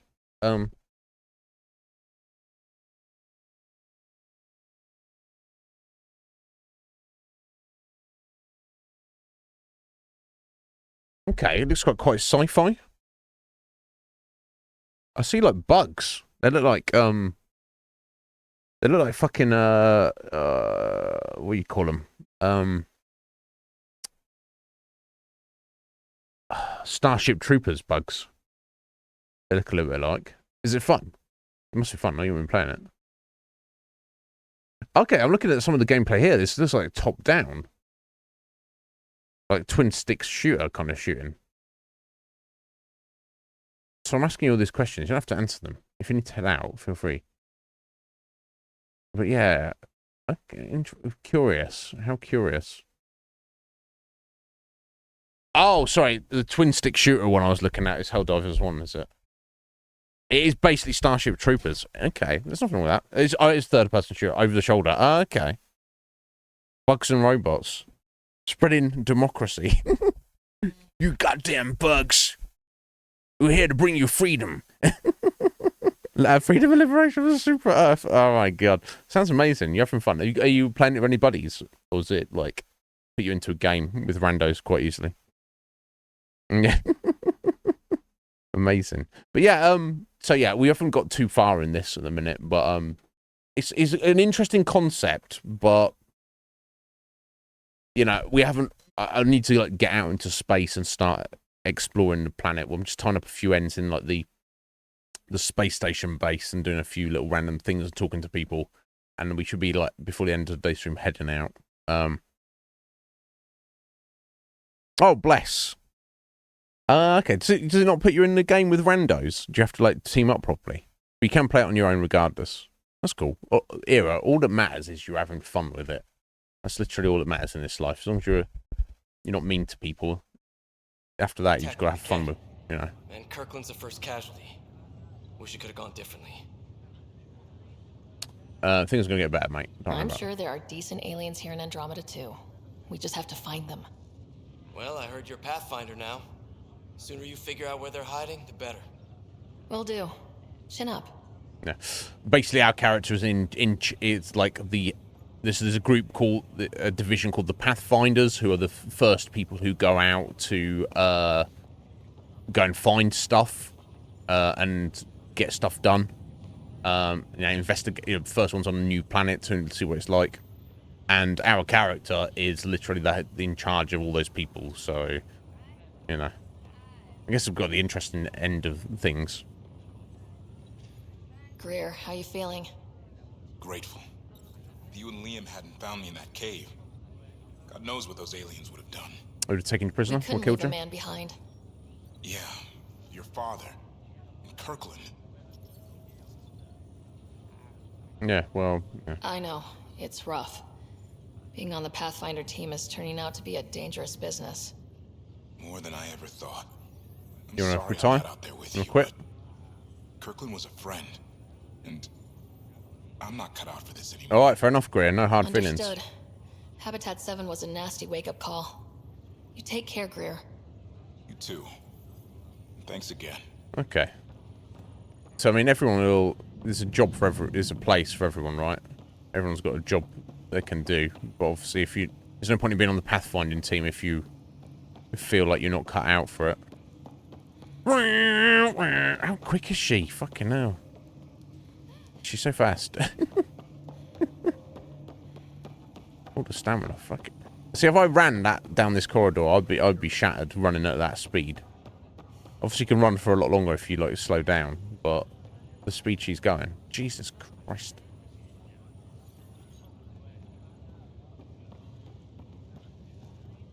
Ryder. Hayes, how's the wound? Doc says I'll live. So this goes from a life-threatening gunshot to a story I'll tell my grandkids someday. With no need to exaggerate, that was a tough fight on Habitat 7. Just glad to be on the other side of it. I'm getting XP just talking to these people. Kind of cool. Well, I don't know how much 100 XP is worth. Pathfinder, I'm Nigel McCoy. Nigel, please come here. Out of cryo. Welcome to Andromeda, Nigel. Thank you. It's bittersweet, though. My little brother Dash was stationed on the Nexus.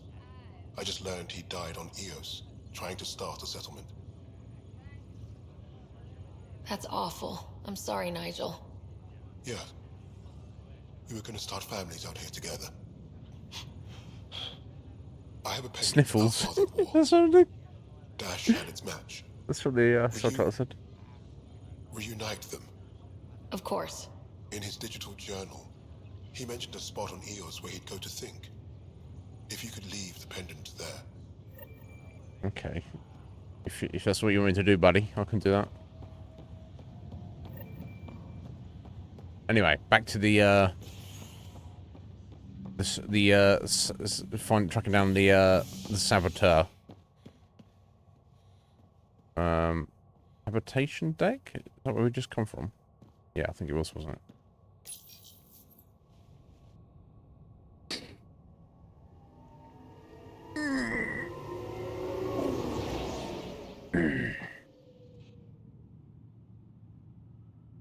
But anyway, have you got anything here? Have you got anything planned for your weekend?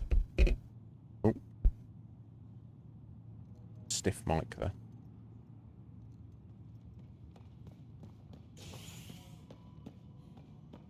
Freaky. Engineering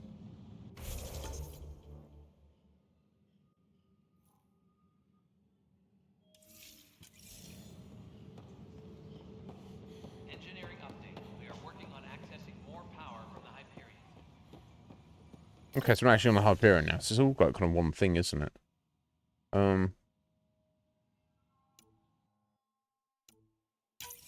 This file is useless. Let's check another. Okay. And another scrambled file. Coincidence seems unlikely. Let's check another. Oh, it's covering This their... file is also corrupted. Oh, okay. Definitely not a coincidence. You'd need pretty high clearance to mess with the security camera files. Somebody working for Kandros, maybe. That is the most probable scenario. Think you can get enough out of the files to find a match using biometric scans, Sam? The files were badly scrambled, but if I combine all the available identifiers, it might work. Based on the limited information available, we are looking for a human male, assigned either to the Nexus or Hyperion. You will need to conduct scans from close proximity. Got it. Right, okay, we're just scanning everyone in sight.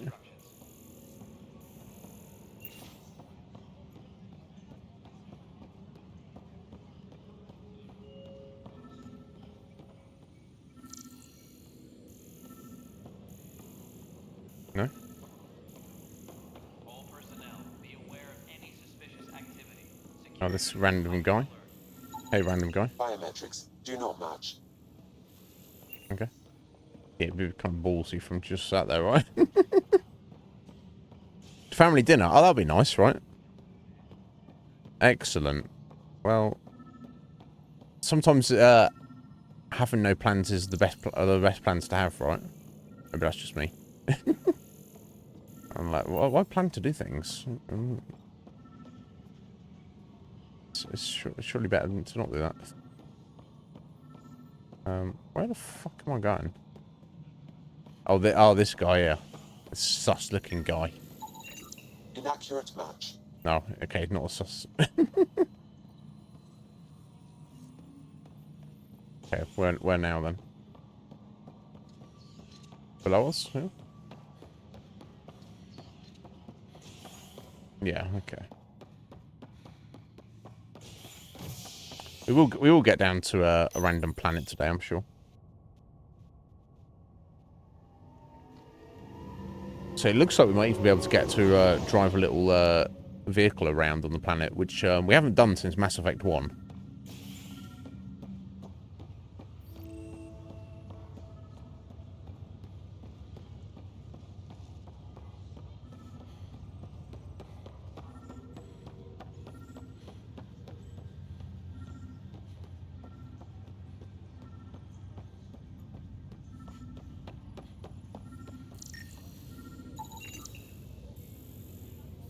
Okay, no? What's the latest Inaccurate match. We're in a holding pattern. Word is that the Nexus is Been around this. Oh, so where Sam is. Okay. I could just speak with Sam before we head out, I guess. Worry about the other stuff afterwards. I might as well as we're here. Hello, Sarah. Welcome back to Sam Node. I've adjusted my connection to your implant. The headache you experienced before shouldn't reoccur. Good, thank you. Yeah, what was that about? You said we need to discuss something confidential? You should know certain facts before you leave on your expedition. It seemed best we speak alone. I don't understand the need for secrecy. Your father felt it was for the best. What was he trying to hide? My true capabilities. Which Alec overrode the implant's safety protocols. It allows me unrestricted access to the Pathfinder's physiology. So you can take control of us. And that's me now. And only you. I can act as a force multiplier, dramatically enhancing your motor and neural skills when required. That explains the running. Alec called them profiles. They provide unique tactical augmentation during combat. Wow. Your father preferred to keep this fact So to different himself. combat stances.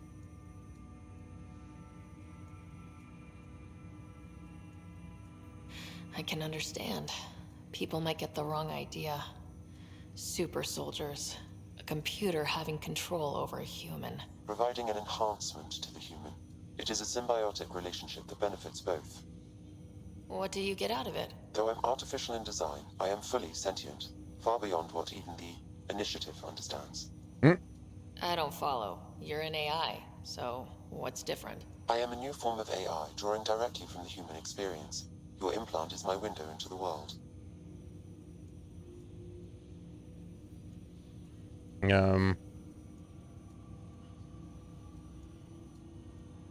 That's pretty amazing, I guess.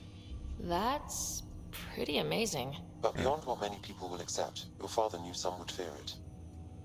Yeah, he's got a point. So, what does this mean for the two of us? I find myself in an unusual Well, position. basically, Though I had we're access dating. to your father's experiences, there is a gap in my understanding. How so? He placed a block on portions of my memory array. Why? Perhaps so when you asked me what his plan was, I wouldn't know. And Dad strikes again. But not without recourse. The further you explore as a Pathfinder, the more blocks will be removed. Perhaps you should begin in your father's quarters. Oh. In the meantime, unless you have more questions, your new ship awaits. Thanks. Oh. Oh, wait. Pathfinder profiles. Oh, yeah, these... Oh, okay, so these are different to the... These are different to the class we chose. So, remember, I was looking for soldier and it wasn't there. It was named something else, so...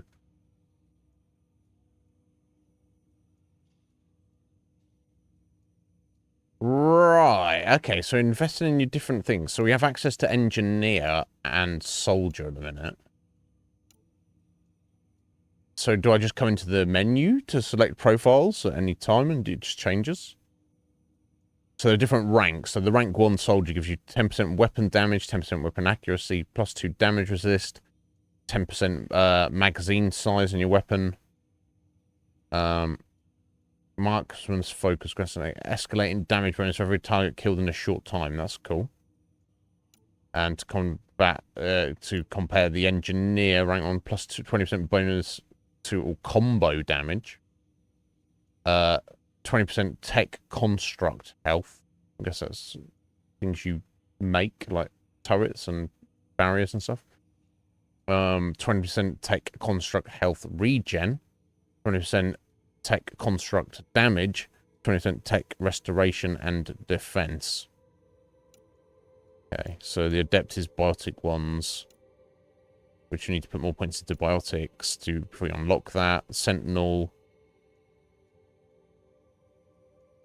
it's kind of a damage and defense combo. Vanguard is a melee build with actually it's got all sorts of random shit as well, but it's really melee. But it needs points in combat and across biotics. Okay. Okay, Explorer. I mean, that's the one, isn't it? Okay, that gives all sorts of things. Just looking, because it's like it says to unlock the first level out, we need 2 points, skill points invested in. Oh, each in combat, tech, and bio. So that's like the all-rounder.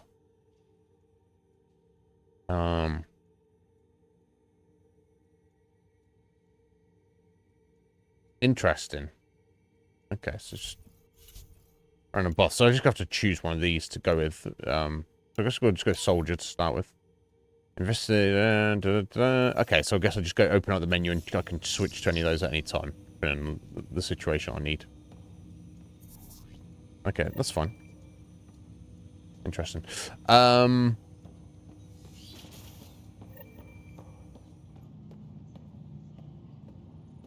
Let me make sure I'm on the right. Yeah, station sabotage and storm. Okay.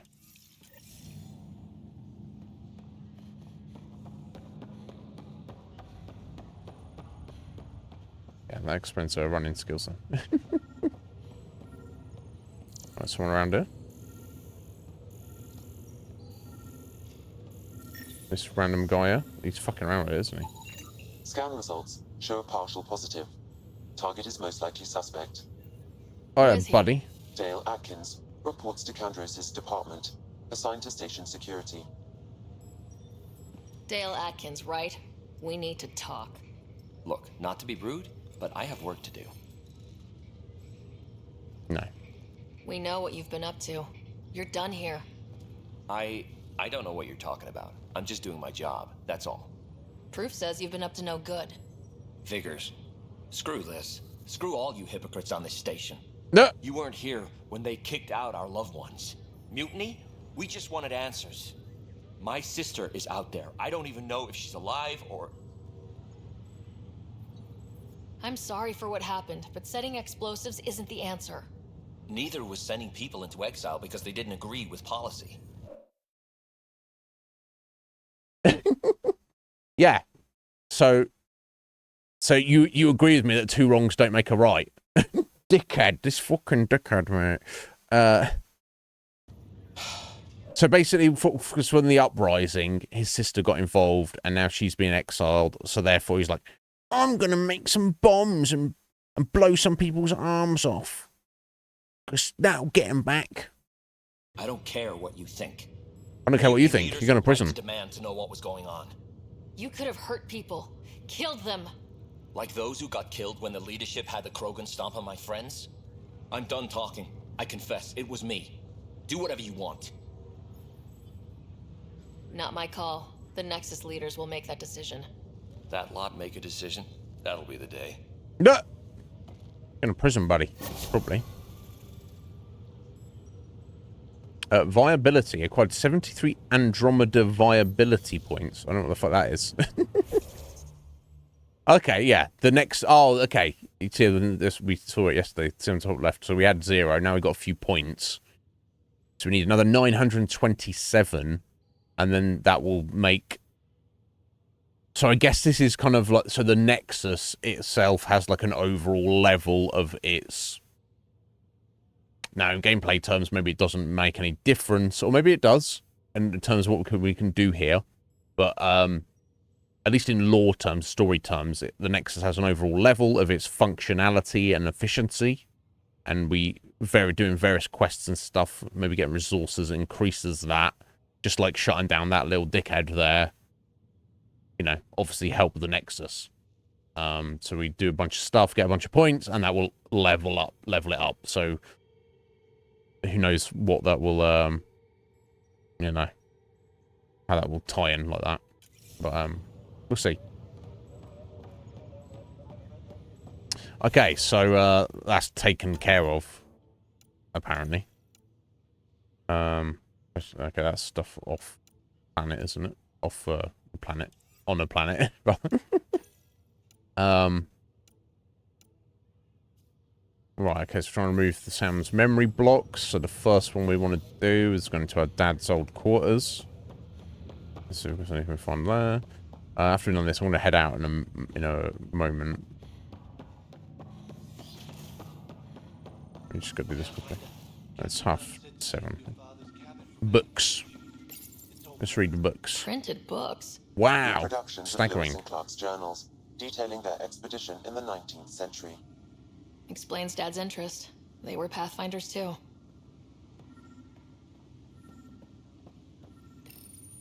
Your father's first sidearm, a memento of his early Alliance service. I bet that saw plenty of action. Alec's first kill occurred in combat during the First Contact War. Back when Turians were the enemy. Crazy times.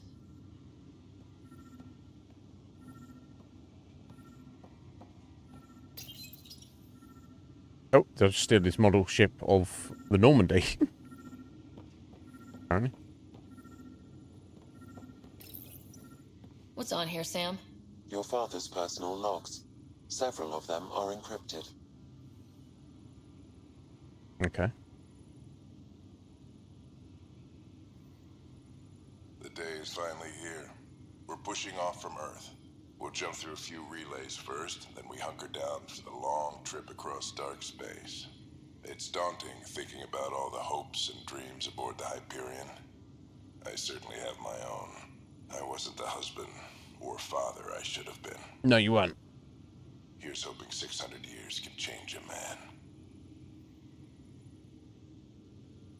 It's about Liara? This is a reminder about Dr. Liara Tassoni.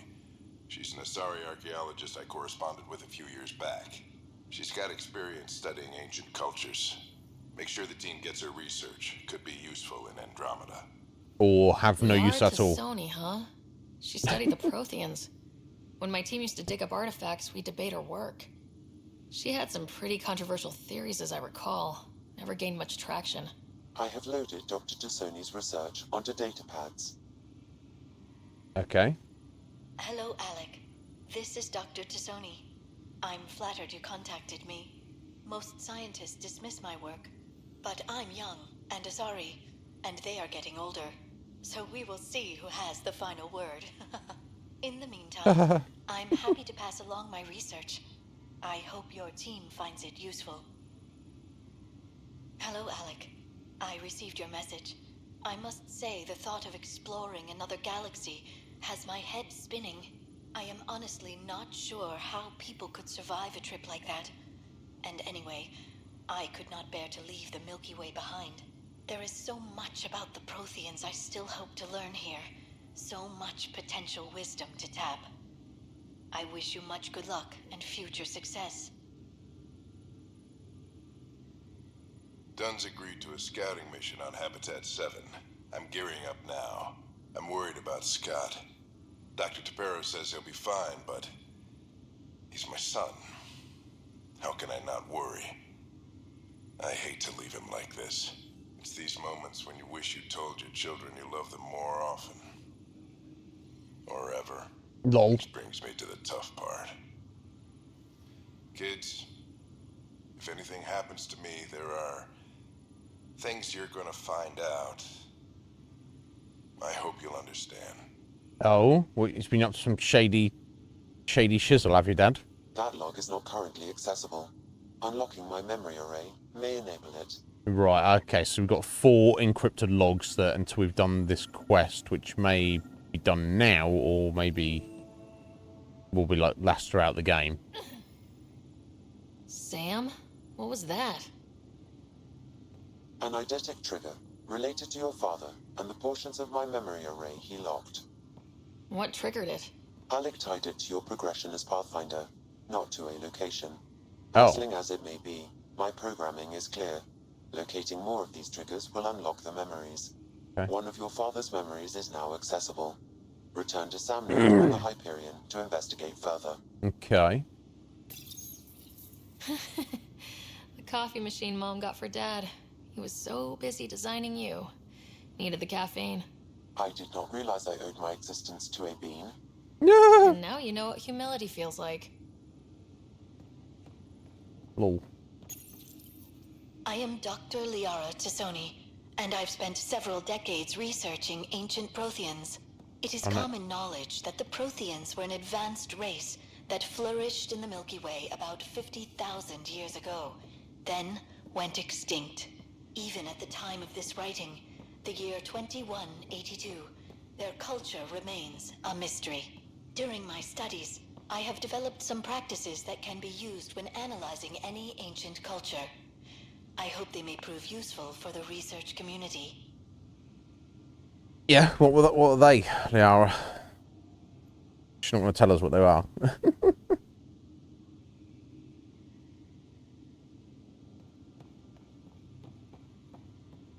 Oh, is that another one there? When studying a dead race, the most obvious problem is the lack of an observable population. This raises the question, when is a species truly extinct? The Prothean civilization spanned the galaxy, and it took centuries to confirm that all members of the species really had died out. While it's possible that living Protheans may be found in a hidden pocket of the galaxy one day, the chances are statistically trivial. Indeed. Once an extinction is confirmed, the study's nature moves from sociology to exoarchaeology. Indeed. He was just given best practice type things.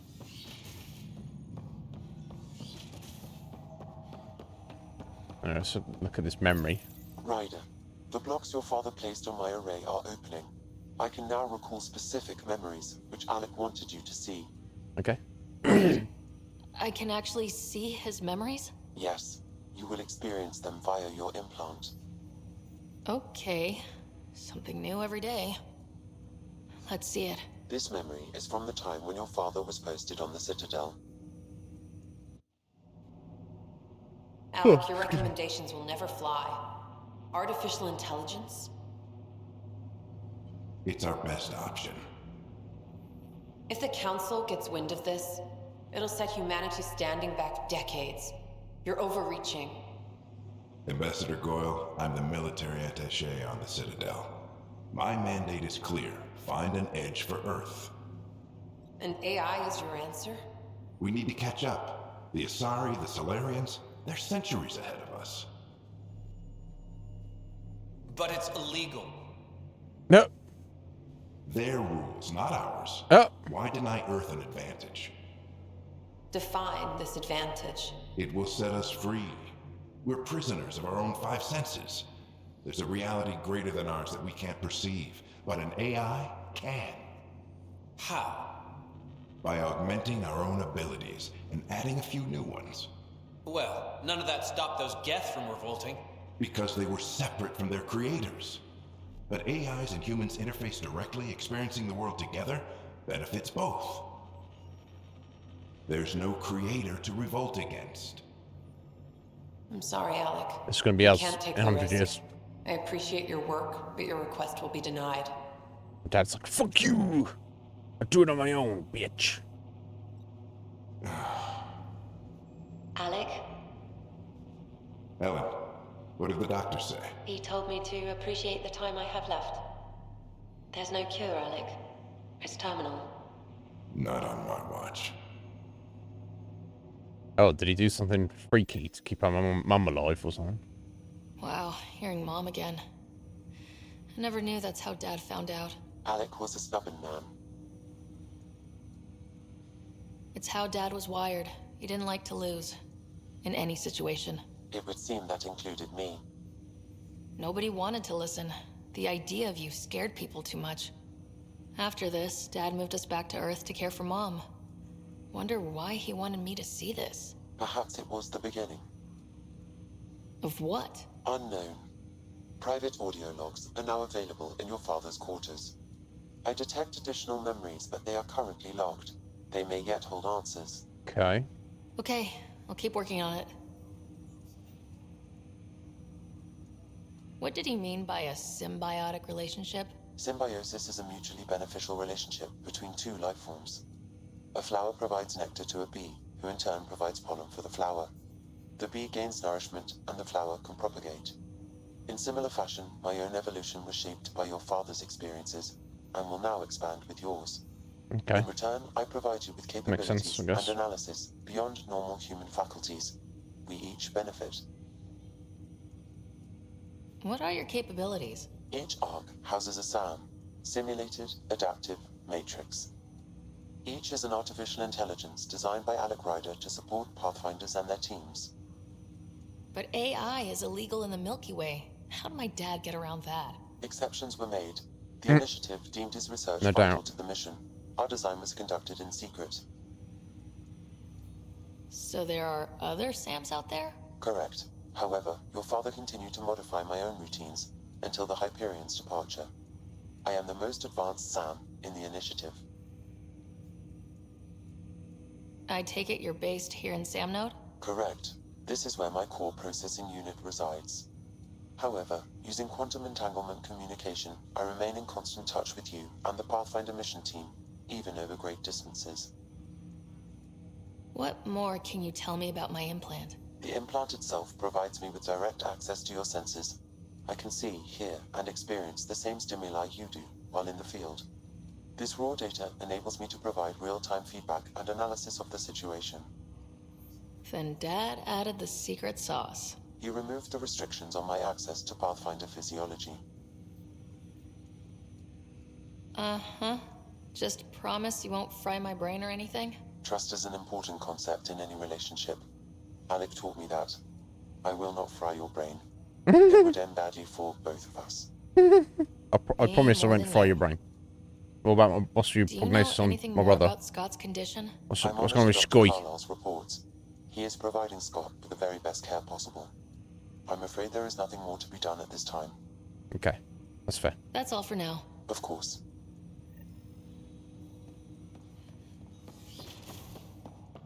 Okay, so then... What the fuck are you doing, bro?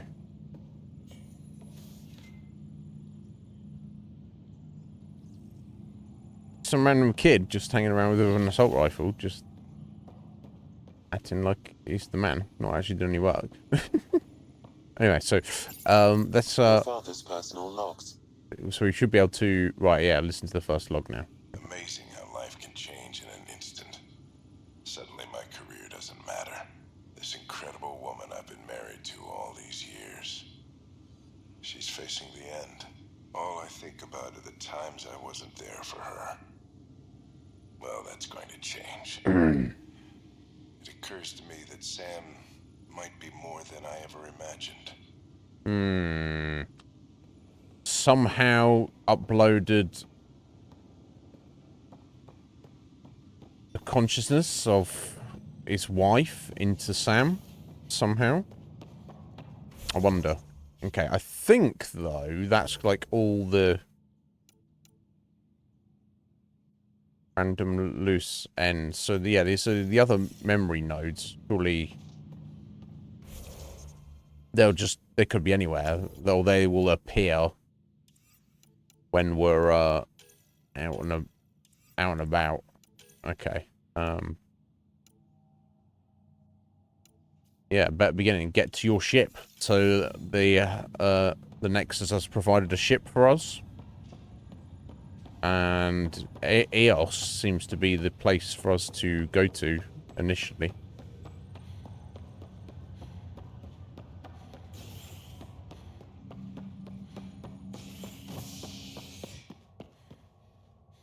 Talking by. Before we head out, I'll take a quick break. Ready to see what Tan gave us? I hear it's something special. Is it though? Pathfinder en route. How's the ship? Well, it should be the best ship, really. You'd think. Checks looking great. Give it We the won't be long. head Pathfinder. The way things are going, we'll be on our own out there. In other words, we're making this up as we go. We used to call that tactical improvisation. But at least we'll be doing it in style.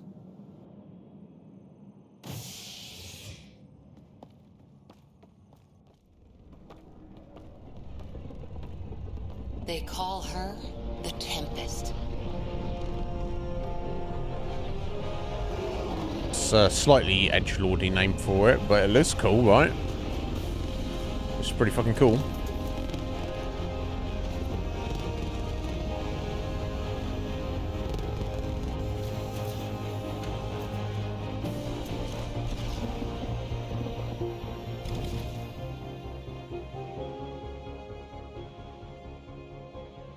Let's go take a closer look. Let's pick it up a bit, people. We're 14 months late. So you're the one who's making everything happen. Vetra. Vetra Nix. Initiative Wrangler, Provisioner, Gunner, and everything in between. Are we All right. ready? Nice to The meet you. sooner we get out of here, the better. You're coming with us? Yes. Otherwise, there's no way they're letting this ship off the station. Why? What's the rush? Just don't want to waste any more time. Hold it, hold it! You're not going anywhere. Damn it. Is something wrong? Director Addison wants to see a complete report of the Tempest's supplies, munitions, and crew. Director Tan overruled Addison. The ship's loaded out with equipment for outpost discovery, squarely under Director Addison's purview. Seen you around. Ben, right?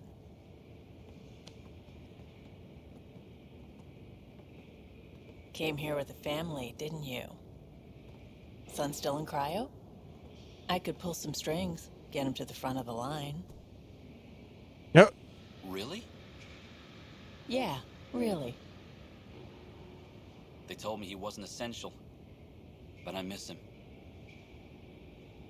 Yeah, that's weird, right? Because everyone who's awake is still obviously aging, and everyone who's in cryo is not, right? So if, like, for example, this random bureaucrat guy,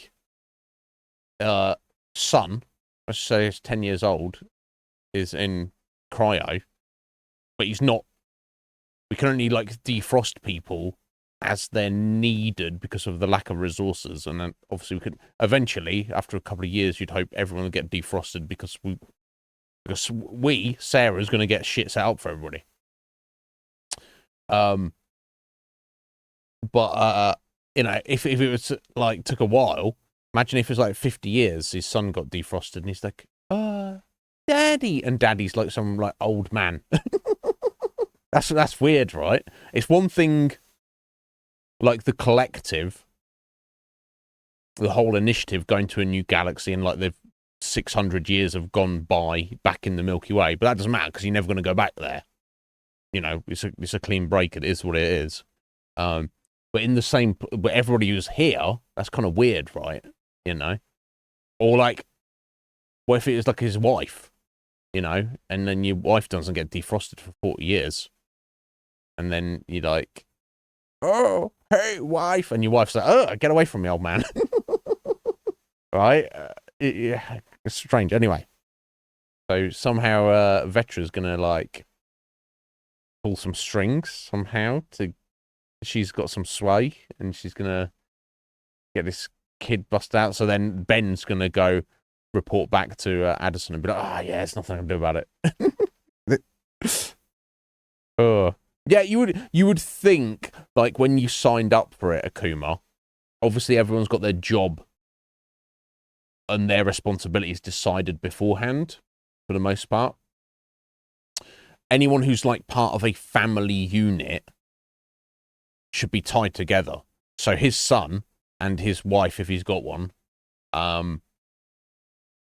if they might not have, like, an important thing to do, to contribute, but you think from the practical part of the understand family unit, like anyone who's tied with you, if they need to wake Ben up, then, well, tough titty, we need to wake up his wife, son and his wife as well, because it'd be kind of cruel not to at the same time, right?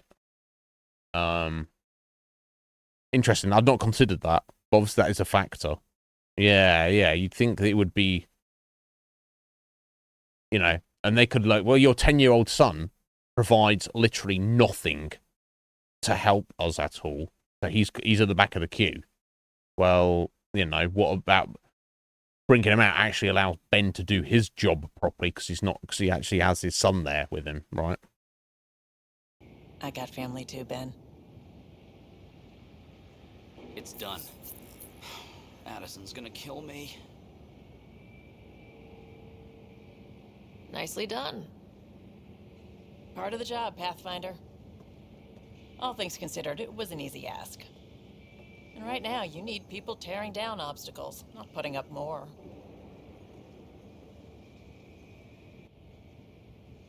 Finally, someone who cares about doing stuff and not just talking about it.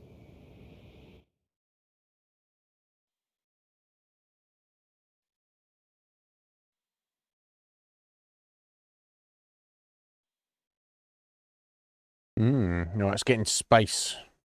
Space.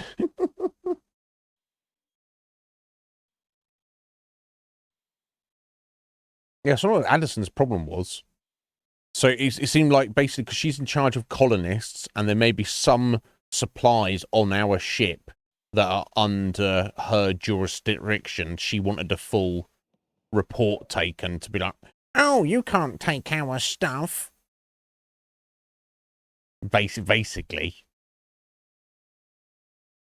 Whereas Tan's just said, look, just fucking take the ship and go. Labs, sensors, exploration. I would hope gear. so. Plus her crew, of course. The best in their field. Good to see you looking so well, Sarah.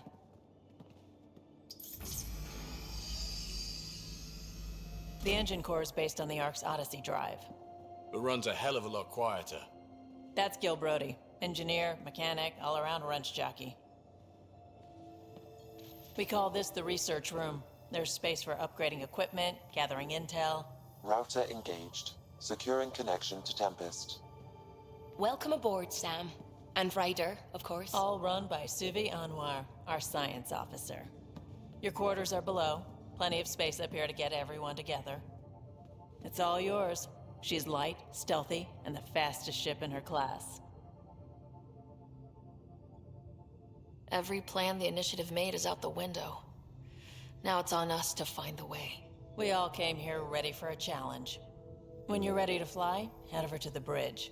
Our pilot should have everything good to go. Alright, cool.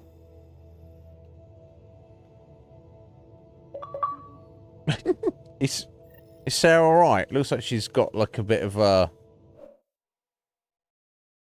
stigmatism going on with her eye or something. She's like... She needs some eye drops or something.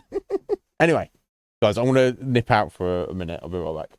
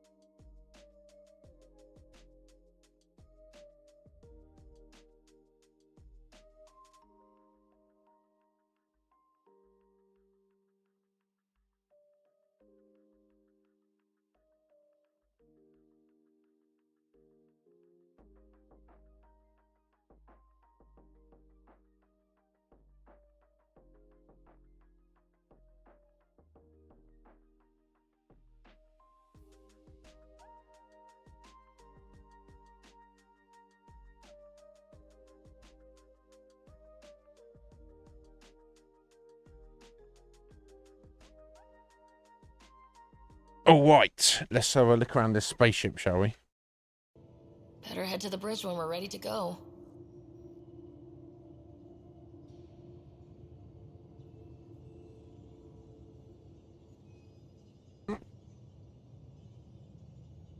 Sorry, this cable one's control.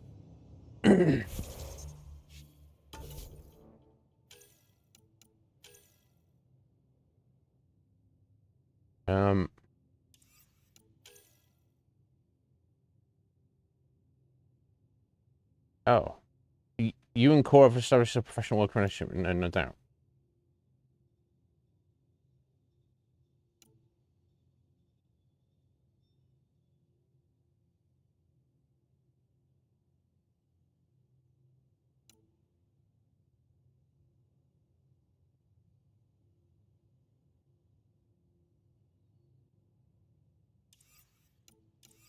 Okay. Oh yeah, we know all about Sam. That's fine.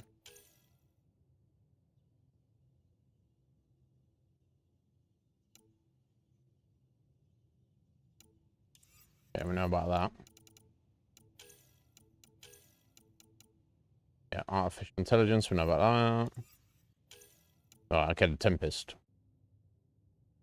Long-range, long-term exploration under the Pathfinder's command. It's lightweight, relatively, and efficient design allow it to operate with a small crew and minimal resources.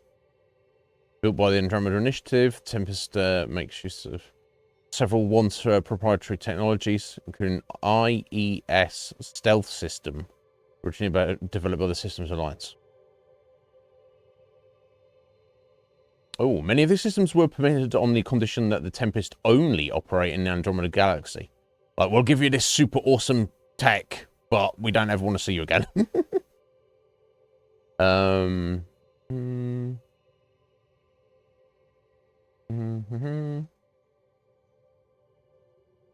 Has research and development facilities, laboratories, well-appointed meeting space.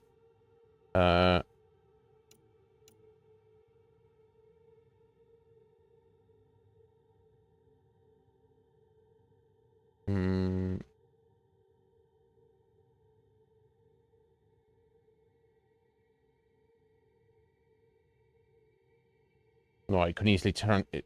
Presumably through Sam can instantly transfer data back to Hyperion and Nexus.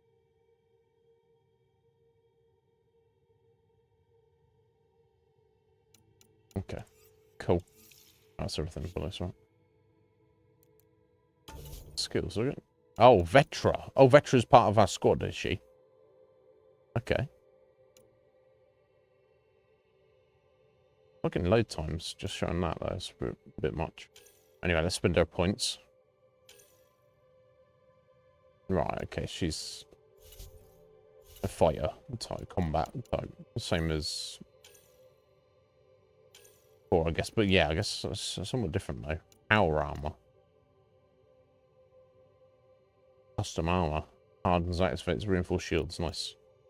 Turbo charge. Gotta learn that. Defensive expert and Taurian smuggler. Okay. Well, I guess we'll just work on the others. We'll just work on these for now. Or we could put an extra point into. Or power armor's already got 1 point into it. 15% weapon damage for a single point is not bad.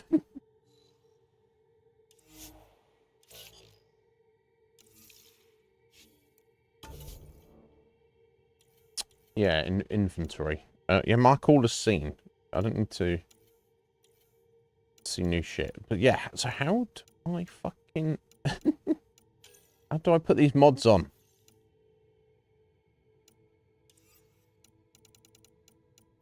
You get the sniper rifle.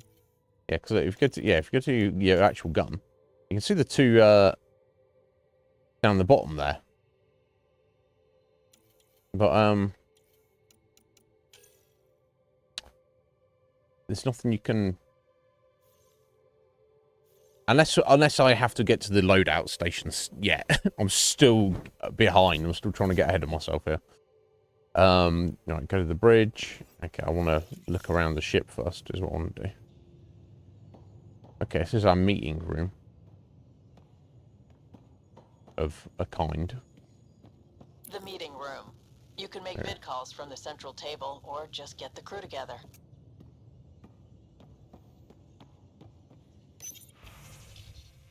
Okay, so I've got to take messages and stuff.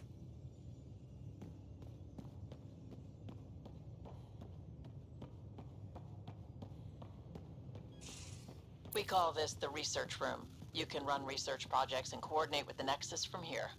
Some serious kit over here. Seems like we're forever racing, but there's always time to check out new toys. Useful ones. I'm all about what's useful. Oh, this is. Especially if you grabbed anything from Habitat 7. Ah. Raw minerals, tech, doesn't matter.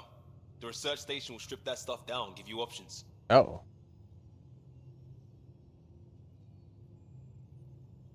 We can craft our way through. Turn the junk we find into an advantage. Hey, with tech like this, it won't be junk for long. Not after we're through. If the best we get is what we make, still the best. Check it out. Here we go. R&D terminals. So research to unlock new blueprints and augmentations using the research data the RD you required. But development to craft new items and upgrades. Okay. Have a look then. But yeah. Let's have a look then.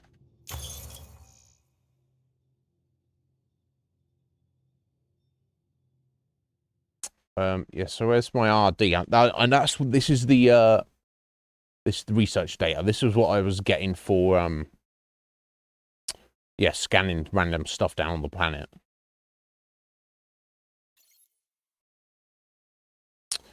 Each research category has different research data. Milky Way research, Helios research, and remnant research. What that is. Yeah, there you go. So there you go. It's my Helios research.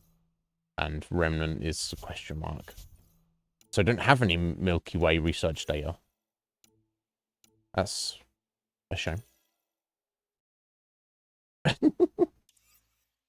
And surely we have no way to get any. Because we're not in the Milky Way. Oh my god. Okay, anyway.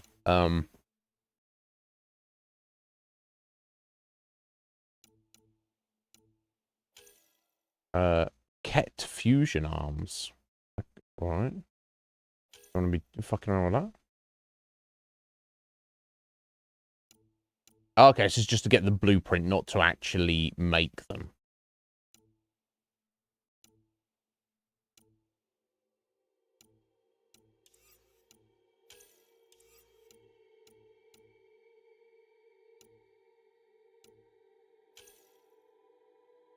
Ultra rare blueprint. Oh shit, that's like all of my research data just to learn. I don't even have the materials to make any of it. So it's like how to know what to even research if okay,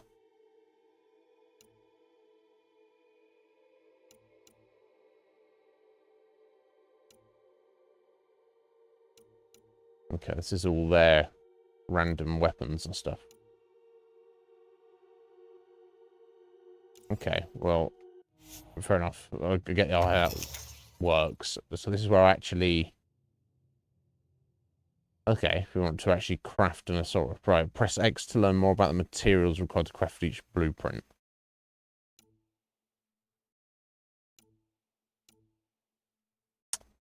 Okay. Right, okay, so that's omni gel, iron, which I apparently have some of, lithium, I have some of, andeso. I have a little... Does it tell my overall materials I have currently? Anyway, I don't need to be making any of these weapons right now, do I? All rank 1 as well. Okay, that's if you want to do it by category. Oh, okay, that's ready to develop. And this is the actual category. So, armor, weapons, unknown, special items.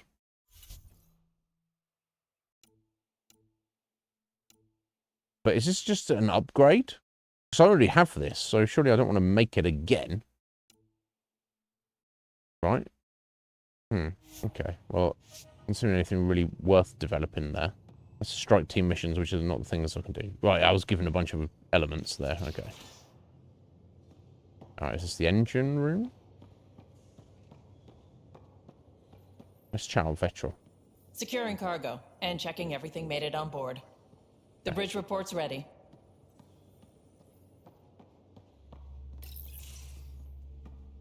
Yeah, okay, it's the engine.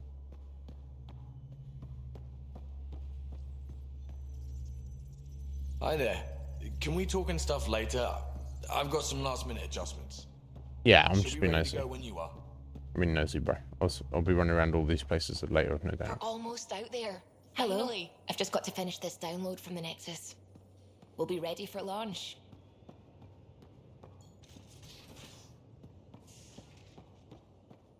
Hi, Ryder. Okay, this is a little elevator, presumably.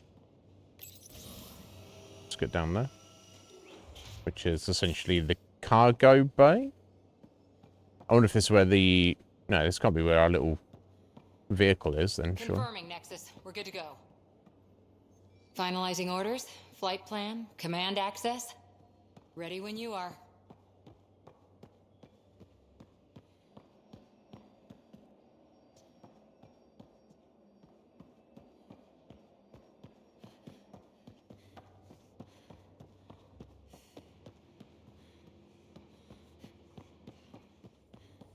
The fuck, how'd you get down here, Vetra? She's everywhere. I got a ladder there as well. Okay, that's cool. Out this way.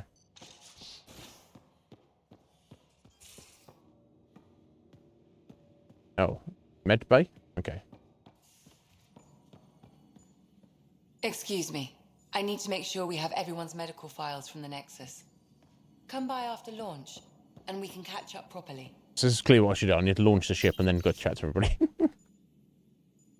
You've got this. This is from Harry. Don't need an old man a few hundred years your junior to tell you you're ready for this. I'll do it anyway because I know it's true. You keep your rider safe, and I'll do the same with mine. Lol. Respec station. Oh, okay. Not necessary, but good to know. That's an option. Okay, this... Most of the crew bunks in here. Cozy, huh? But your room's got more of a view. Crew info. Anyone to help me move a couch? Not right now. I'll keep you on my list, especially if you're biotic and drop the weight. Pay you back in beer or whatever else we find. Liam. Comments. Are you serious, Sufi?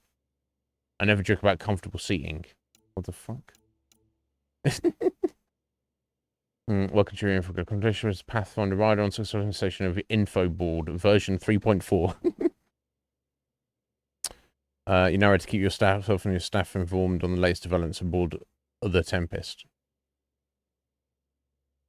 Right. Okay. Good to know.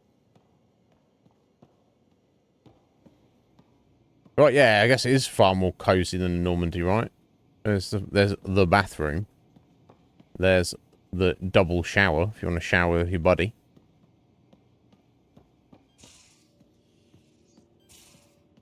And, yeah, look, they've got, like...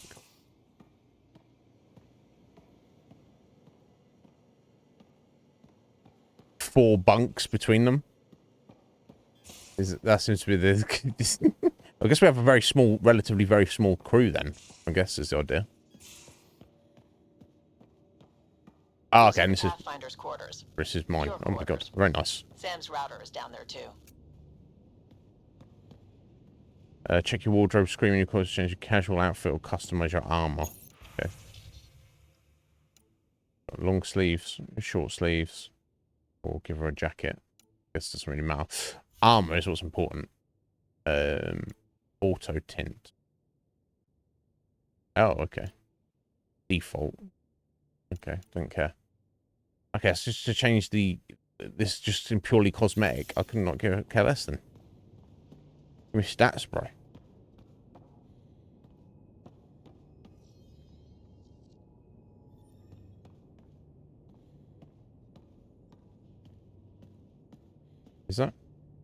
Bottles of booze.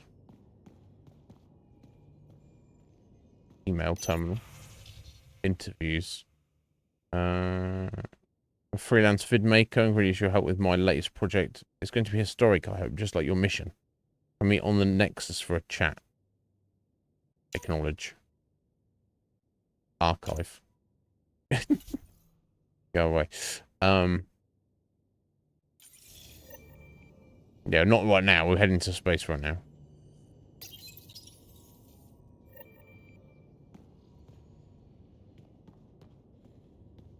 Well, no doubt we'll have to come back to the Nexus at some point for something anyway, so... It's really like, again, this is the... Oh, this is the staff kitchen, I guess.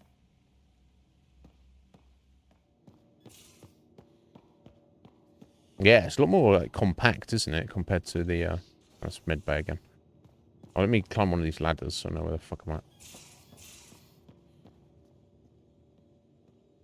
Get up there, Sarah. Legion Cage.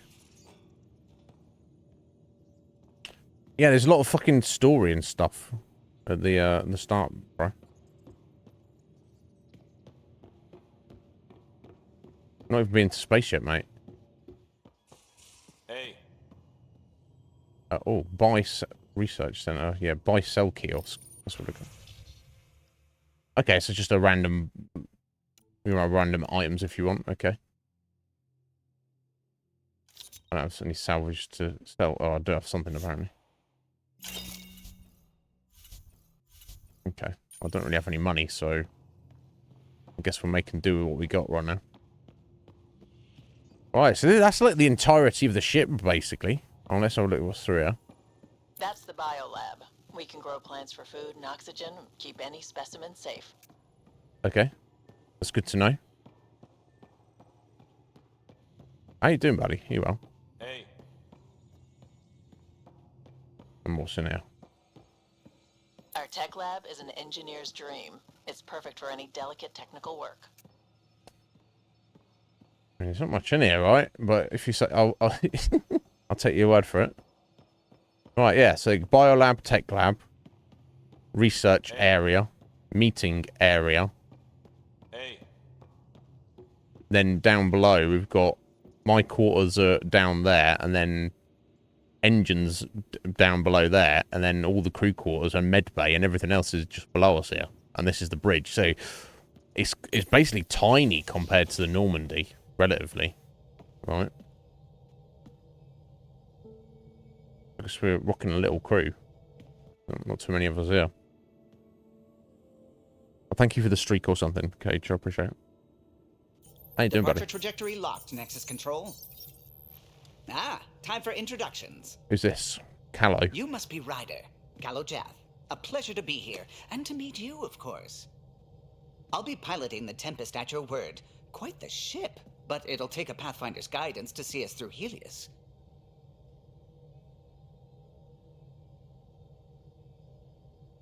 Plenty of dangers out there, but I'll do my best to avoid them. That's reassuring. Wouldn't want to lose my finest work to that angry cloud. I was test pilot for the Tempest's early prototypes. I admit, I'm itching to see how she performs out here.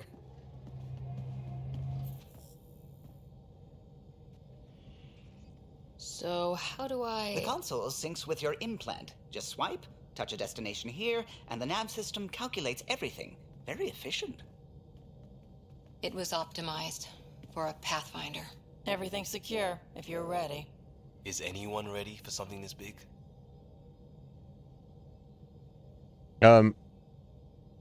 Yeah, right? Fucking Liam, he's like, I can't believe it. I can't believe it. This is so big. Not as big as the thing we've just done, mate. I swear to God. Oh, yeah, how's your Mortal Kombat going, Cage? We signed on for the big stuff when we came to Andromeda. All right. Excuse me. Excuse me. Command access is transferring successfully. Science and monitoring stations look fine. Lexi's reporting in. Helm is green. Gil reports the drive core is online. This is it, Ryder. The Tempest is yours, unless you've got something to say for the log. Keep dreaming of a home. We're the Nexus's best hope. No, let's go. We got casual. We got this. Yeah, no, let's be serious. I never planned to be Pathfinder. I don't know what's out there. But we're the Milky Way's best and brightest. We can do this. Nexus Control, I mean, if anyone this is can. the Tempest, Ident 2527, prepping to depart. Okay, I mean, the idea of,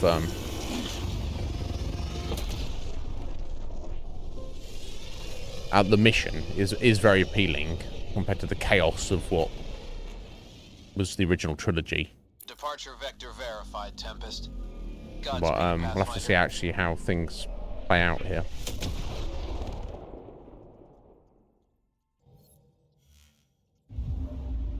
Okay. To Eos, then. What would have been our Habitat 1? 2 failed outposts put an end to that idea. Maybe we can turn things around. Callow, take us in. We'll see. Okay. Let's want to zoom in here and have a look.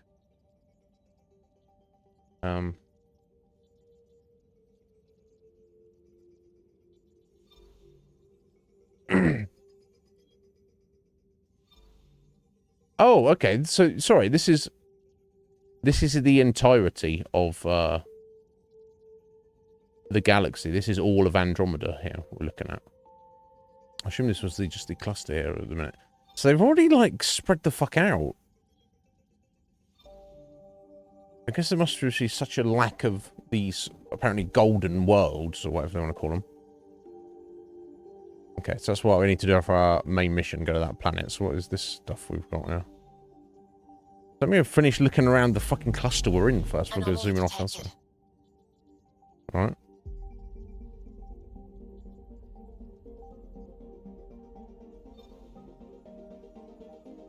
Oh, I missed what that was.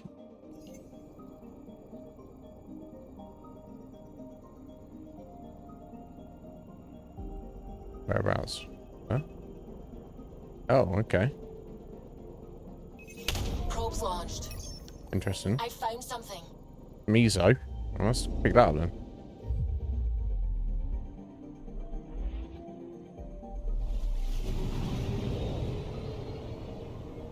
Okay.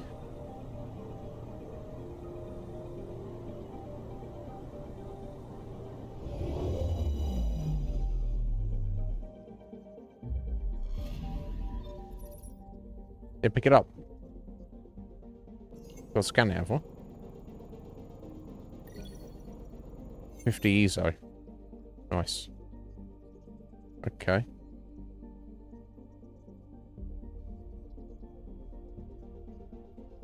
I'm trying to exit the galaxy map. That's where we're... Okay, cool. Right, okay, so... It's a slightly different way of doing it here, but that's fine. I've got random planets here. So that's where the Nexus is there. And I assume it says first strike there, because that's one of my random quests I've picked up there. Okay, well... I guess there's not really any reason to just randomly scan shit. We should definitely have a look at the planets, right? Yeah, I don't need to watch that every time.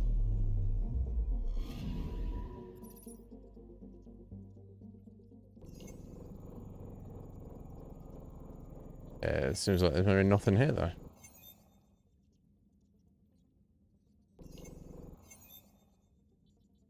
Okay, that's fine. On to the next one.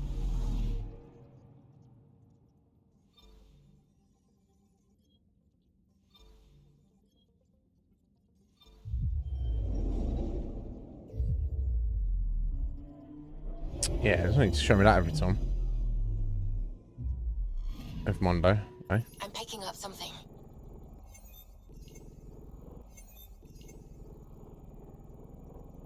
What that? Probes launched. Detecting what's left of a ship. Oh. Yeah.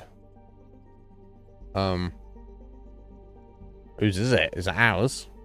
Adrift but salvageable. Okay, let's salvage it then. Oh, right. Okay, it's dead. We just stripped a bunch of stuff off of it. I don't know whose it was, but never mind. Ours now.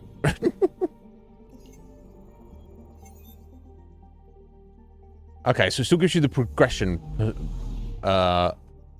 percentage for the cluster. So for the system. So that's handy.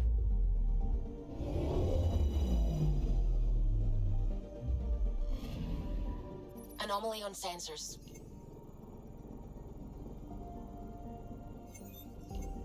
We've got some stuff here. Some stuff. Probes launched. What we got? Anomaly found. A volcano. Okay. What do you want to do with that? Go poke it. I know, we're just mapping it. We're just like, hey, by the way, guys, we found a volcano on this planet over here, so don't go and jump in the volcano. Now, something I do want to check.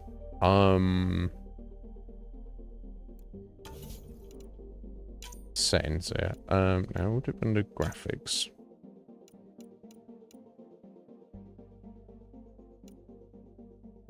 No. Gameplay. So every time it's moving me from one planet to the next, it's got coming up with a thing saying, "Oh, just skip this," because I don't really need to see it. So I wonder if there's a way to just turn that off and skip it every time, because I don't need to do that.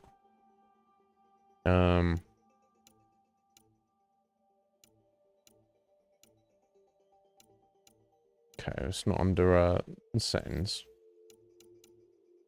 It's not on graphics either. What is it? No, I guess not then. Never mind. Let's click it each time. That's no wrong.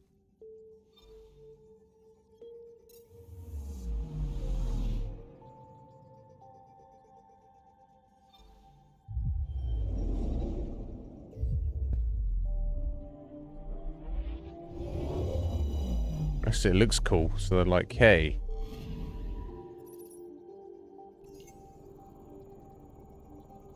Wouldn't this cool if this was cool and stuff? No, okay. No, it doesn't seem to be anything there. I guess the last 17% is back over here at the Nexus.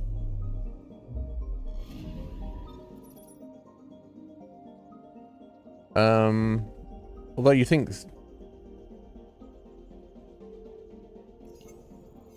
you would think that that wouldn't be a factor in terms of oh, there you go. Yeah, okay, we just had to go here to look at it. Yeah, so we got 100% progress. Okay, cool.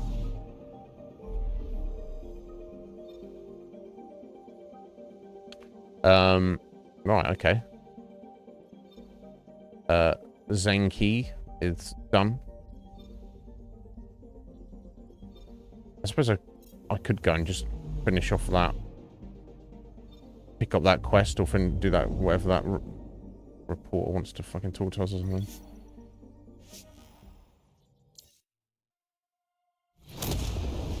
Sacrifice 1,000 people for favors. I don't know if we'd be doing that. Okay, well, if we need to, right? We'll see.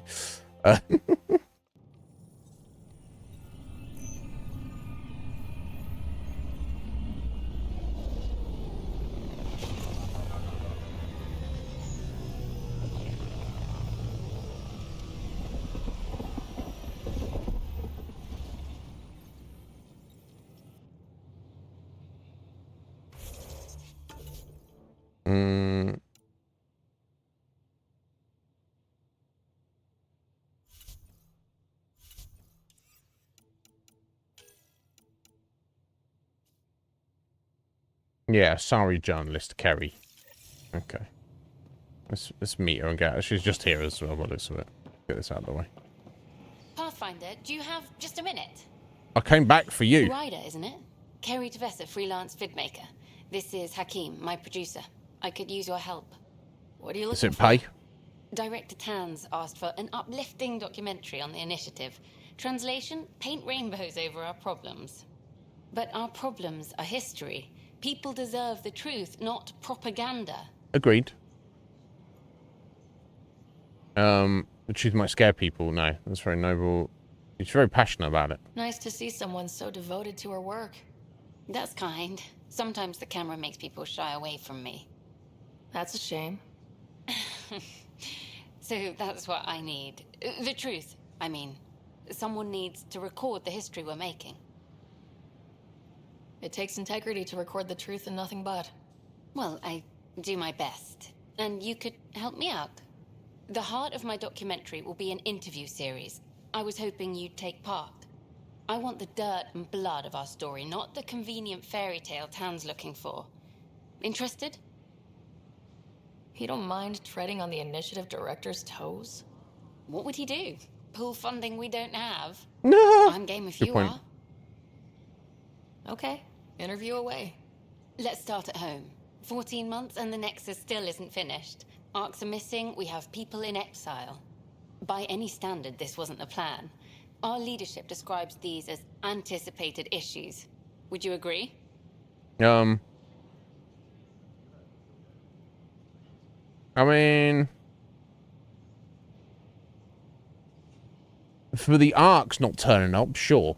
For there being a fucking revolt and people getting exiled, no. But yeah, let's take We charge. still have to fix them. Everyone, leaders included, needs to pitch in. Let's be honest about these challenges and how we're going to face them.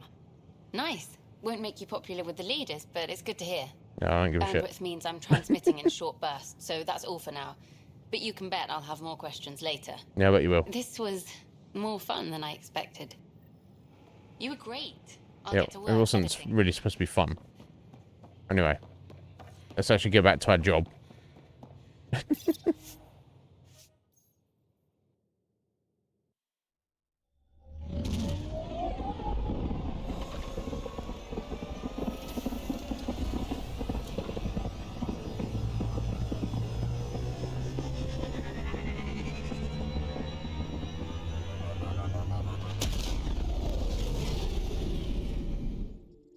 Yeah, I mean, it's a cool looking ship. Oh, Gil wanted you to check in. Oh, right. Okay, so now I guess now I've got to probably go and chat to everybody, right?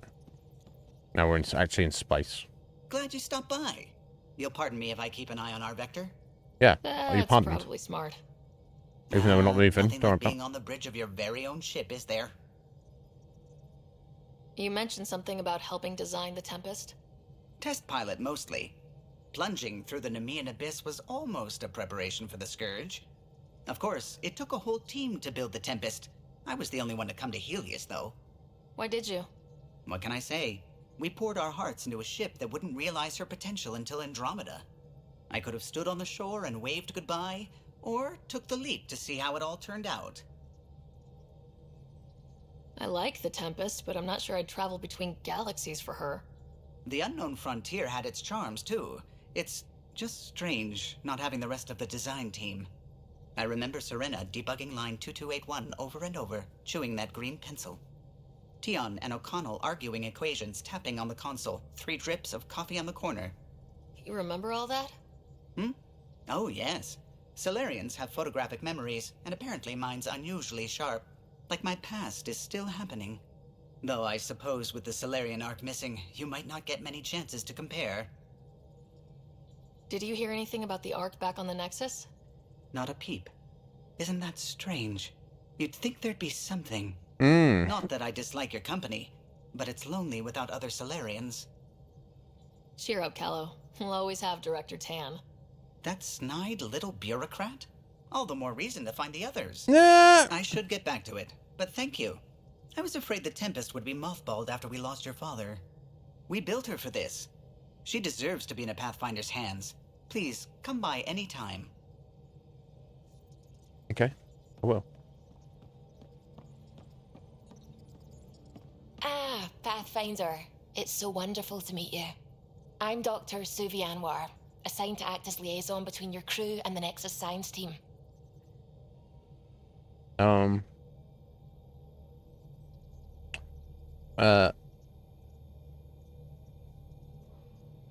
Okay, right, yeah, because obviously any science at all we find out, essentially we're doing it for the Nexus, right? Not doing it for ourselves. So we give the information to her, or she just takes it herself and passes it along. That's fine.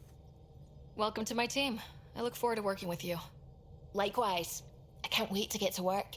There hasn't been much to do so far, unfortunately.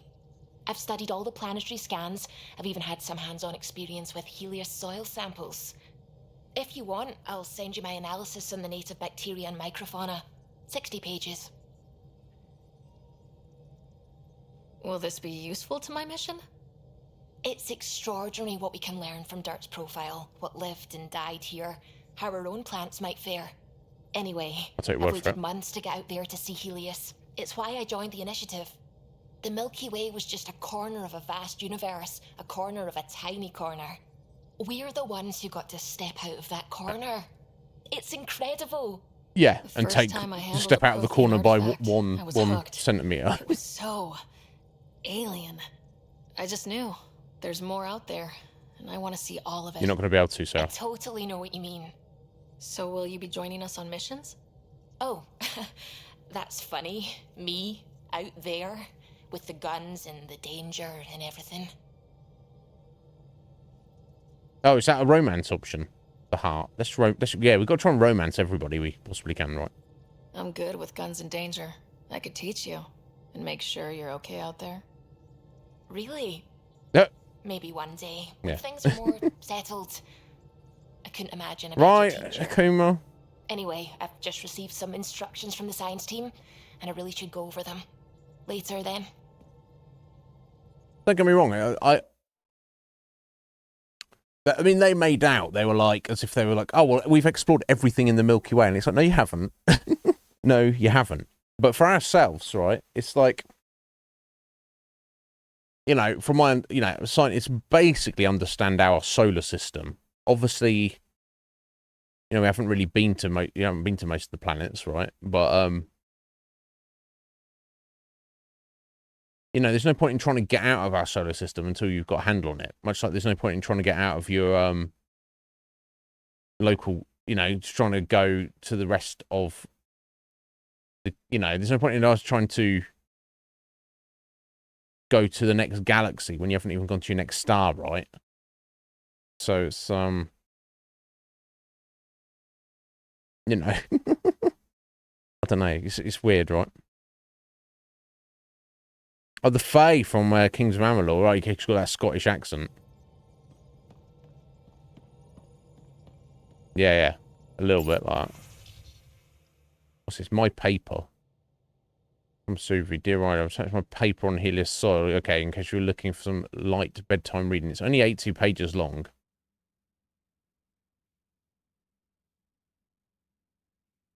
Nah, the attachment has been categorized as spam and is now quarantined. Yes, sorry, Suvi, I couldn't read it. It was, you know, it was the email system. It flagged it as spam. Sorry, I didn't notice. You know. All right, from Lexi. I've completed my analysis. The injuries you suffered on Habitat 7 during the fall, or both falls, including the facial damage incurred when your helmet shattered. Oh, there you go. That's why Sarah's eyes look all fucked up. It's because of the damage she suffered when she fell and she face planted. Okay. Yeah, there's her hairline subsurface fractures are mending nicely. There you go. She got fractures in her face. That's what it is. If you wanted to monitor the healing process, there's a facial reconstruction suite installed in the Tempest medbay. Exploring harsh environments can take its toll after all. It can make any desired adjustments to your appearance quickly and say, okay, so what that really is just if you want to change your physical appearance.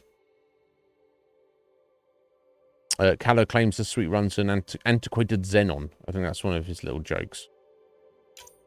Okay. Mason joke. Let's go chat to everybody. What's through here?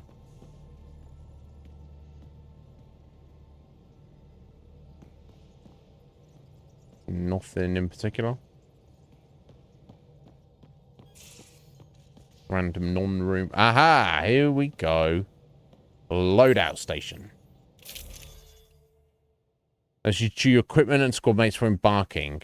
Bumpers to cycle through your loadout and press B when you're ready.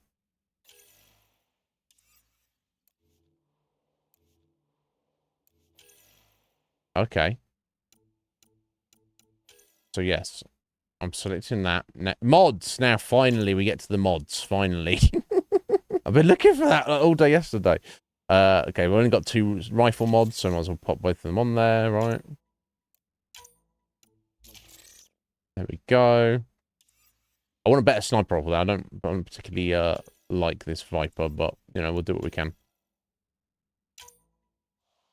And I can only seemingly carry 2 weapons at the moment anyway, so... No, I don't have any assault rifle mods at the moment. That's perfectly fine. And weight, again, seems to be tied to recharge speed. Armor. Let's see. Okay, we've only got 1 set of armor at the moment. Here's the basic bitch armor. That's perfectly fine. And you have arms, legs, chest, and head. Looks like we do have a mod slot for our body, but we don't actually have any armor mods. Again, perfectly fine. Consumables. So, these shield consumables, they seem to be locked in. So we've got 2 extra slots we need to unlock. Cryopod perk. Okay, work on that. I think you can sort this out any time. Okay, Liam and Cora. We have a look at their loads out, I guess. Okay. No. You can't change their loadout. That's just to set your squad. So we'll put Vetra there. Okay. So I can't change the letter. This is just my squad mate. Okay.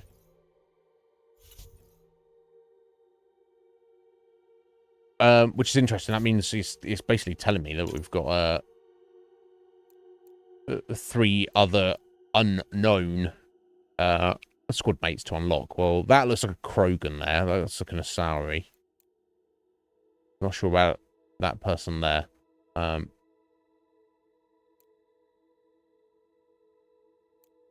to tell, right? Doesn't matter even slightly. Okay, cool. So we go. We've worked out how to do mods at least now. So that's where I can set my loadout. Good to know. It seems like you don't actually choose the loadout of your squad members by the looks of it. Ryder, when you've got a minute, stop by the med bay.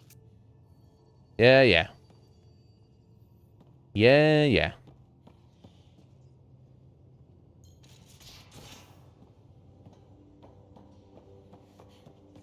Pathfinder Ryder to engineering. Repeat, Ryder to engineering. Shit, is this thing on? Is that funny, bro? Pathfinder making the rounds. Slumming it, huh? Want to see how the riffraff are making out? Hey, this is the most important part of the ship. Whoa, don't tell me they put someone smart in charge for a change. I am at your command. Just want to see how things are going with the ship. I can coax more out of this baby than some might think, but we shouldn't go too far or push too hard between Nexus stops. For now. It just feels good to be stretching our wings, you know? Locked in idle too long, you start to drift. People, same as ships. Stuck on the Nexus, gotta say, I was regretting joining the initiative. I doubt you were the only one. Yes, but it's a new thing for me, regret. I tend to live the way I work. Kind of feel it, do it. Not a lot of close ties, no real sense of purpose. Figured maybe I'd find my true calling in Andromeda. Then I got here and, oops, I just made a decision there's no turning back from. I was going nuts on that station. You can't know how jazzed I was when you showed up. Oh, here we go. We're gonna fucking romance everybody. I'll do more than show you. Watch them freak out, or just you know, or not. It's just like, oh yeah, fuck yeah, boss. Happy to be of service. I think you'll see that showing up is only one of my many talents. Oh yeah? You're not hitting on me, are you? Yes. Thought I was. Is it not one of my many talents?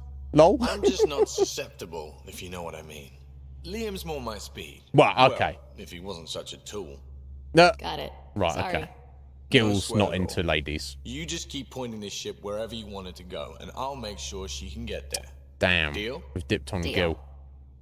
Nothing, no, you know, I'm gonna get anything from it.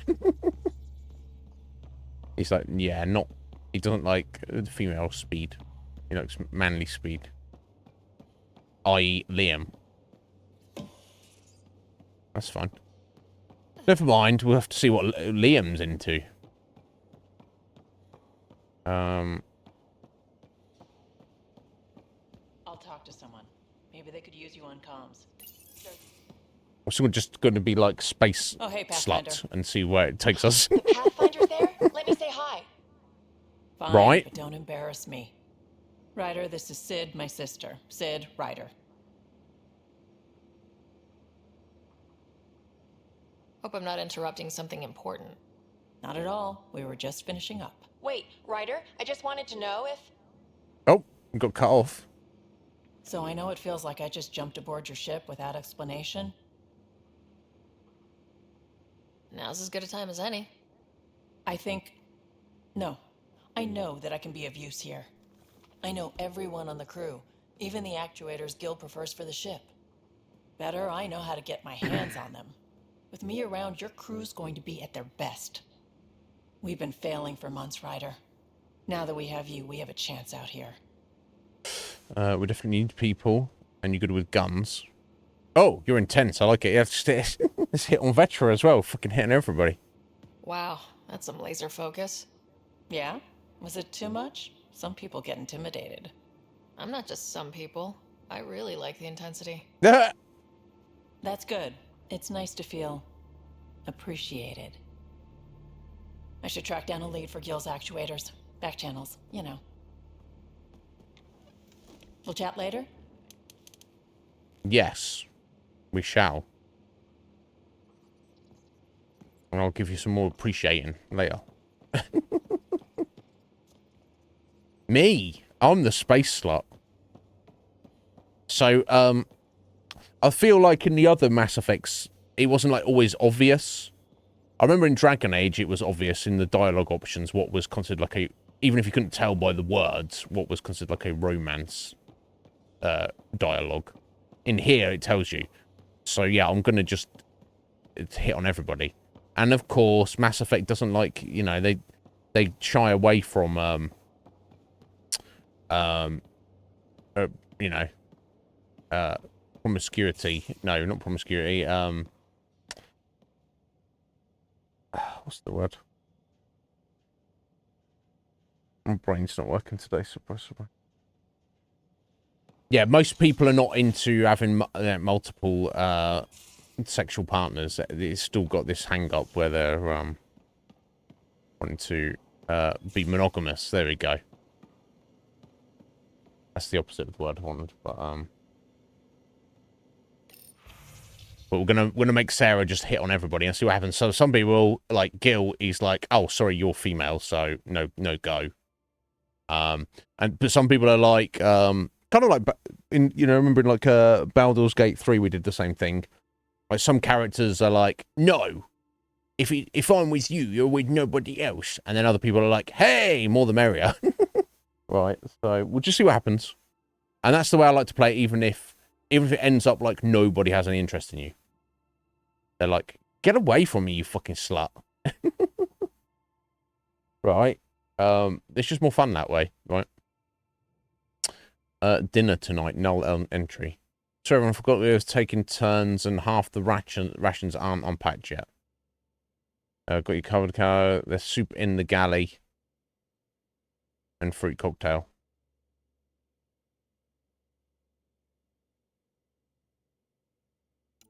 Yeah, done well. I'll eat some of that.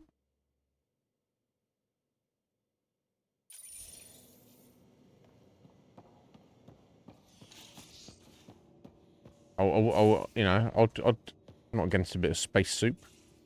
It might be all right.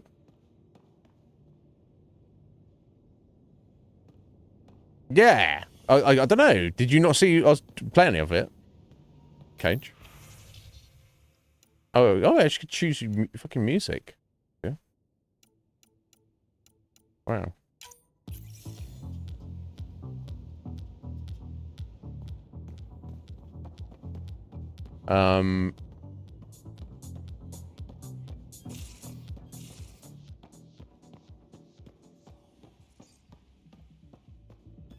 Yeah, fuck, we did like, well, it must have been like fucking 30 streams of it or something. No, look, you might have wanted to play it yourself, so maybe, or where you were playing yourself, you wanted to stay away from it.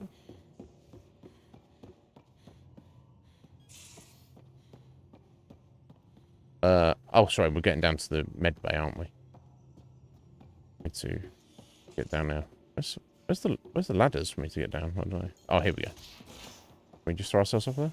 No, you have to actually climb the ladder. Get down there, Sarah. Right, okay. Yeah, fair. It's good. Mostly, it's not this unparalleled, amazing, incredible game that everyone thinks it is, because it's buggy and clunky as fuck, actually. I know, like, the fanboys don't want to admit that. They're like, no, Baldur's Gate 3 is the greatest thing that ever existed, guy. You're not And it's like, Harry. no, it's not. The blue give it In away? theory it is, but it's not Habitat actually. 7 was a little more action-packed But still, than a lot of Harry fun. bargained for. He decided to spend Very, his very retirement fun years game. in the Hyperion looking after your brother. I think what I like even more about Baldur's Gate 3 itself is that they, with the release of that game, they have very much kind of, for RPGs of that type, they very much raised the bar. Any other RPG video games of that type that come out in the future, I mean, I know it took so many years to make and such a lot of money. It's not that they have to hit that, but they have like set a new standard that everything else will be measured against, and it is a very high standard. So that's a good thing. Yeah, I mean, I like the game very much, but God, it's funny because like the first 2 acts of the game are like flawless, and then you get into the act 3 and you're like, oh shit, they didn't even playtest this act, and you're like, what the fuck? Like, what the actual fuck? I don't know. It's what it is, right? Oh, I don't mind that, as long as you can pause it at any time. I mean, what they could have done for the movement is just kind of maybe add like an exploration mode.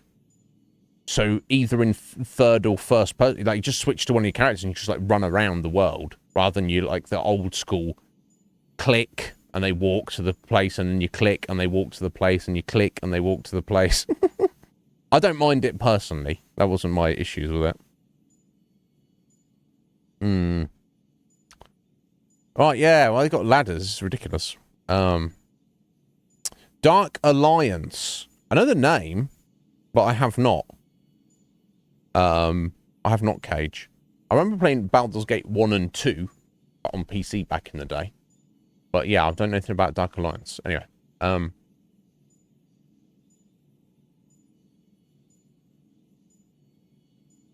Happy to have you, Dr. DePero. I'll do my best. Yeah, you will.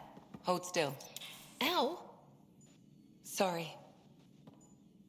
I remember you having a gentler touch. Still trying to get my bearings. Oh? Thought I'd be waking up colonists, not taking care of the Pathfinder. I couldn't be in better hands. I just stabbed you. We all have off days. I always hoped to work in the field, but everything's happening so quickly. Focus on the positive. It helps. I guess this is my opportunity to study alien species firsthand. Getting a Ket specimen aboard the Hyperion would be difficult, but here... what? You want us to capture a Ket corpse. Oh. For autopsy. Yeah, we need one if we haven't done that already. Would be better, but I'm not greedy. Why do you care about the cat? We need to know the enemy, right? I'm a specialist in alien anatomy. My thesis on Krogan virility and aggression is what got me in the initiative. Oh yeah, of course. I had no idea. I'd love to hear more. Over dinner, maybe? No. Oh. Thing is, Ryder, you're not my type. What's your type? Guys. Not a patient. Oh. I need to be able to look at you clinically without distractions. She's just like, I'm just choosing professionalism over everything. Am I distracting? Not nearly as much as you think you are. But we were discussing the cat. An autopsy could teach us potential weaknesses, average lifespan. Right. Just something to think about. Yeah, I'll capture a cat for you, don't worry. Make sure the Pathfinder eats her vegetables. Lol. Funny. You're making me laugh, Sarah. That's funny. Okay, so I don't think there's any. I've spoken to everybody now. All right, I think so. I think we've spoken to everybody.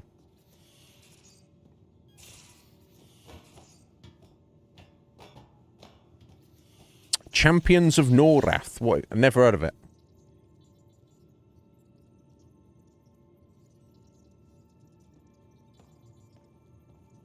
We haven't really spoken since orientation, have we? It's all been so hectic, but I'm sure things will quiet down soon. Can't be worse than the Nexus.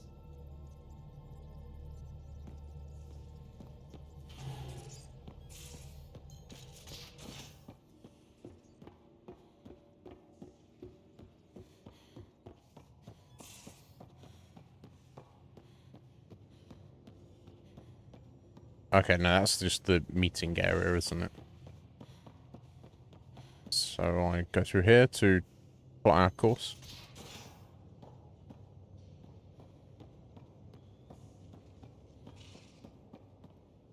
Oh, that's all the engineering stuff. Where is it again?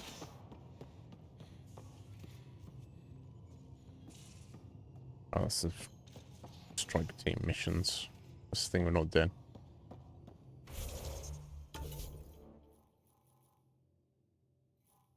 No, galaxy map. Oh, it's just up here. Oh. That's a okay. Obviously, I just missed the terminal.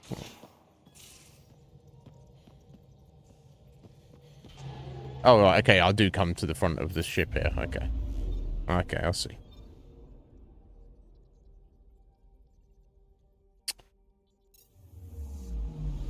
Right, okay, cool. So that's that system done. Moving on to the next system now. We've got no reason to go here, so let's go here.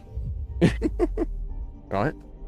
Oh shit, we're at the end of the stream. I'm gonna finish this up in a second. We've barely done much today, I feel, but I think I'll have a good old rant. I think Red Mage enjoyed that. This is about as far as the Nexus surveyors could get before, well... Let's see what's waiting here. Anomaly on sensors. Black hole? I don't want to go there, right?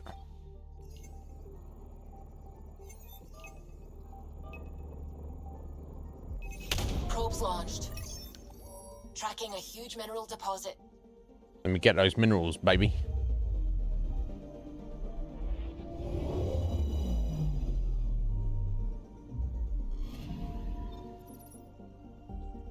Aluminium. 115. Done well. Anything else? Or is that all of it? Guess that's all of it.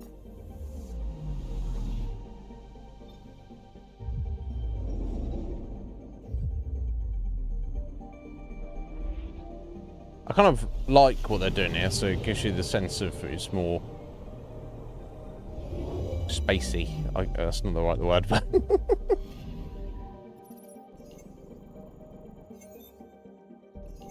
okay. Nothing on this random planet. That's fine. Moving along. Let's go over here.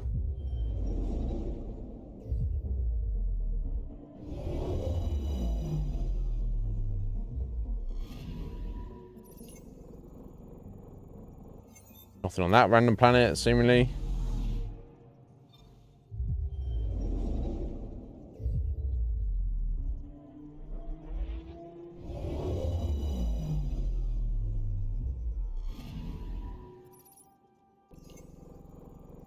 Nope. Well, in fact, what percent? We're on 57%. So there's probably, assumably, just one random thing to find somewhere.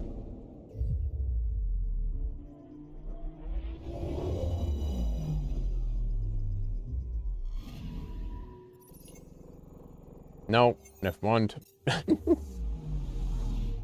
Okay, over to that one. Yeah, over to this planet.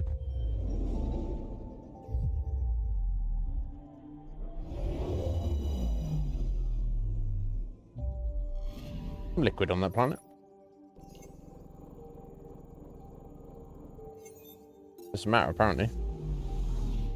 Oh, let's poke ads into the fucking black hole then. I don't know if this is a good idea, but this is what we're doing, apparently.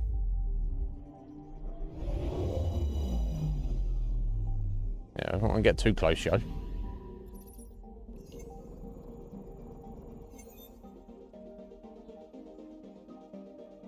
Even at this distance, the black hole presents a risk to onboard ship systems. No shit.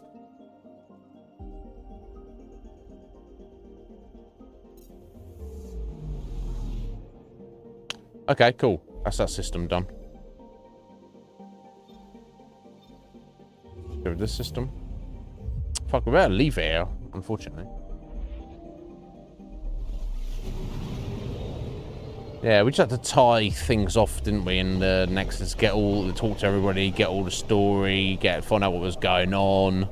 So this is where the human ark first entered Helios? Heck of a wake-up call. Yeah, freaky, right? Anomaly on sensors. Probe away. Getting a scan. Starship wreckage. Shuttle spotted. Drifting. It sustained catastrophic electrical damage.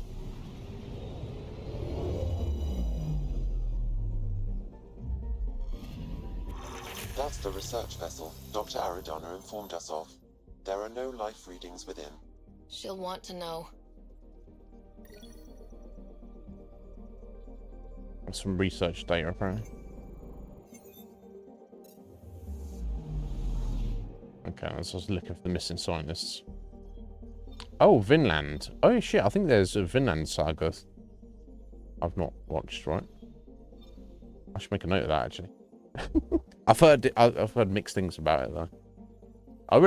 Some people didn't like the first one. I fucking loved the first season of it. I'm just going to add this in so I don't forget about it, though.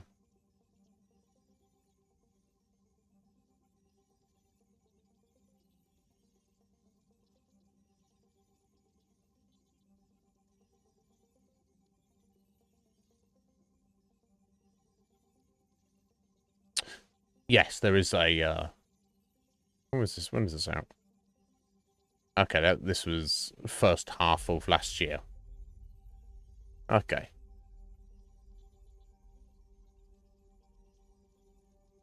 I'll look for that later. Not that I've need to. I'm on the Dr. Stone at the minute.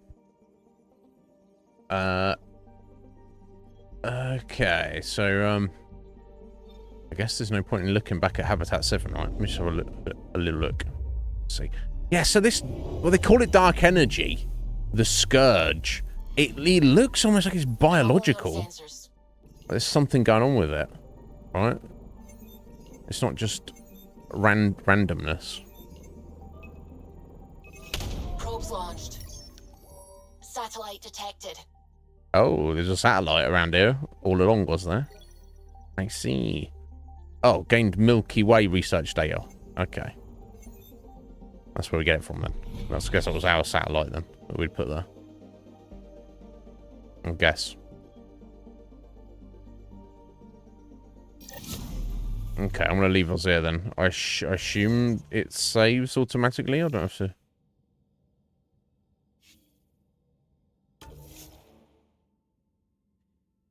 Right.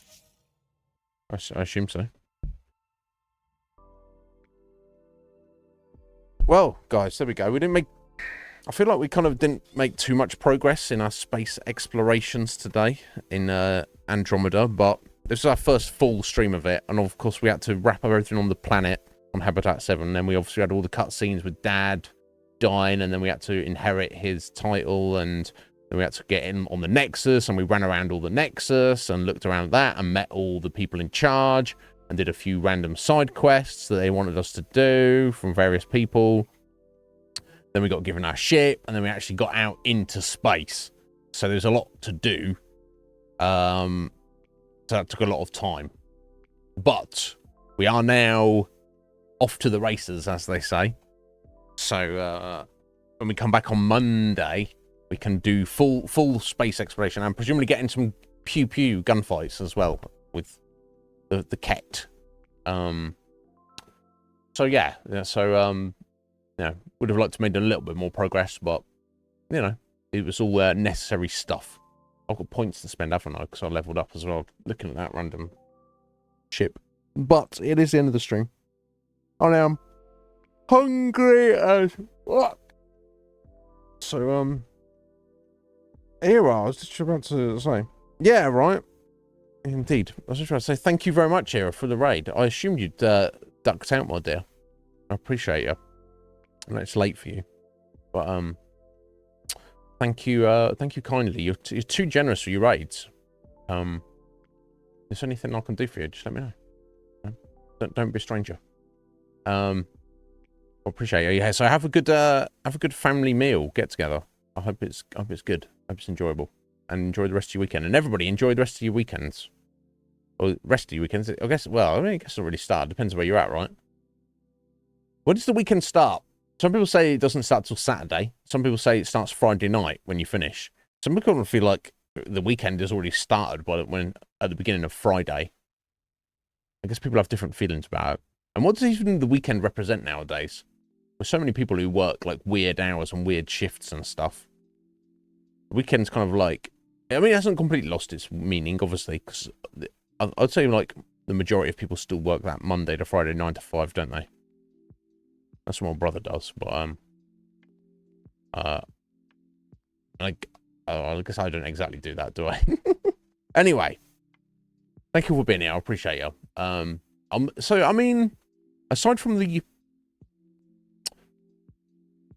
I don't know how to describe it, quirkiness of Andromeda, the gameplay systems that it's introducing do seem interesting, and honestly, I kind of like, I think I prefer the overall vibe of the space game, where it's like, yeah, there's danger out there and you're gonna have to fight some aliens and stuff, but you're just exploring rather than, oh no, we have to save the galaxy. You know, that it kind of takes the pressure off a little bit.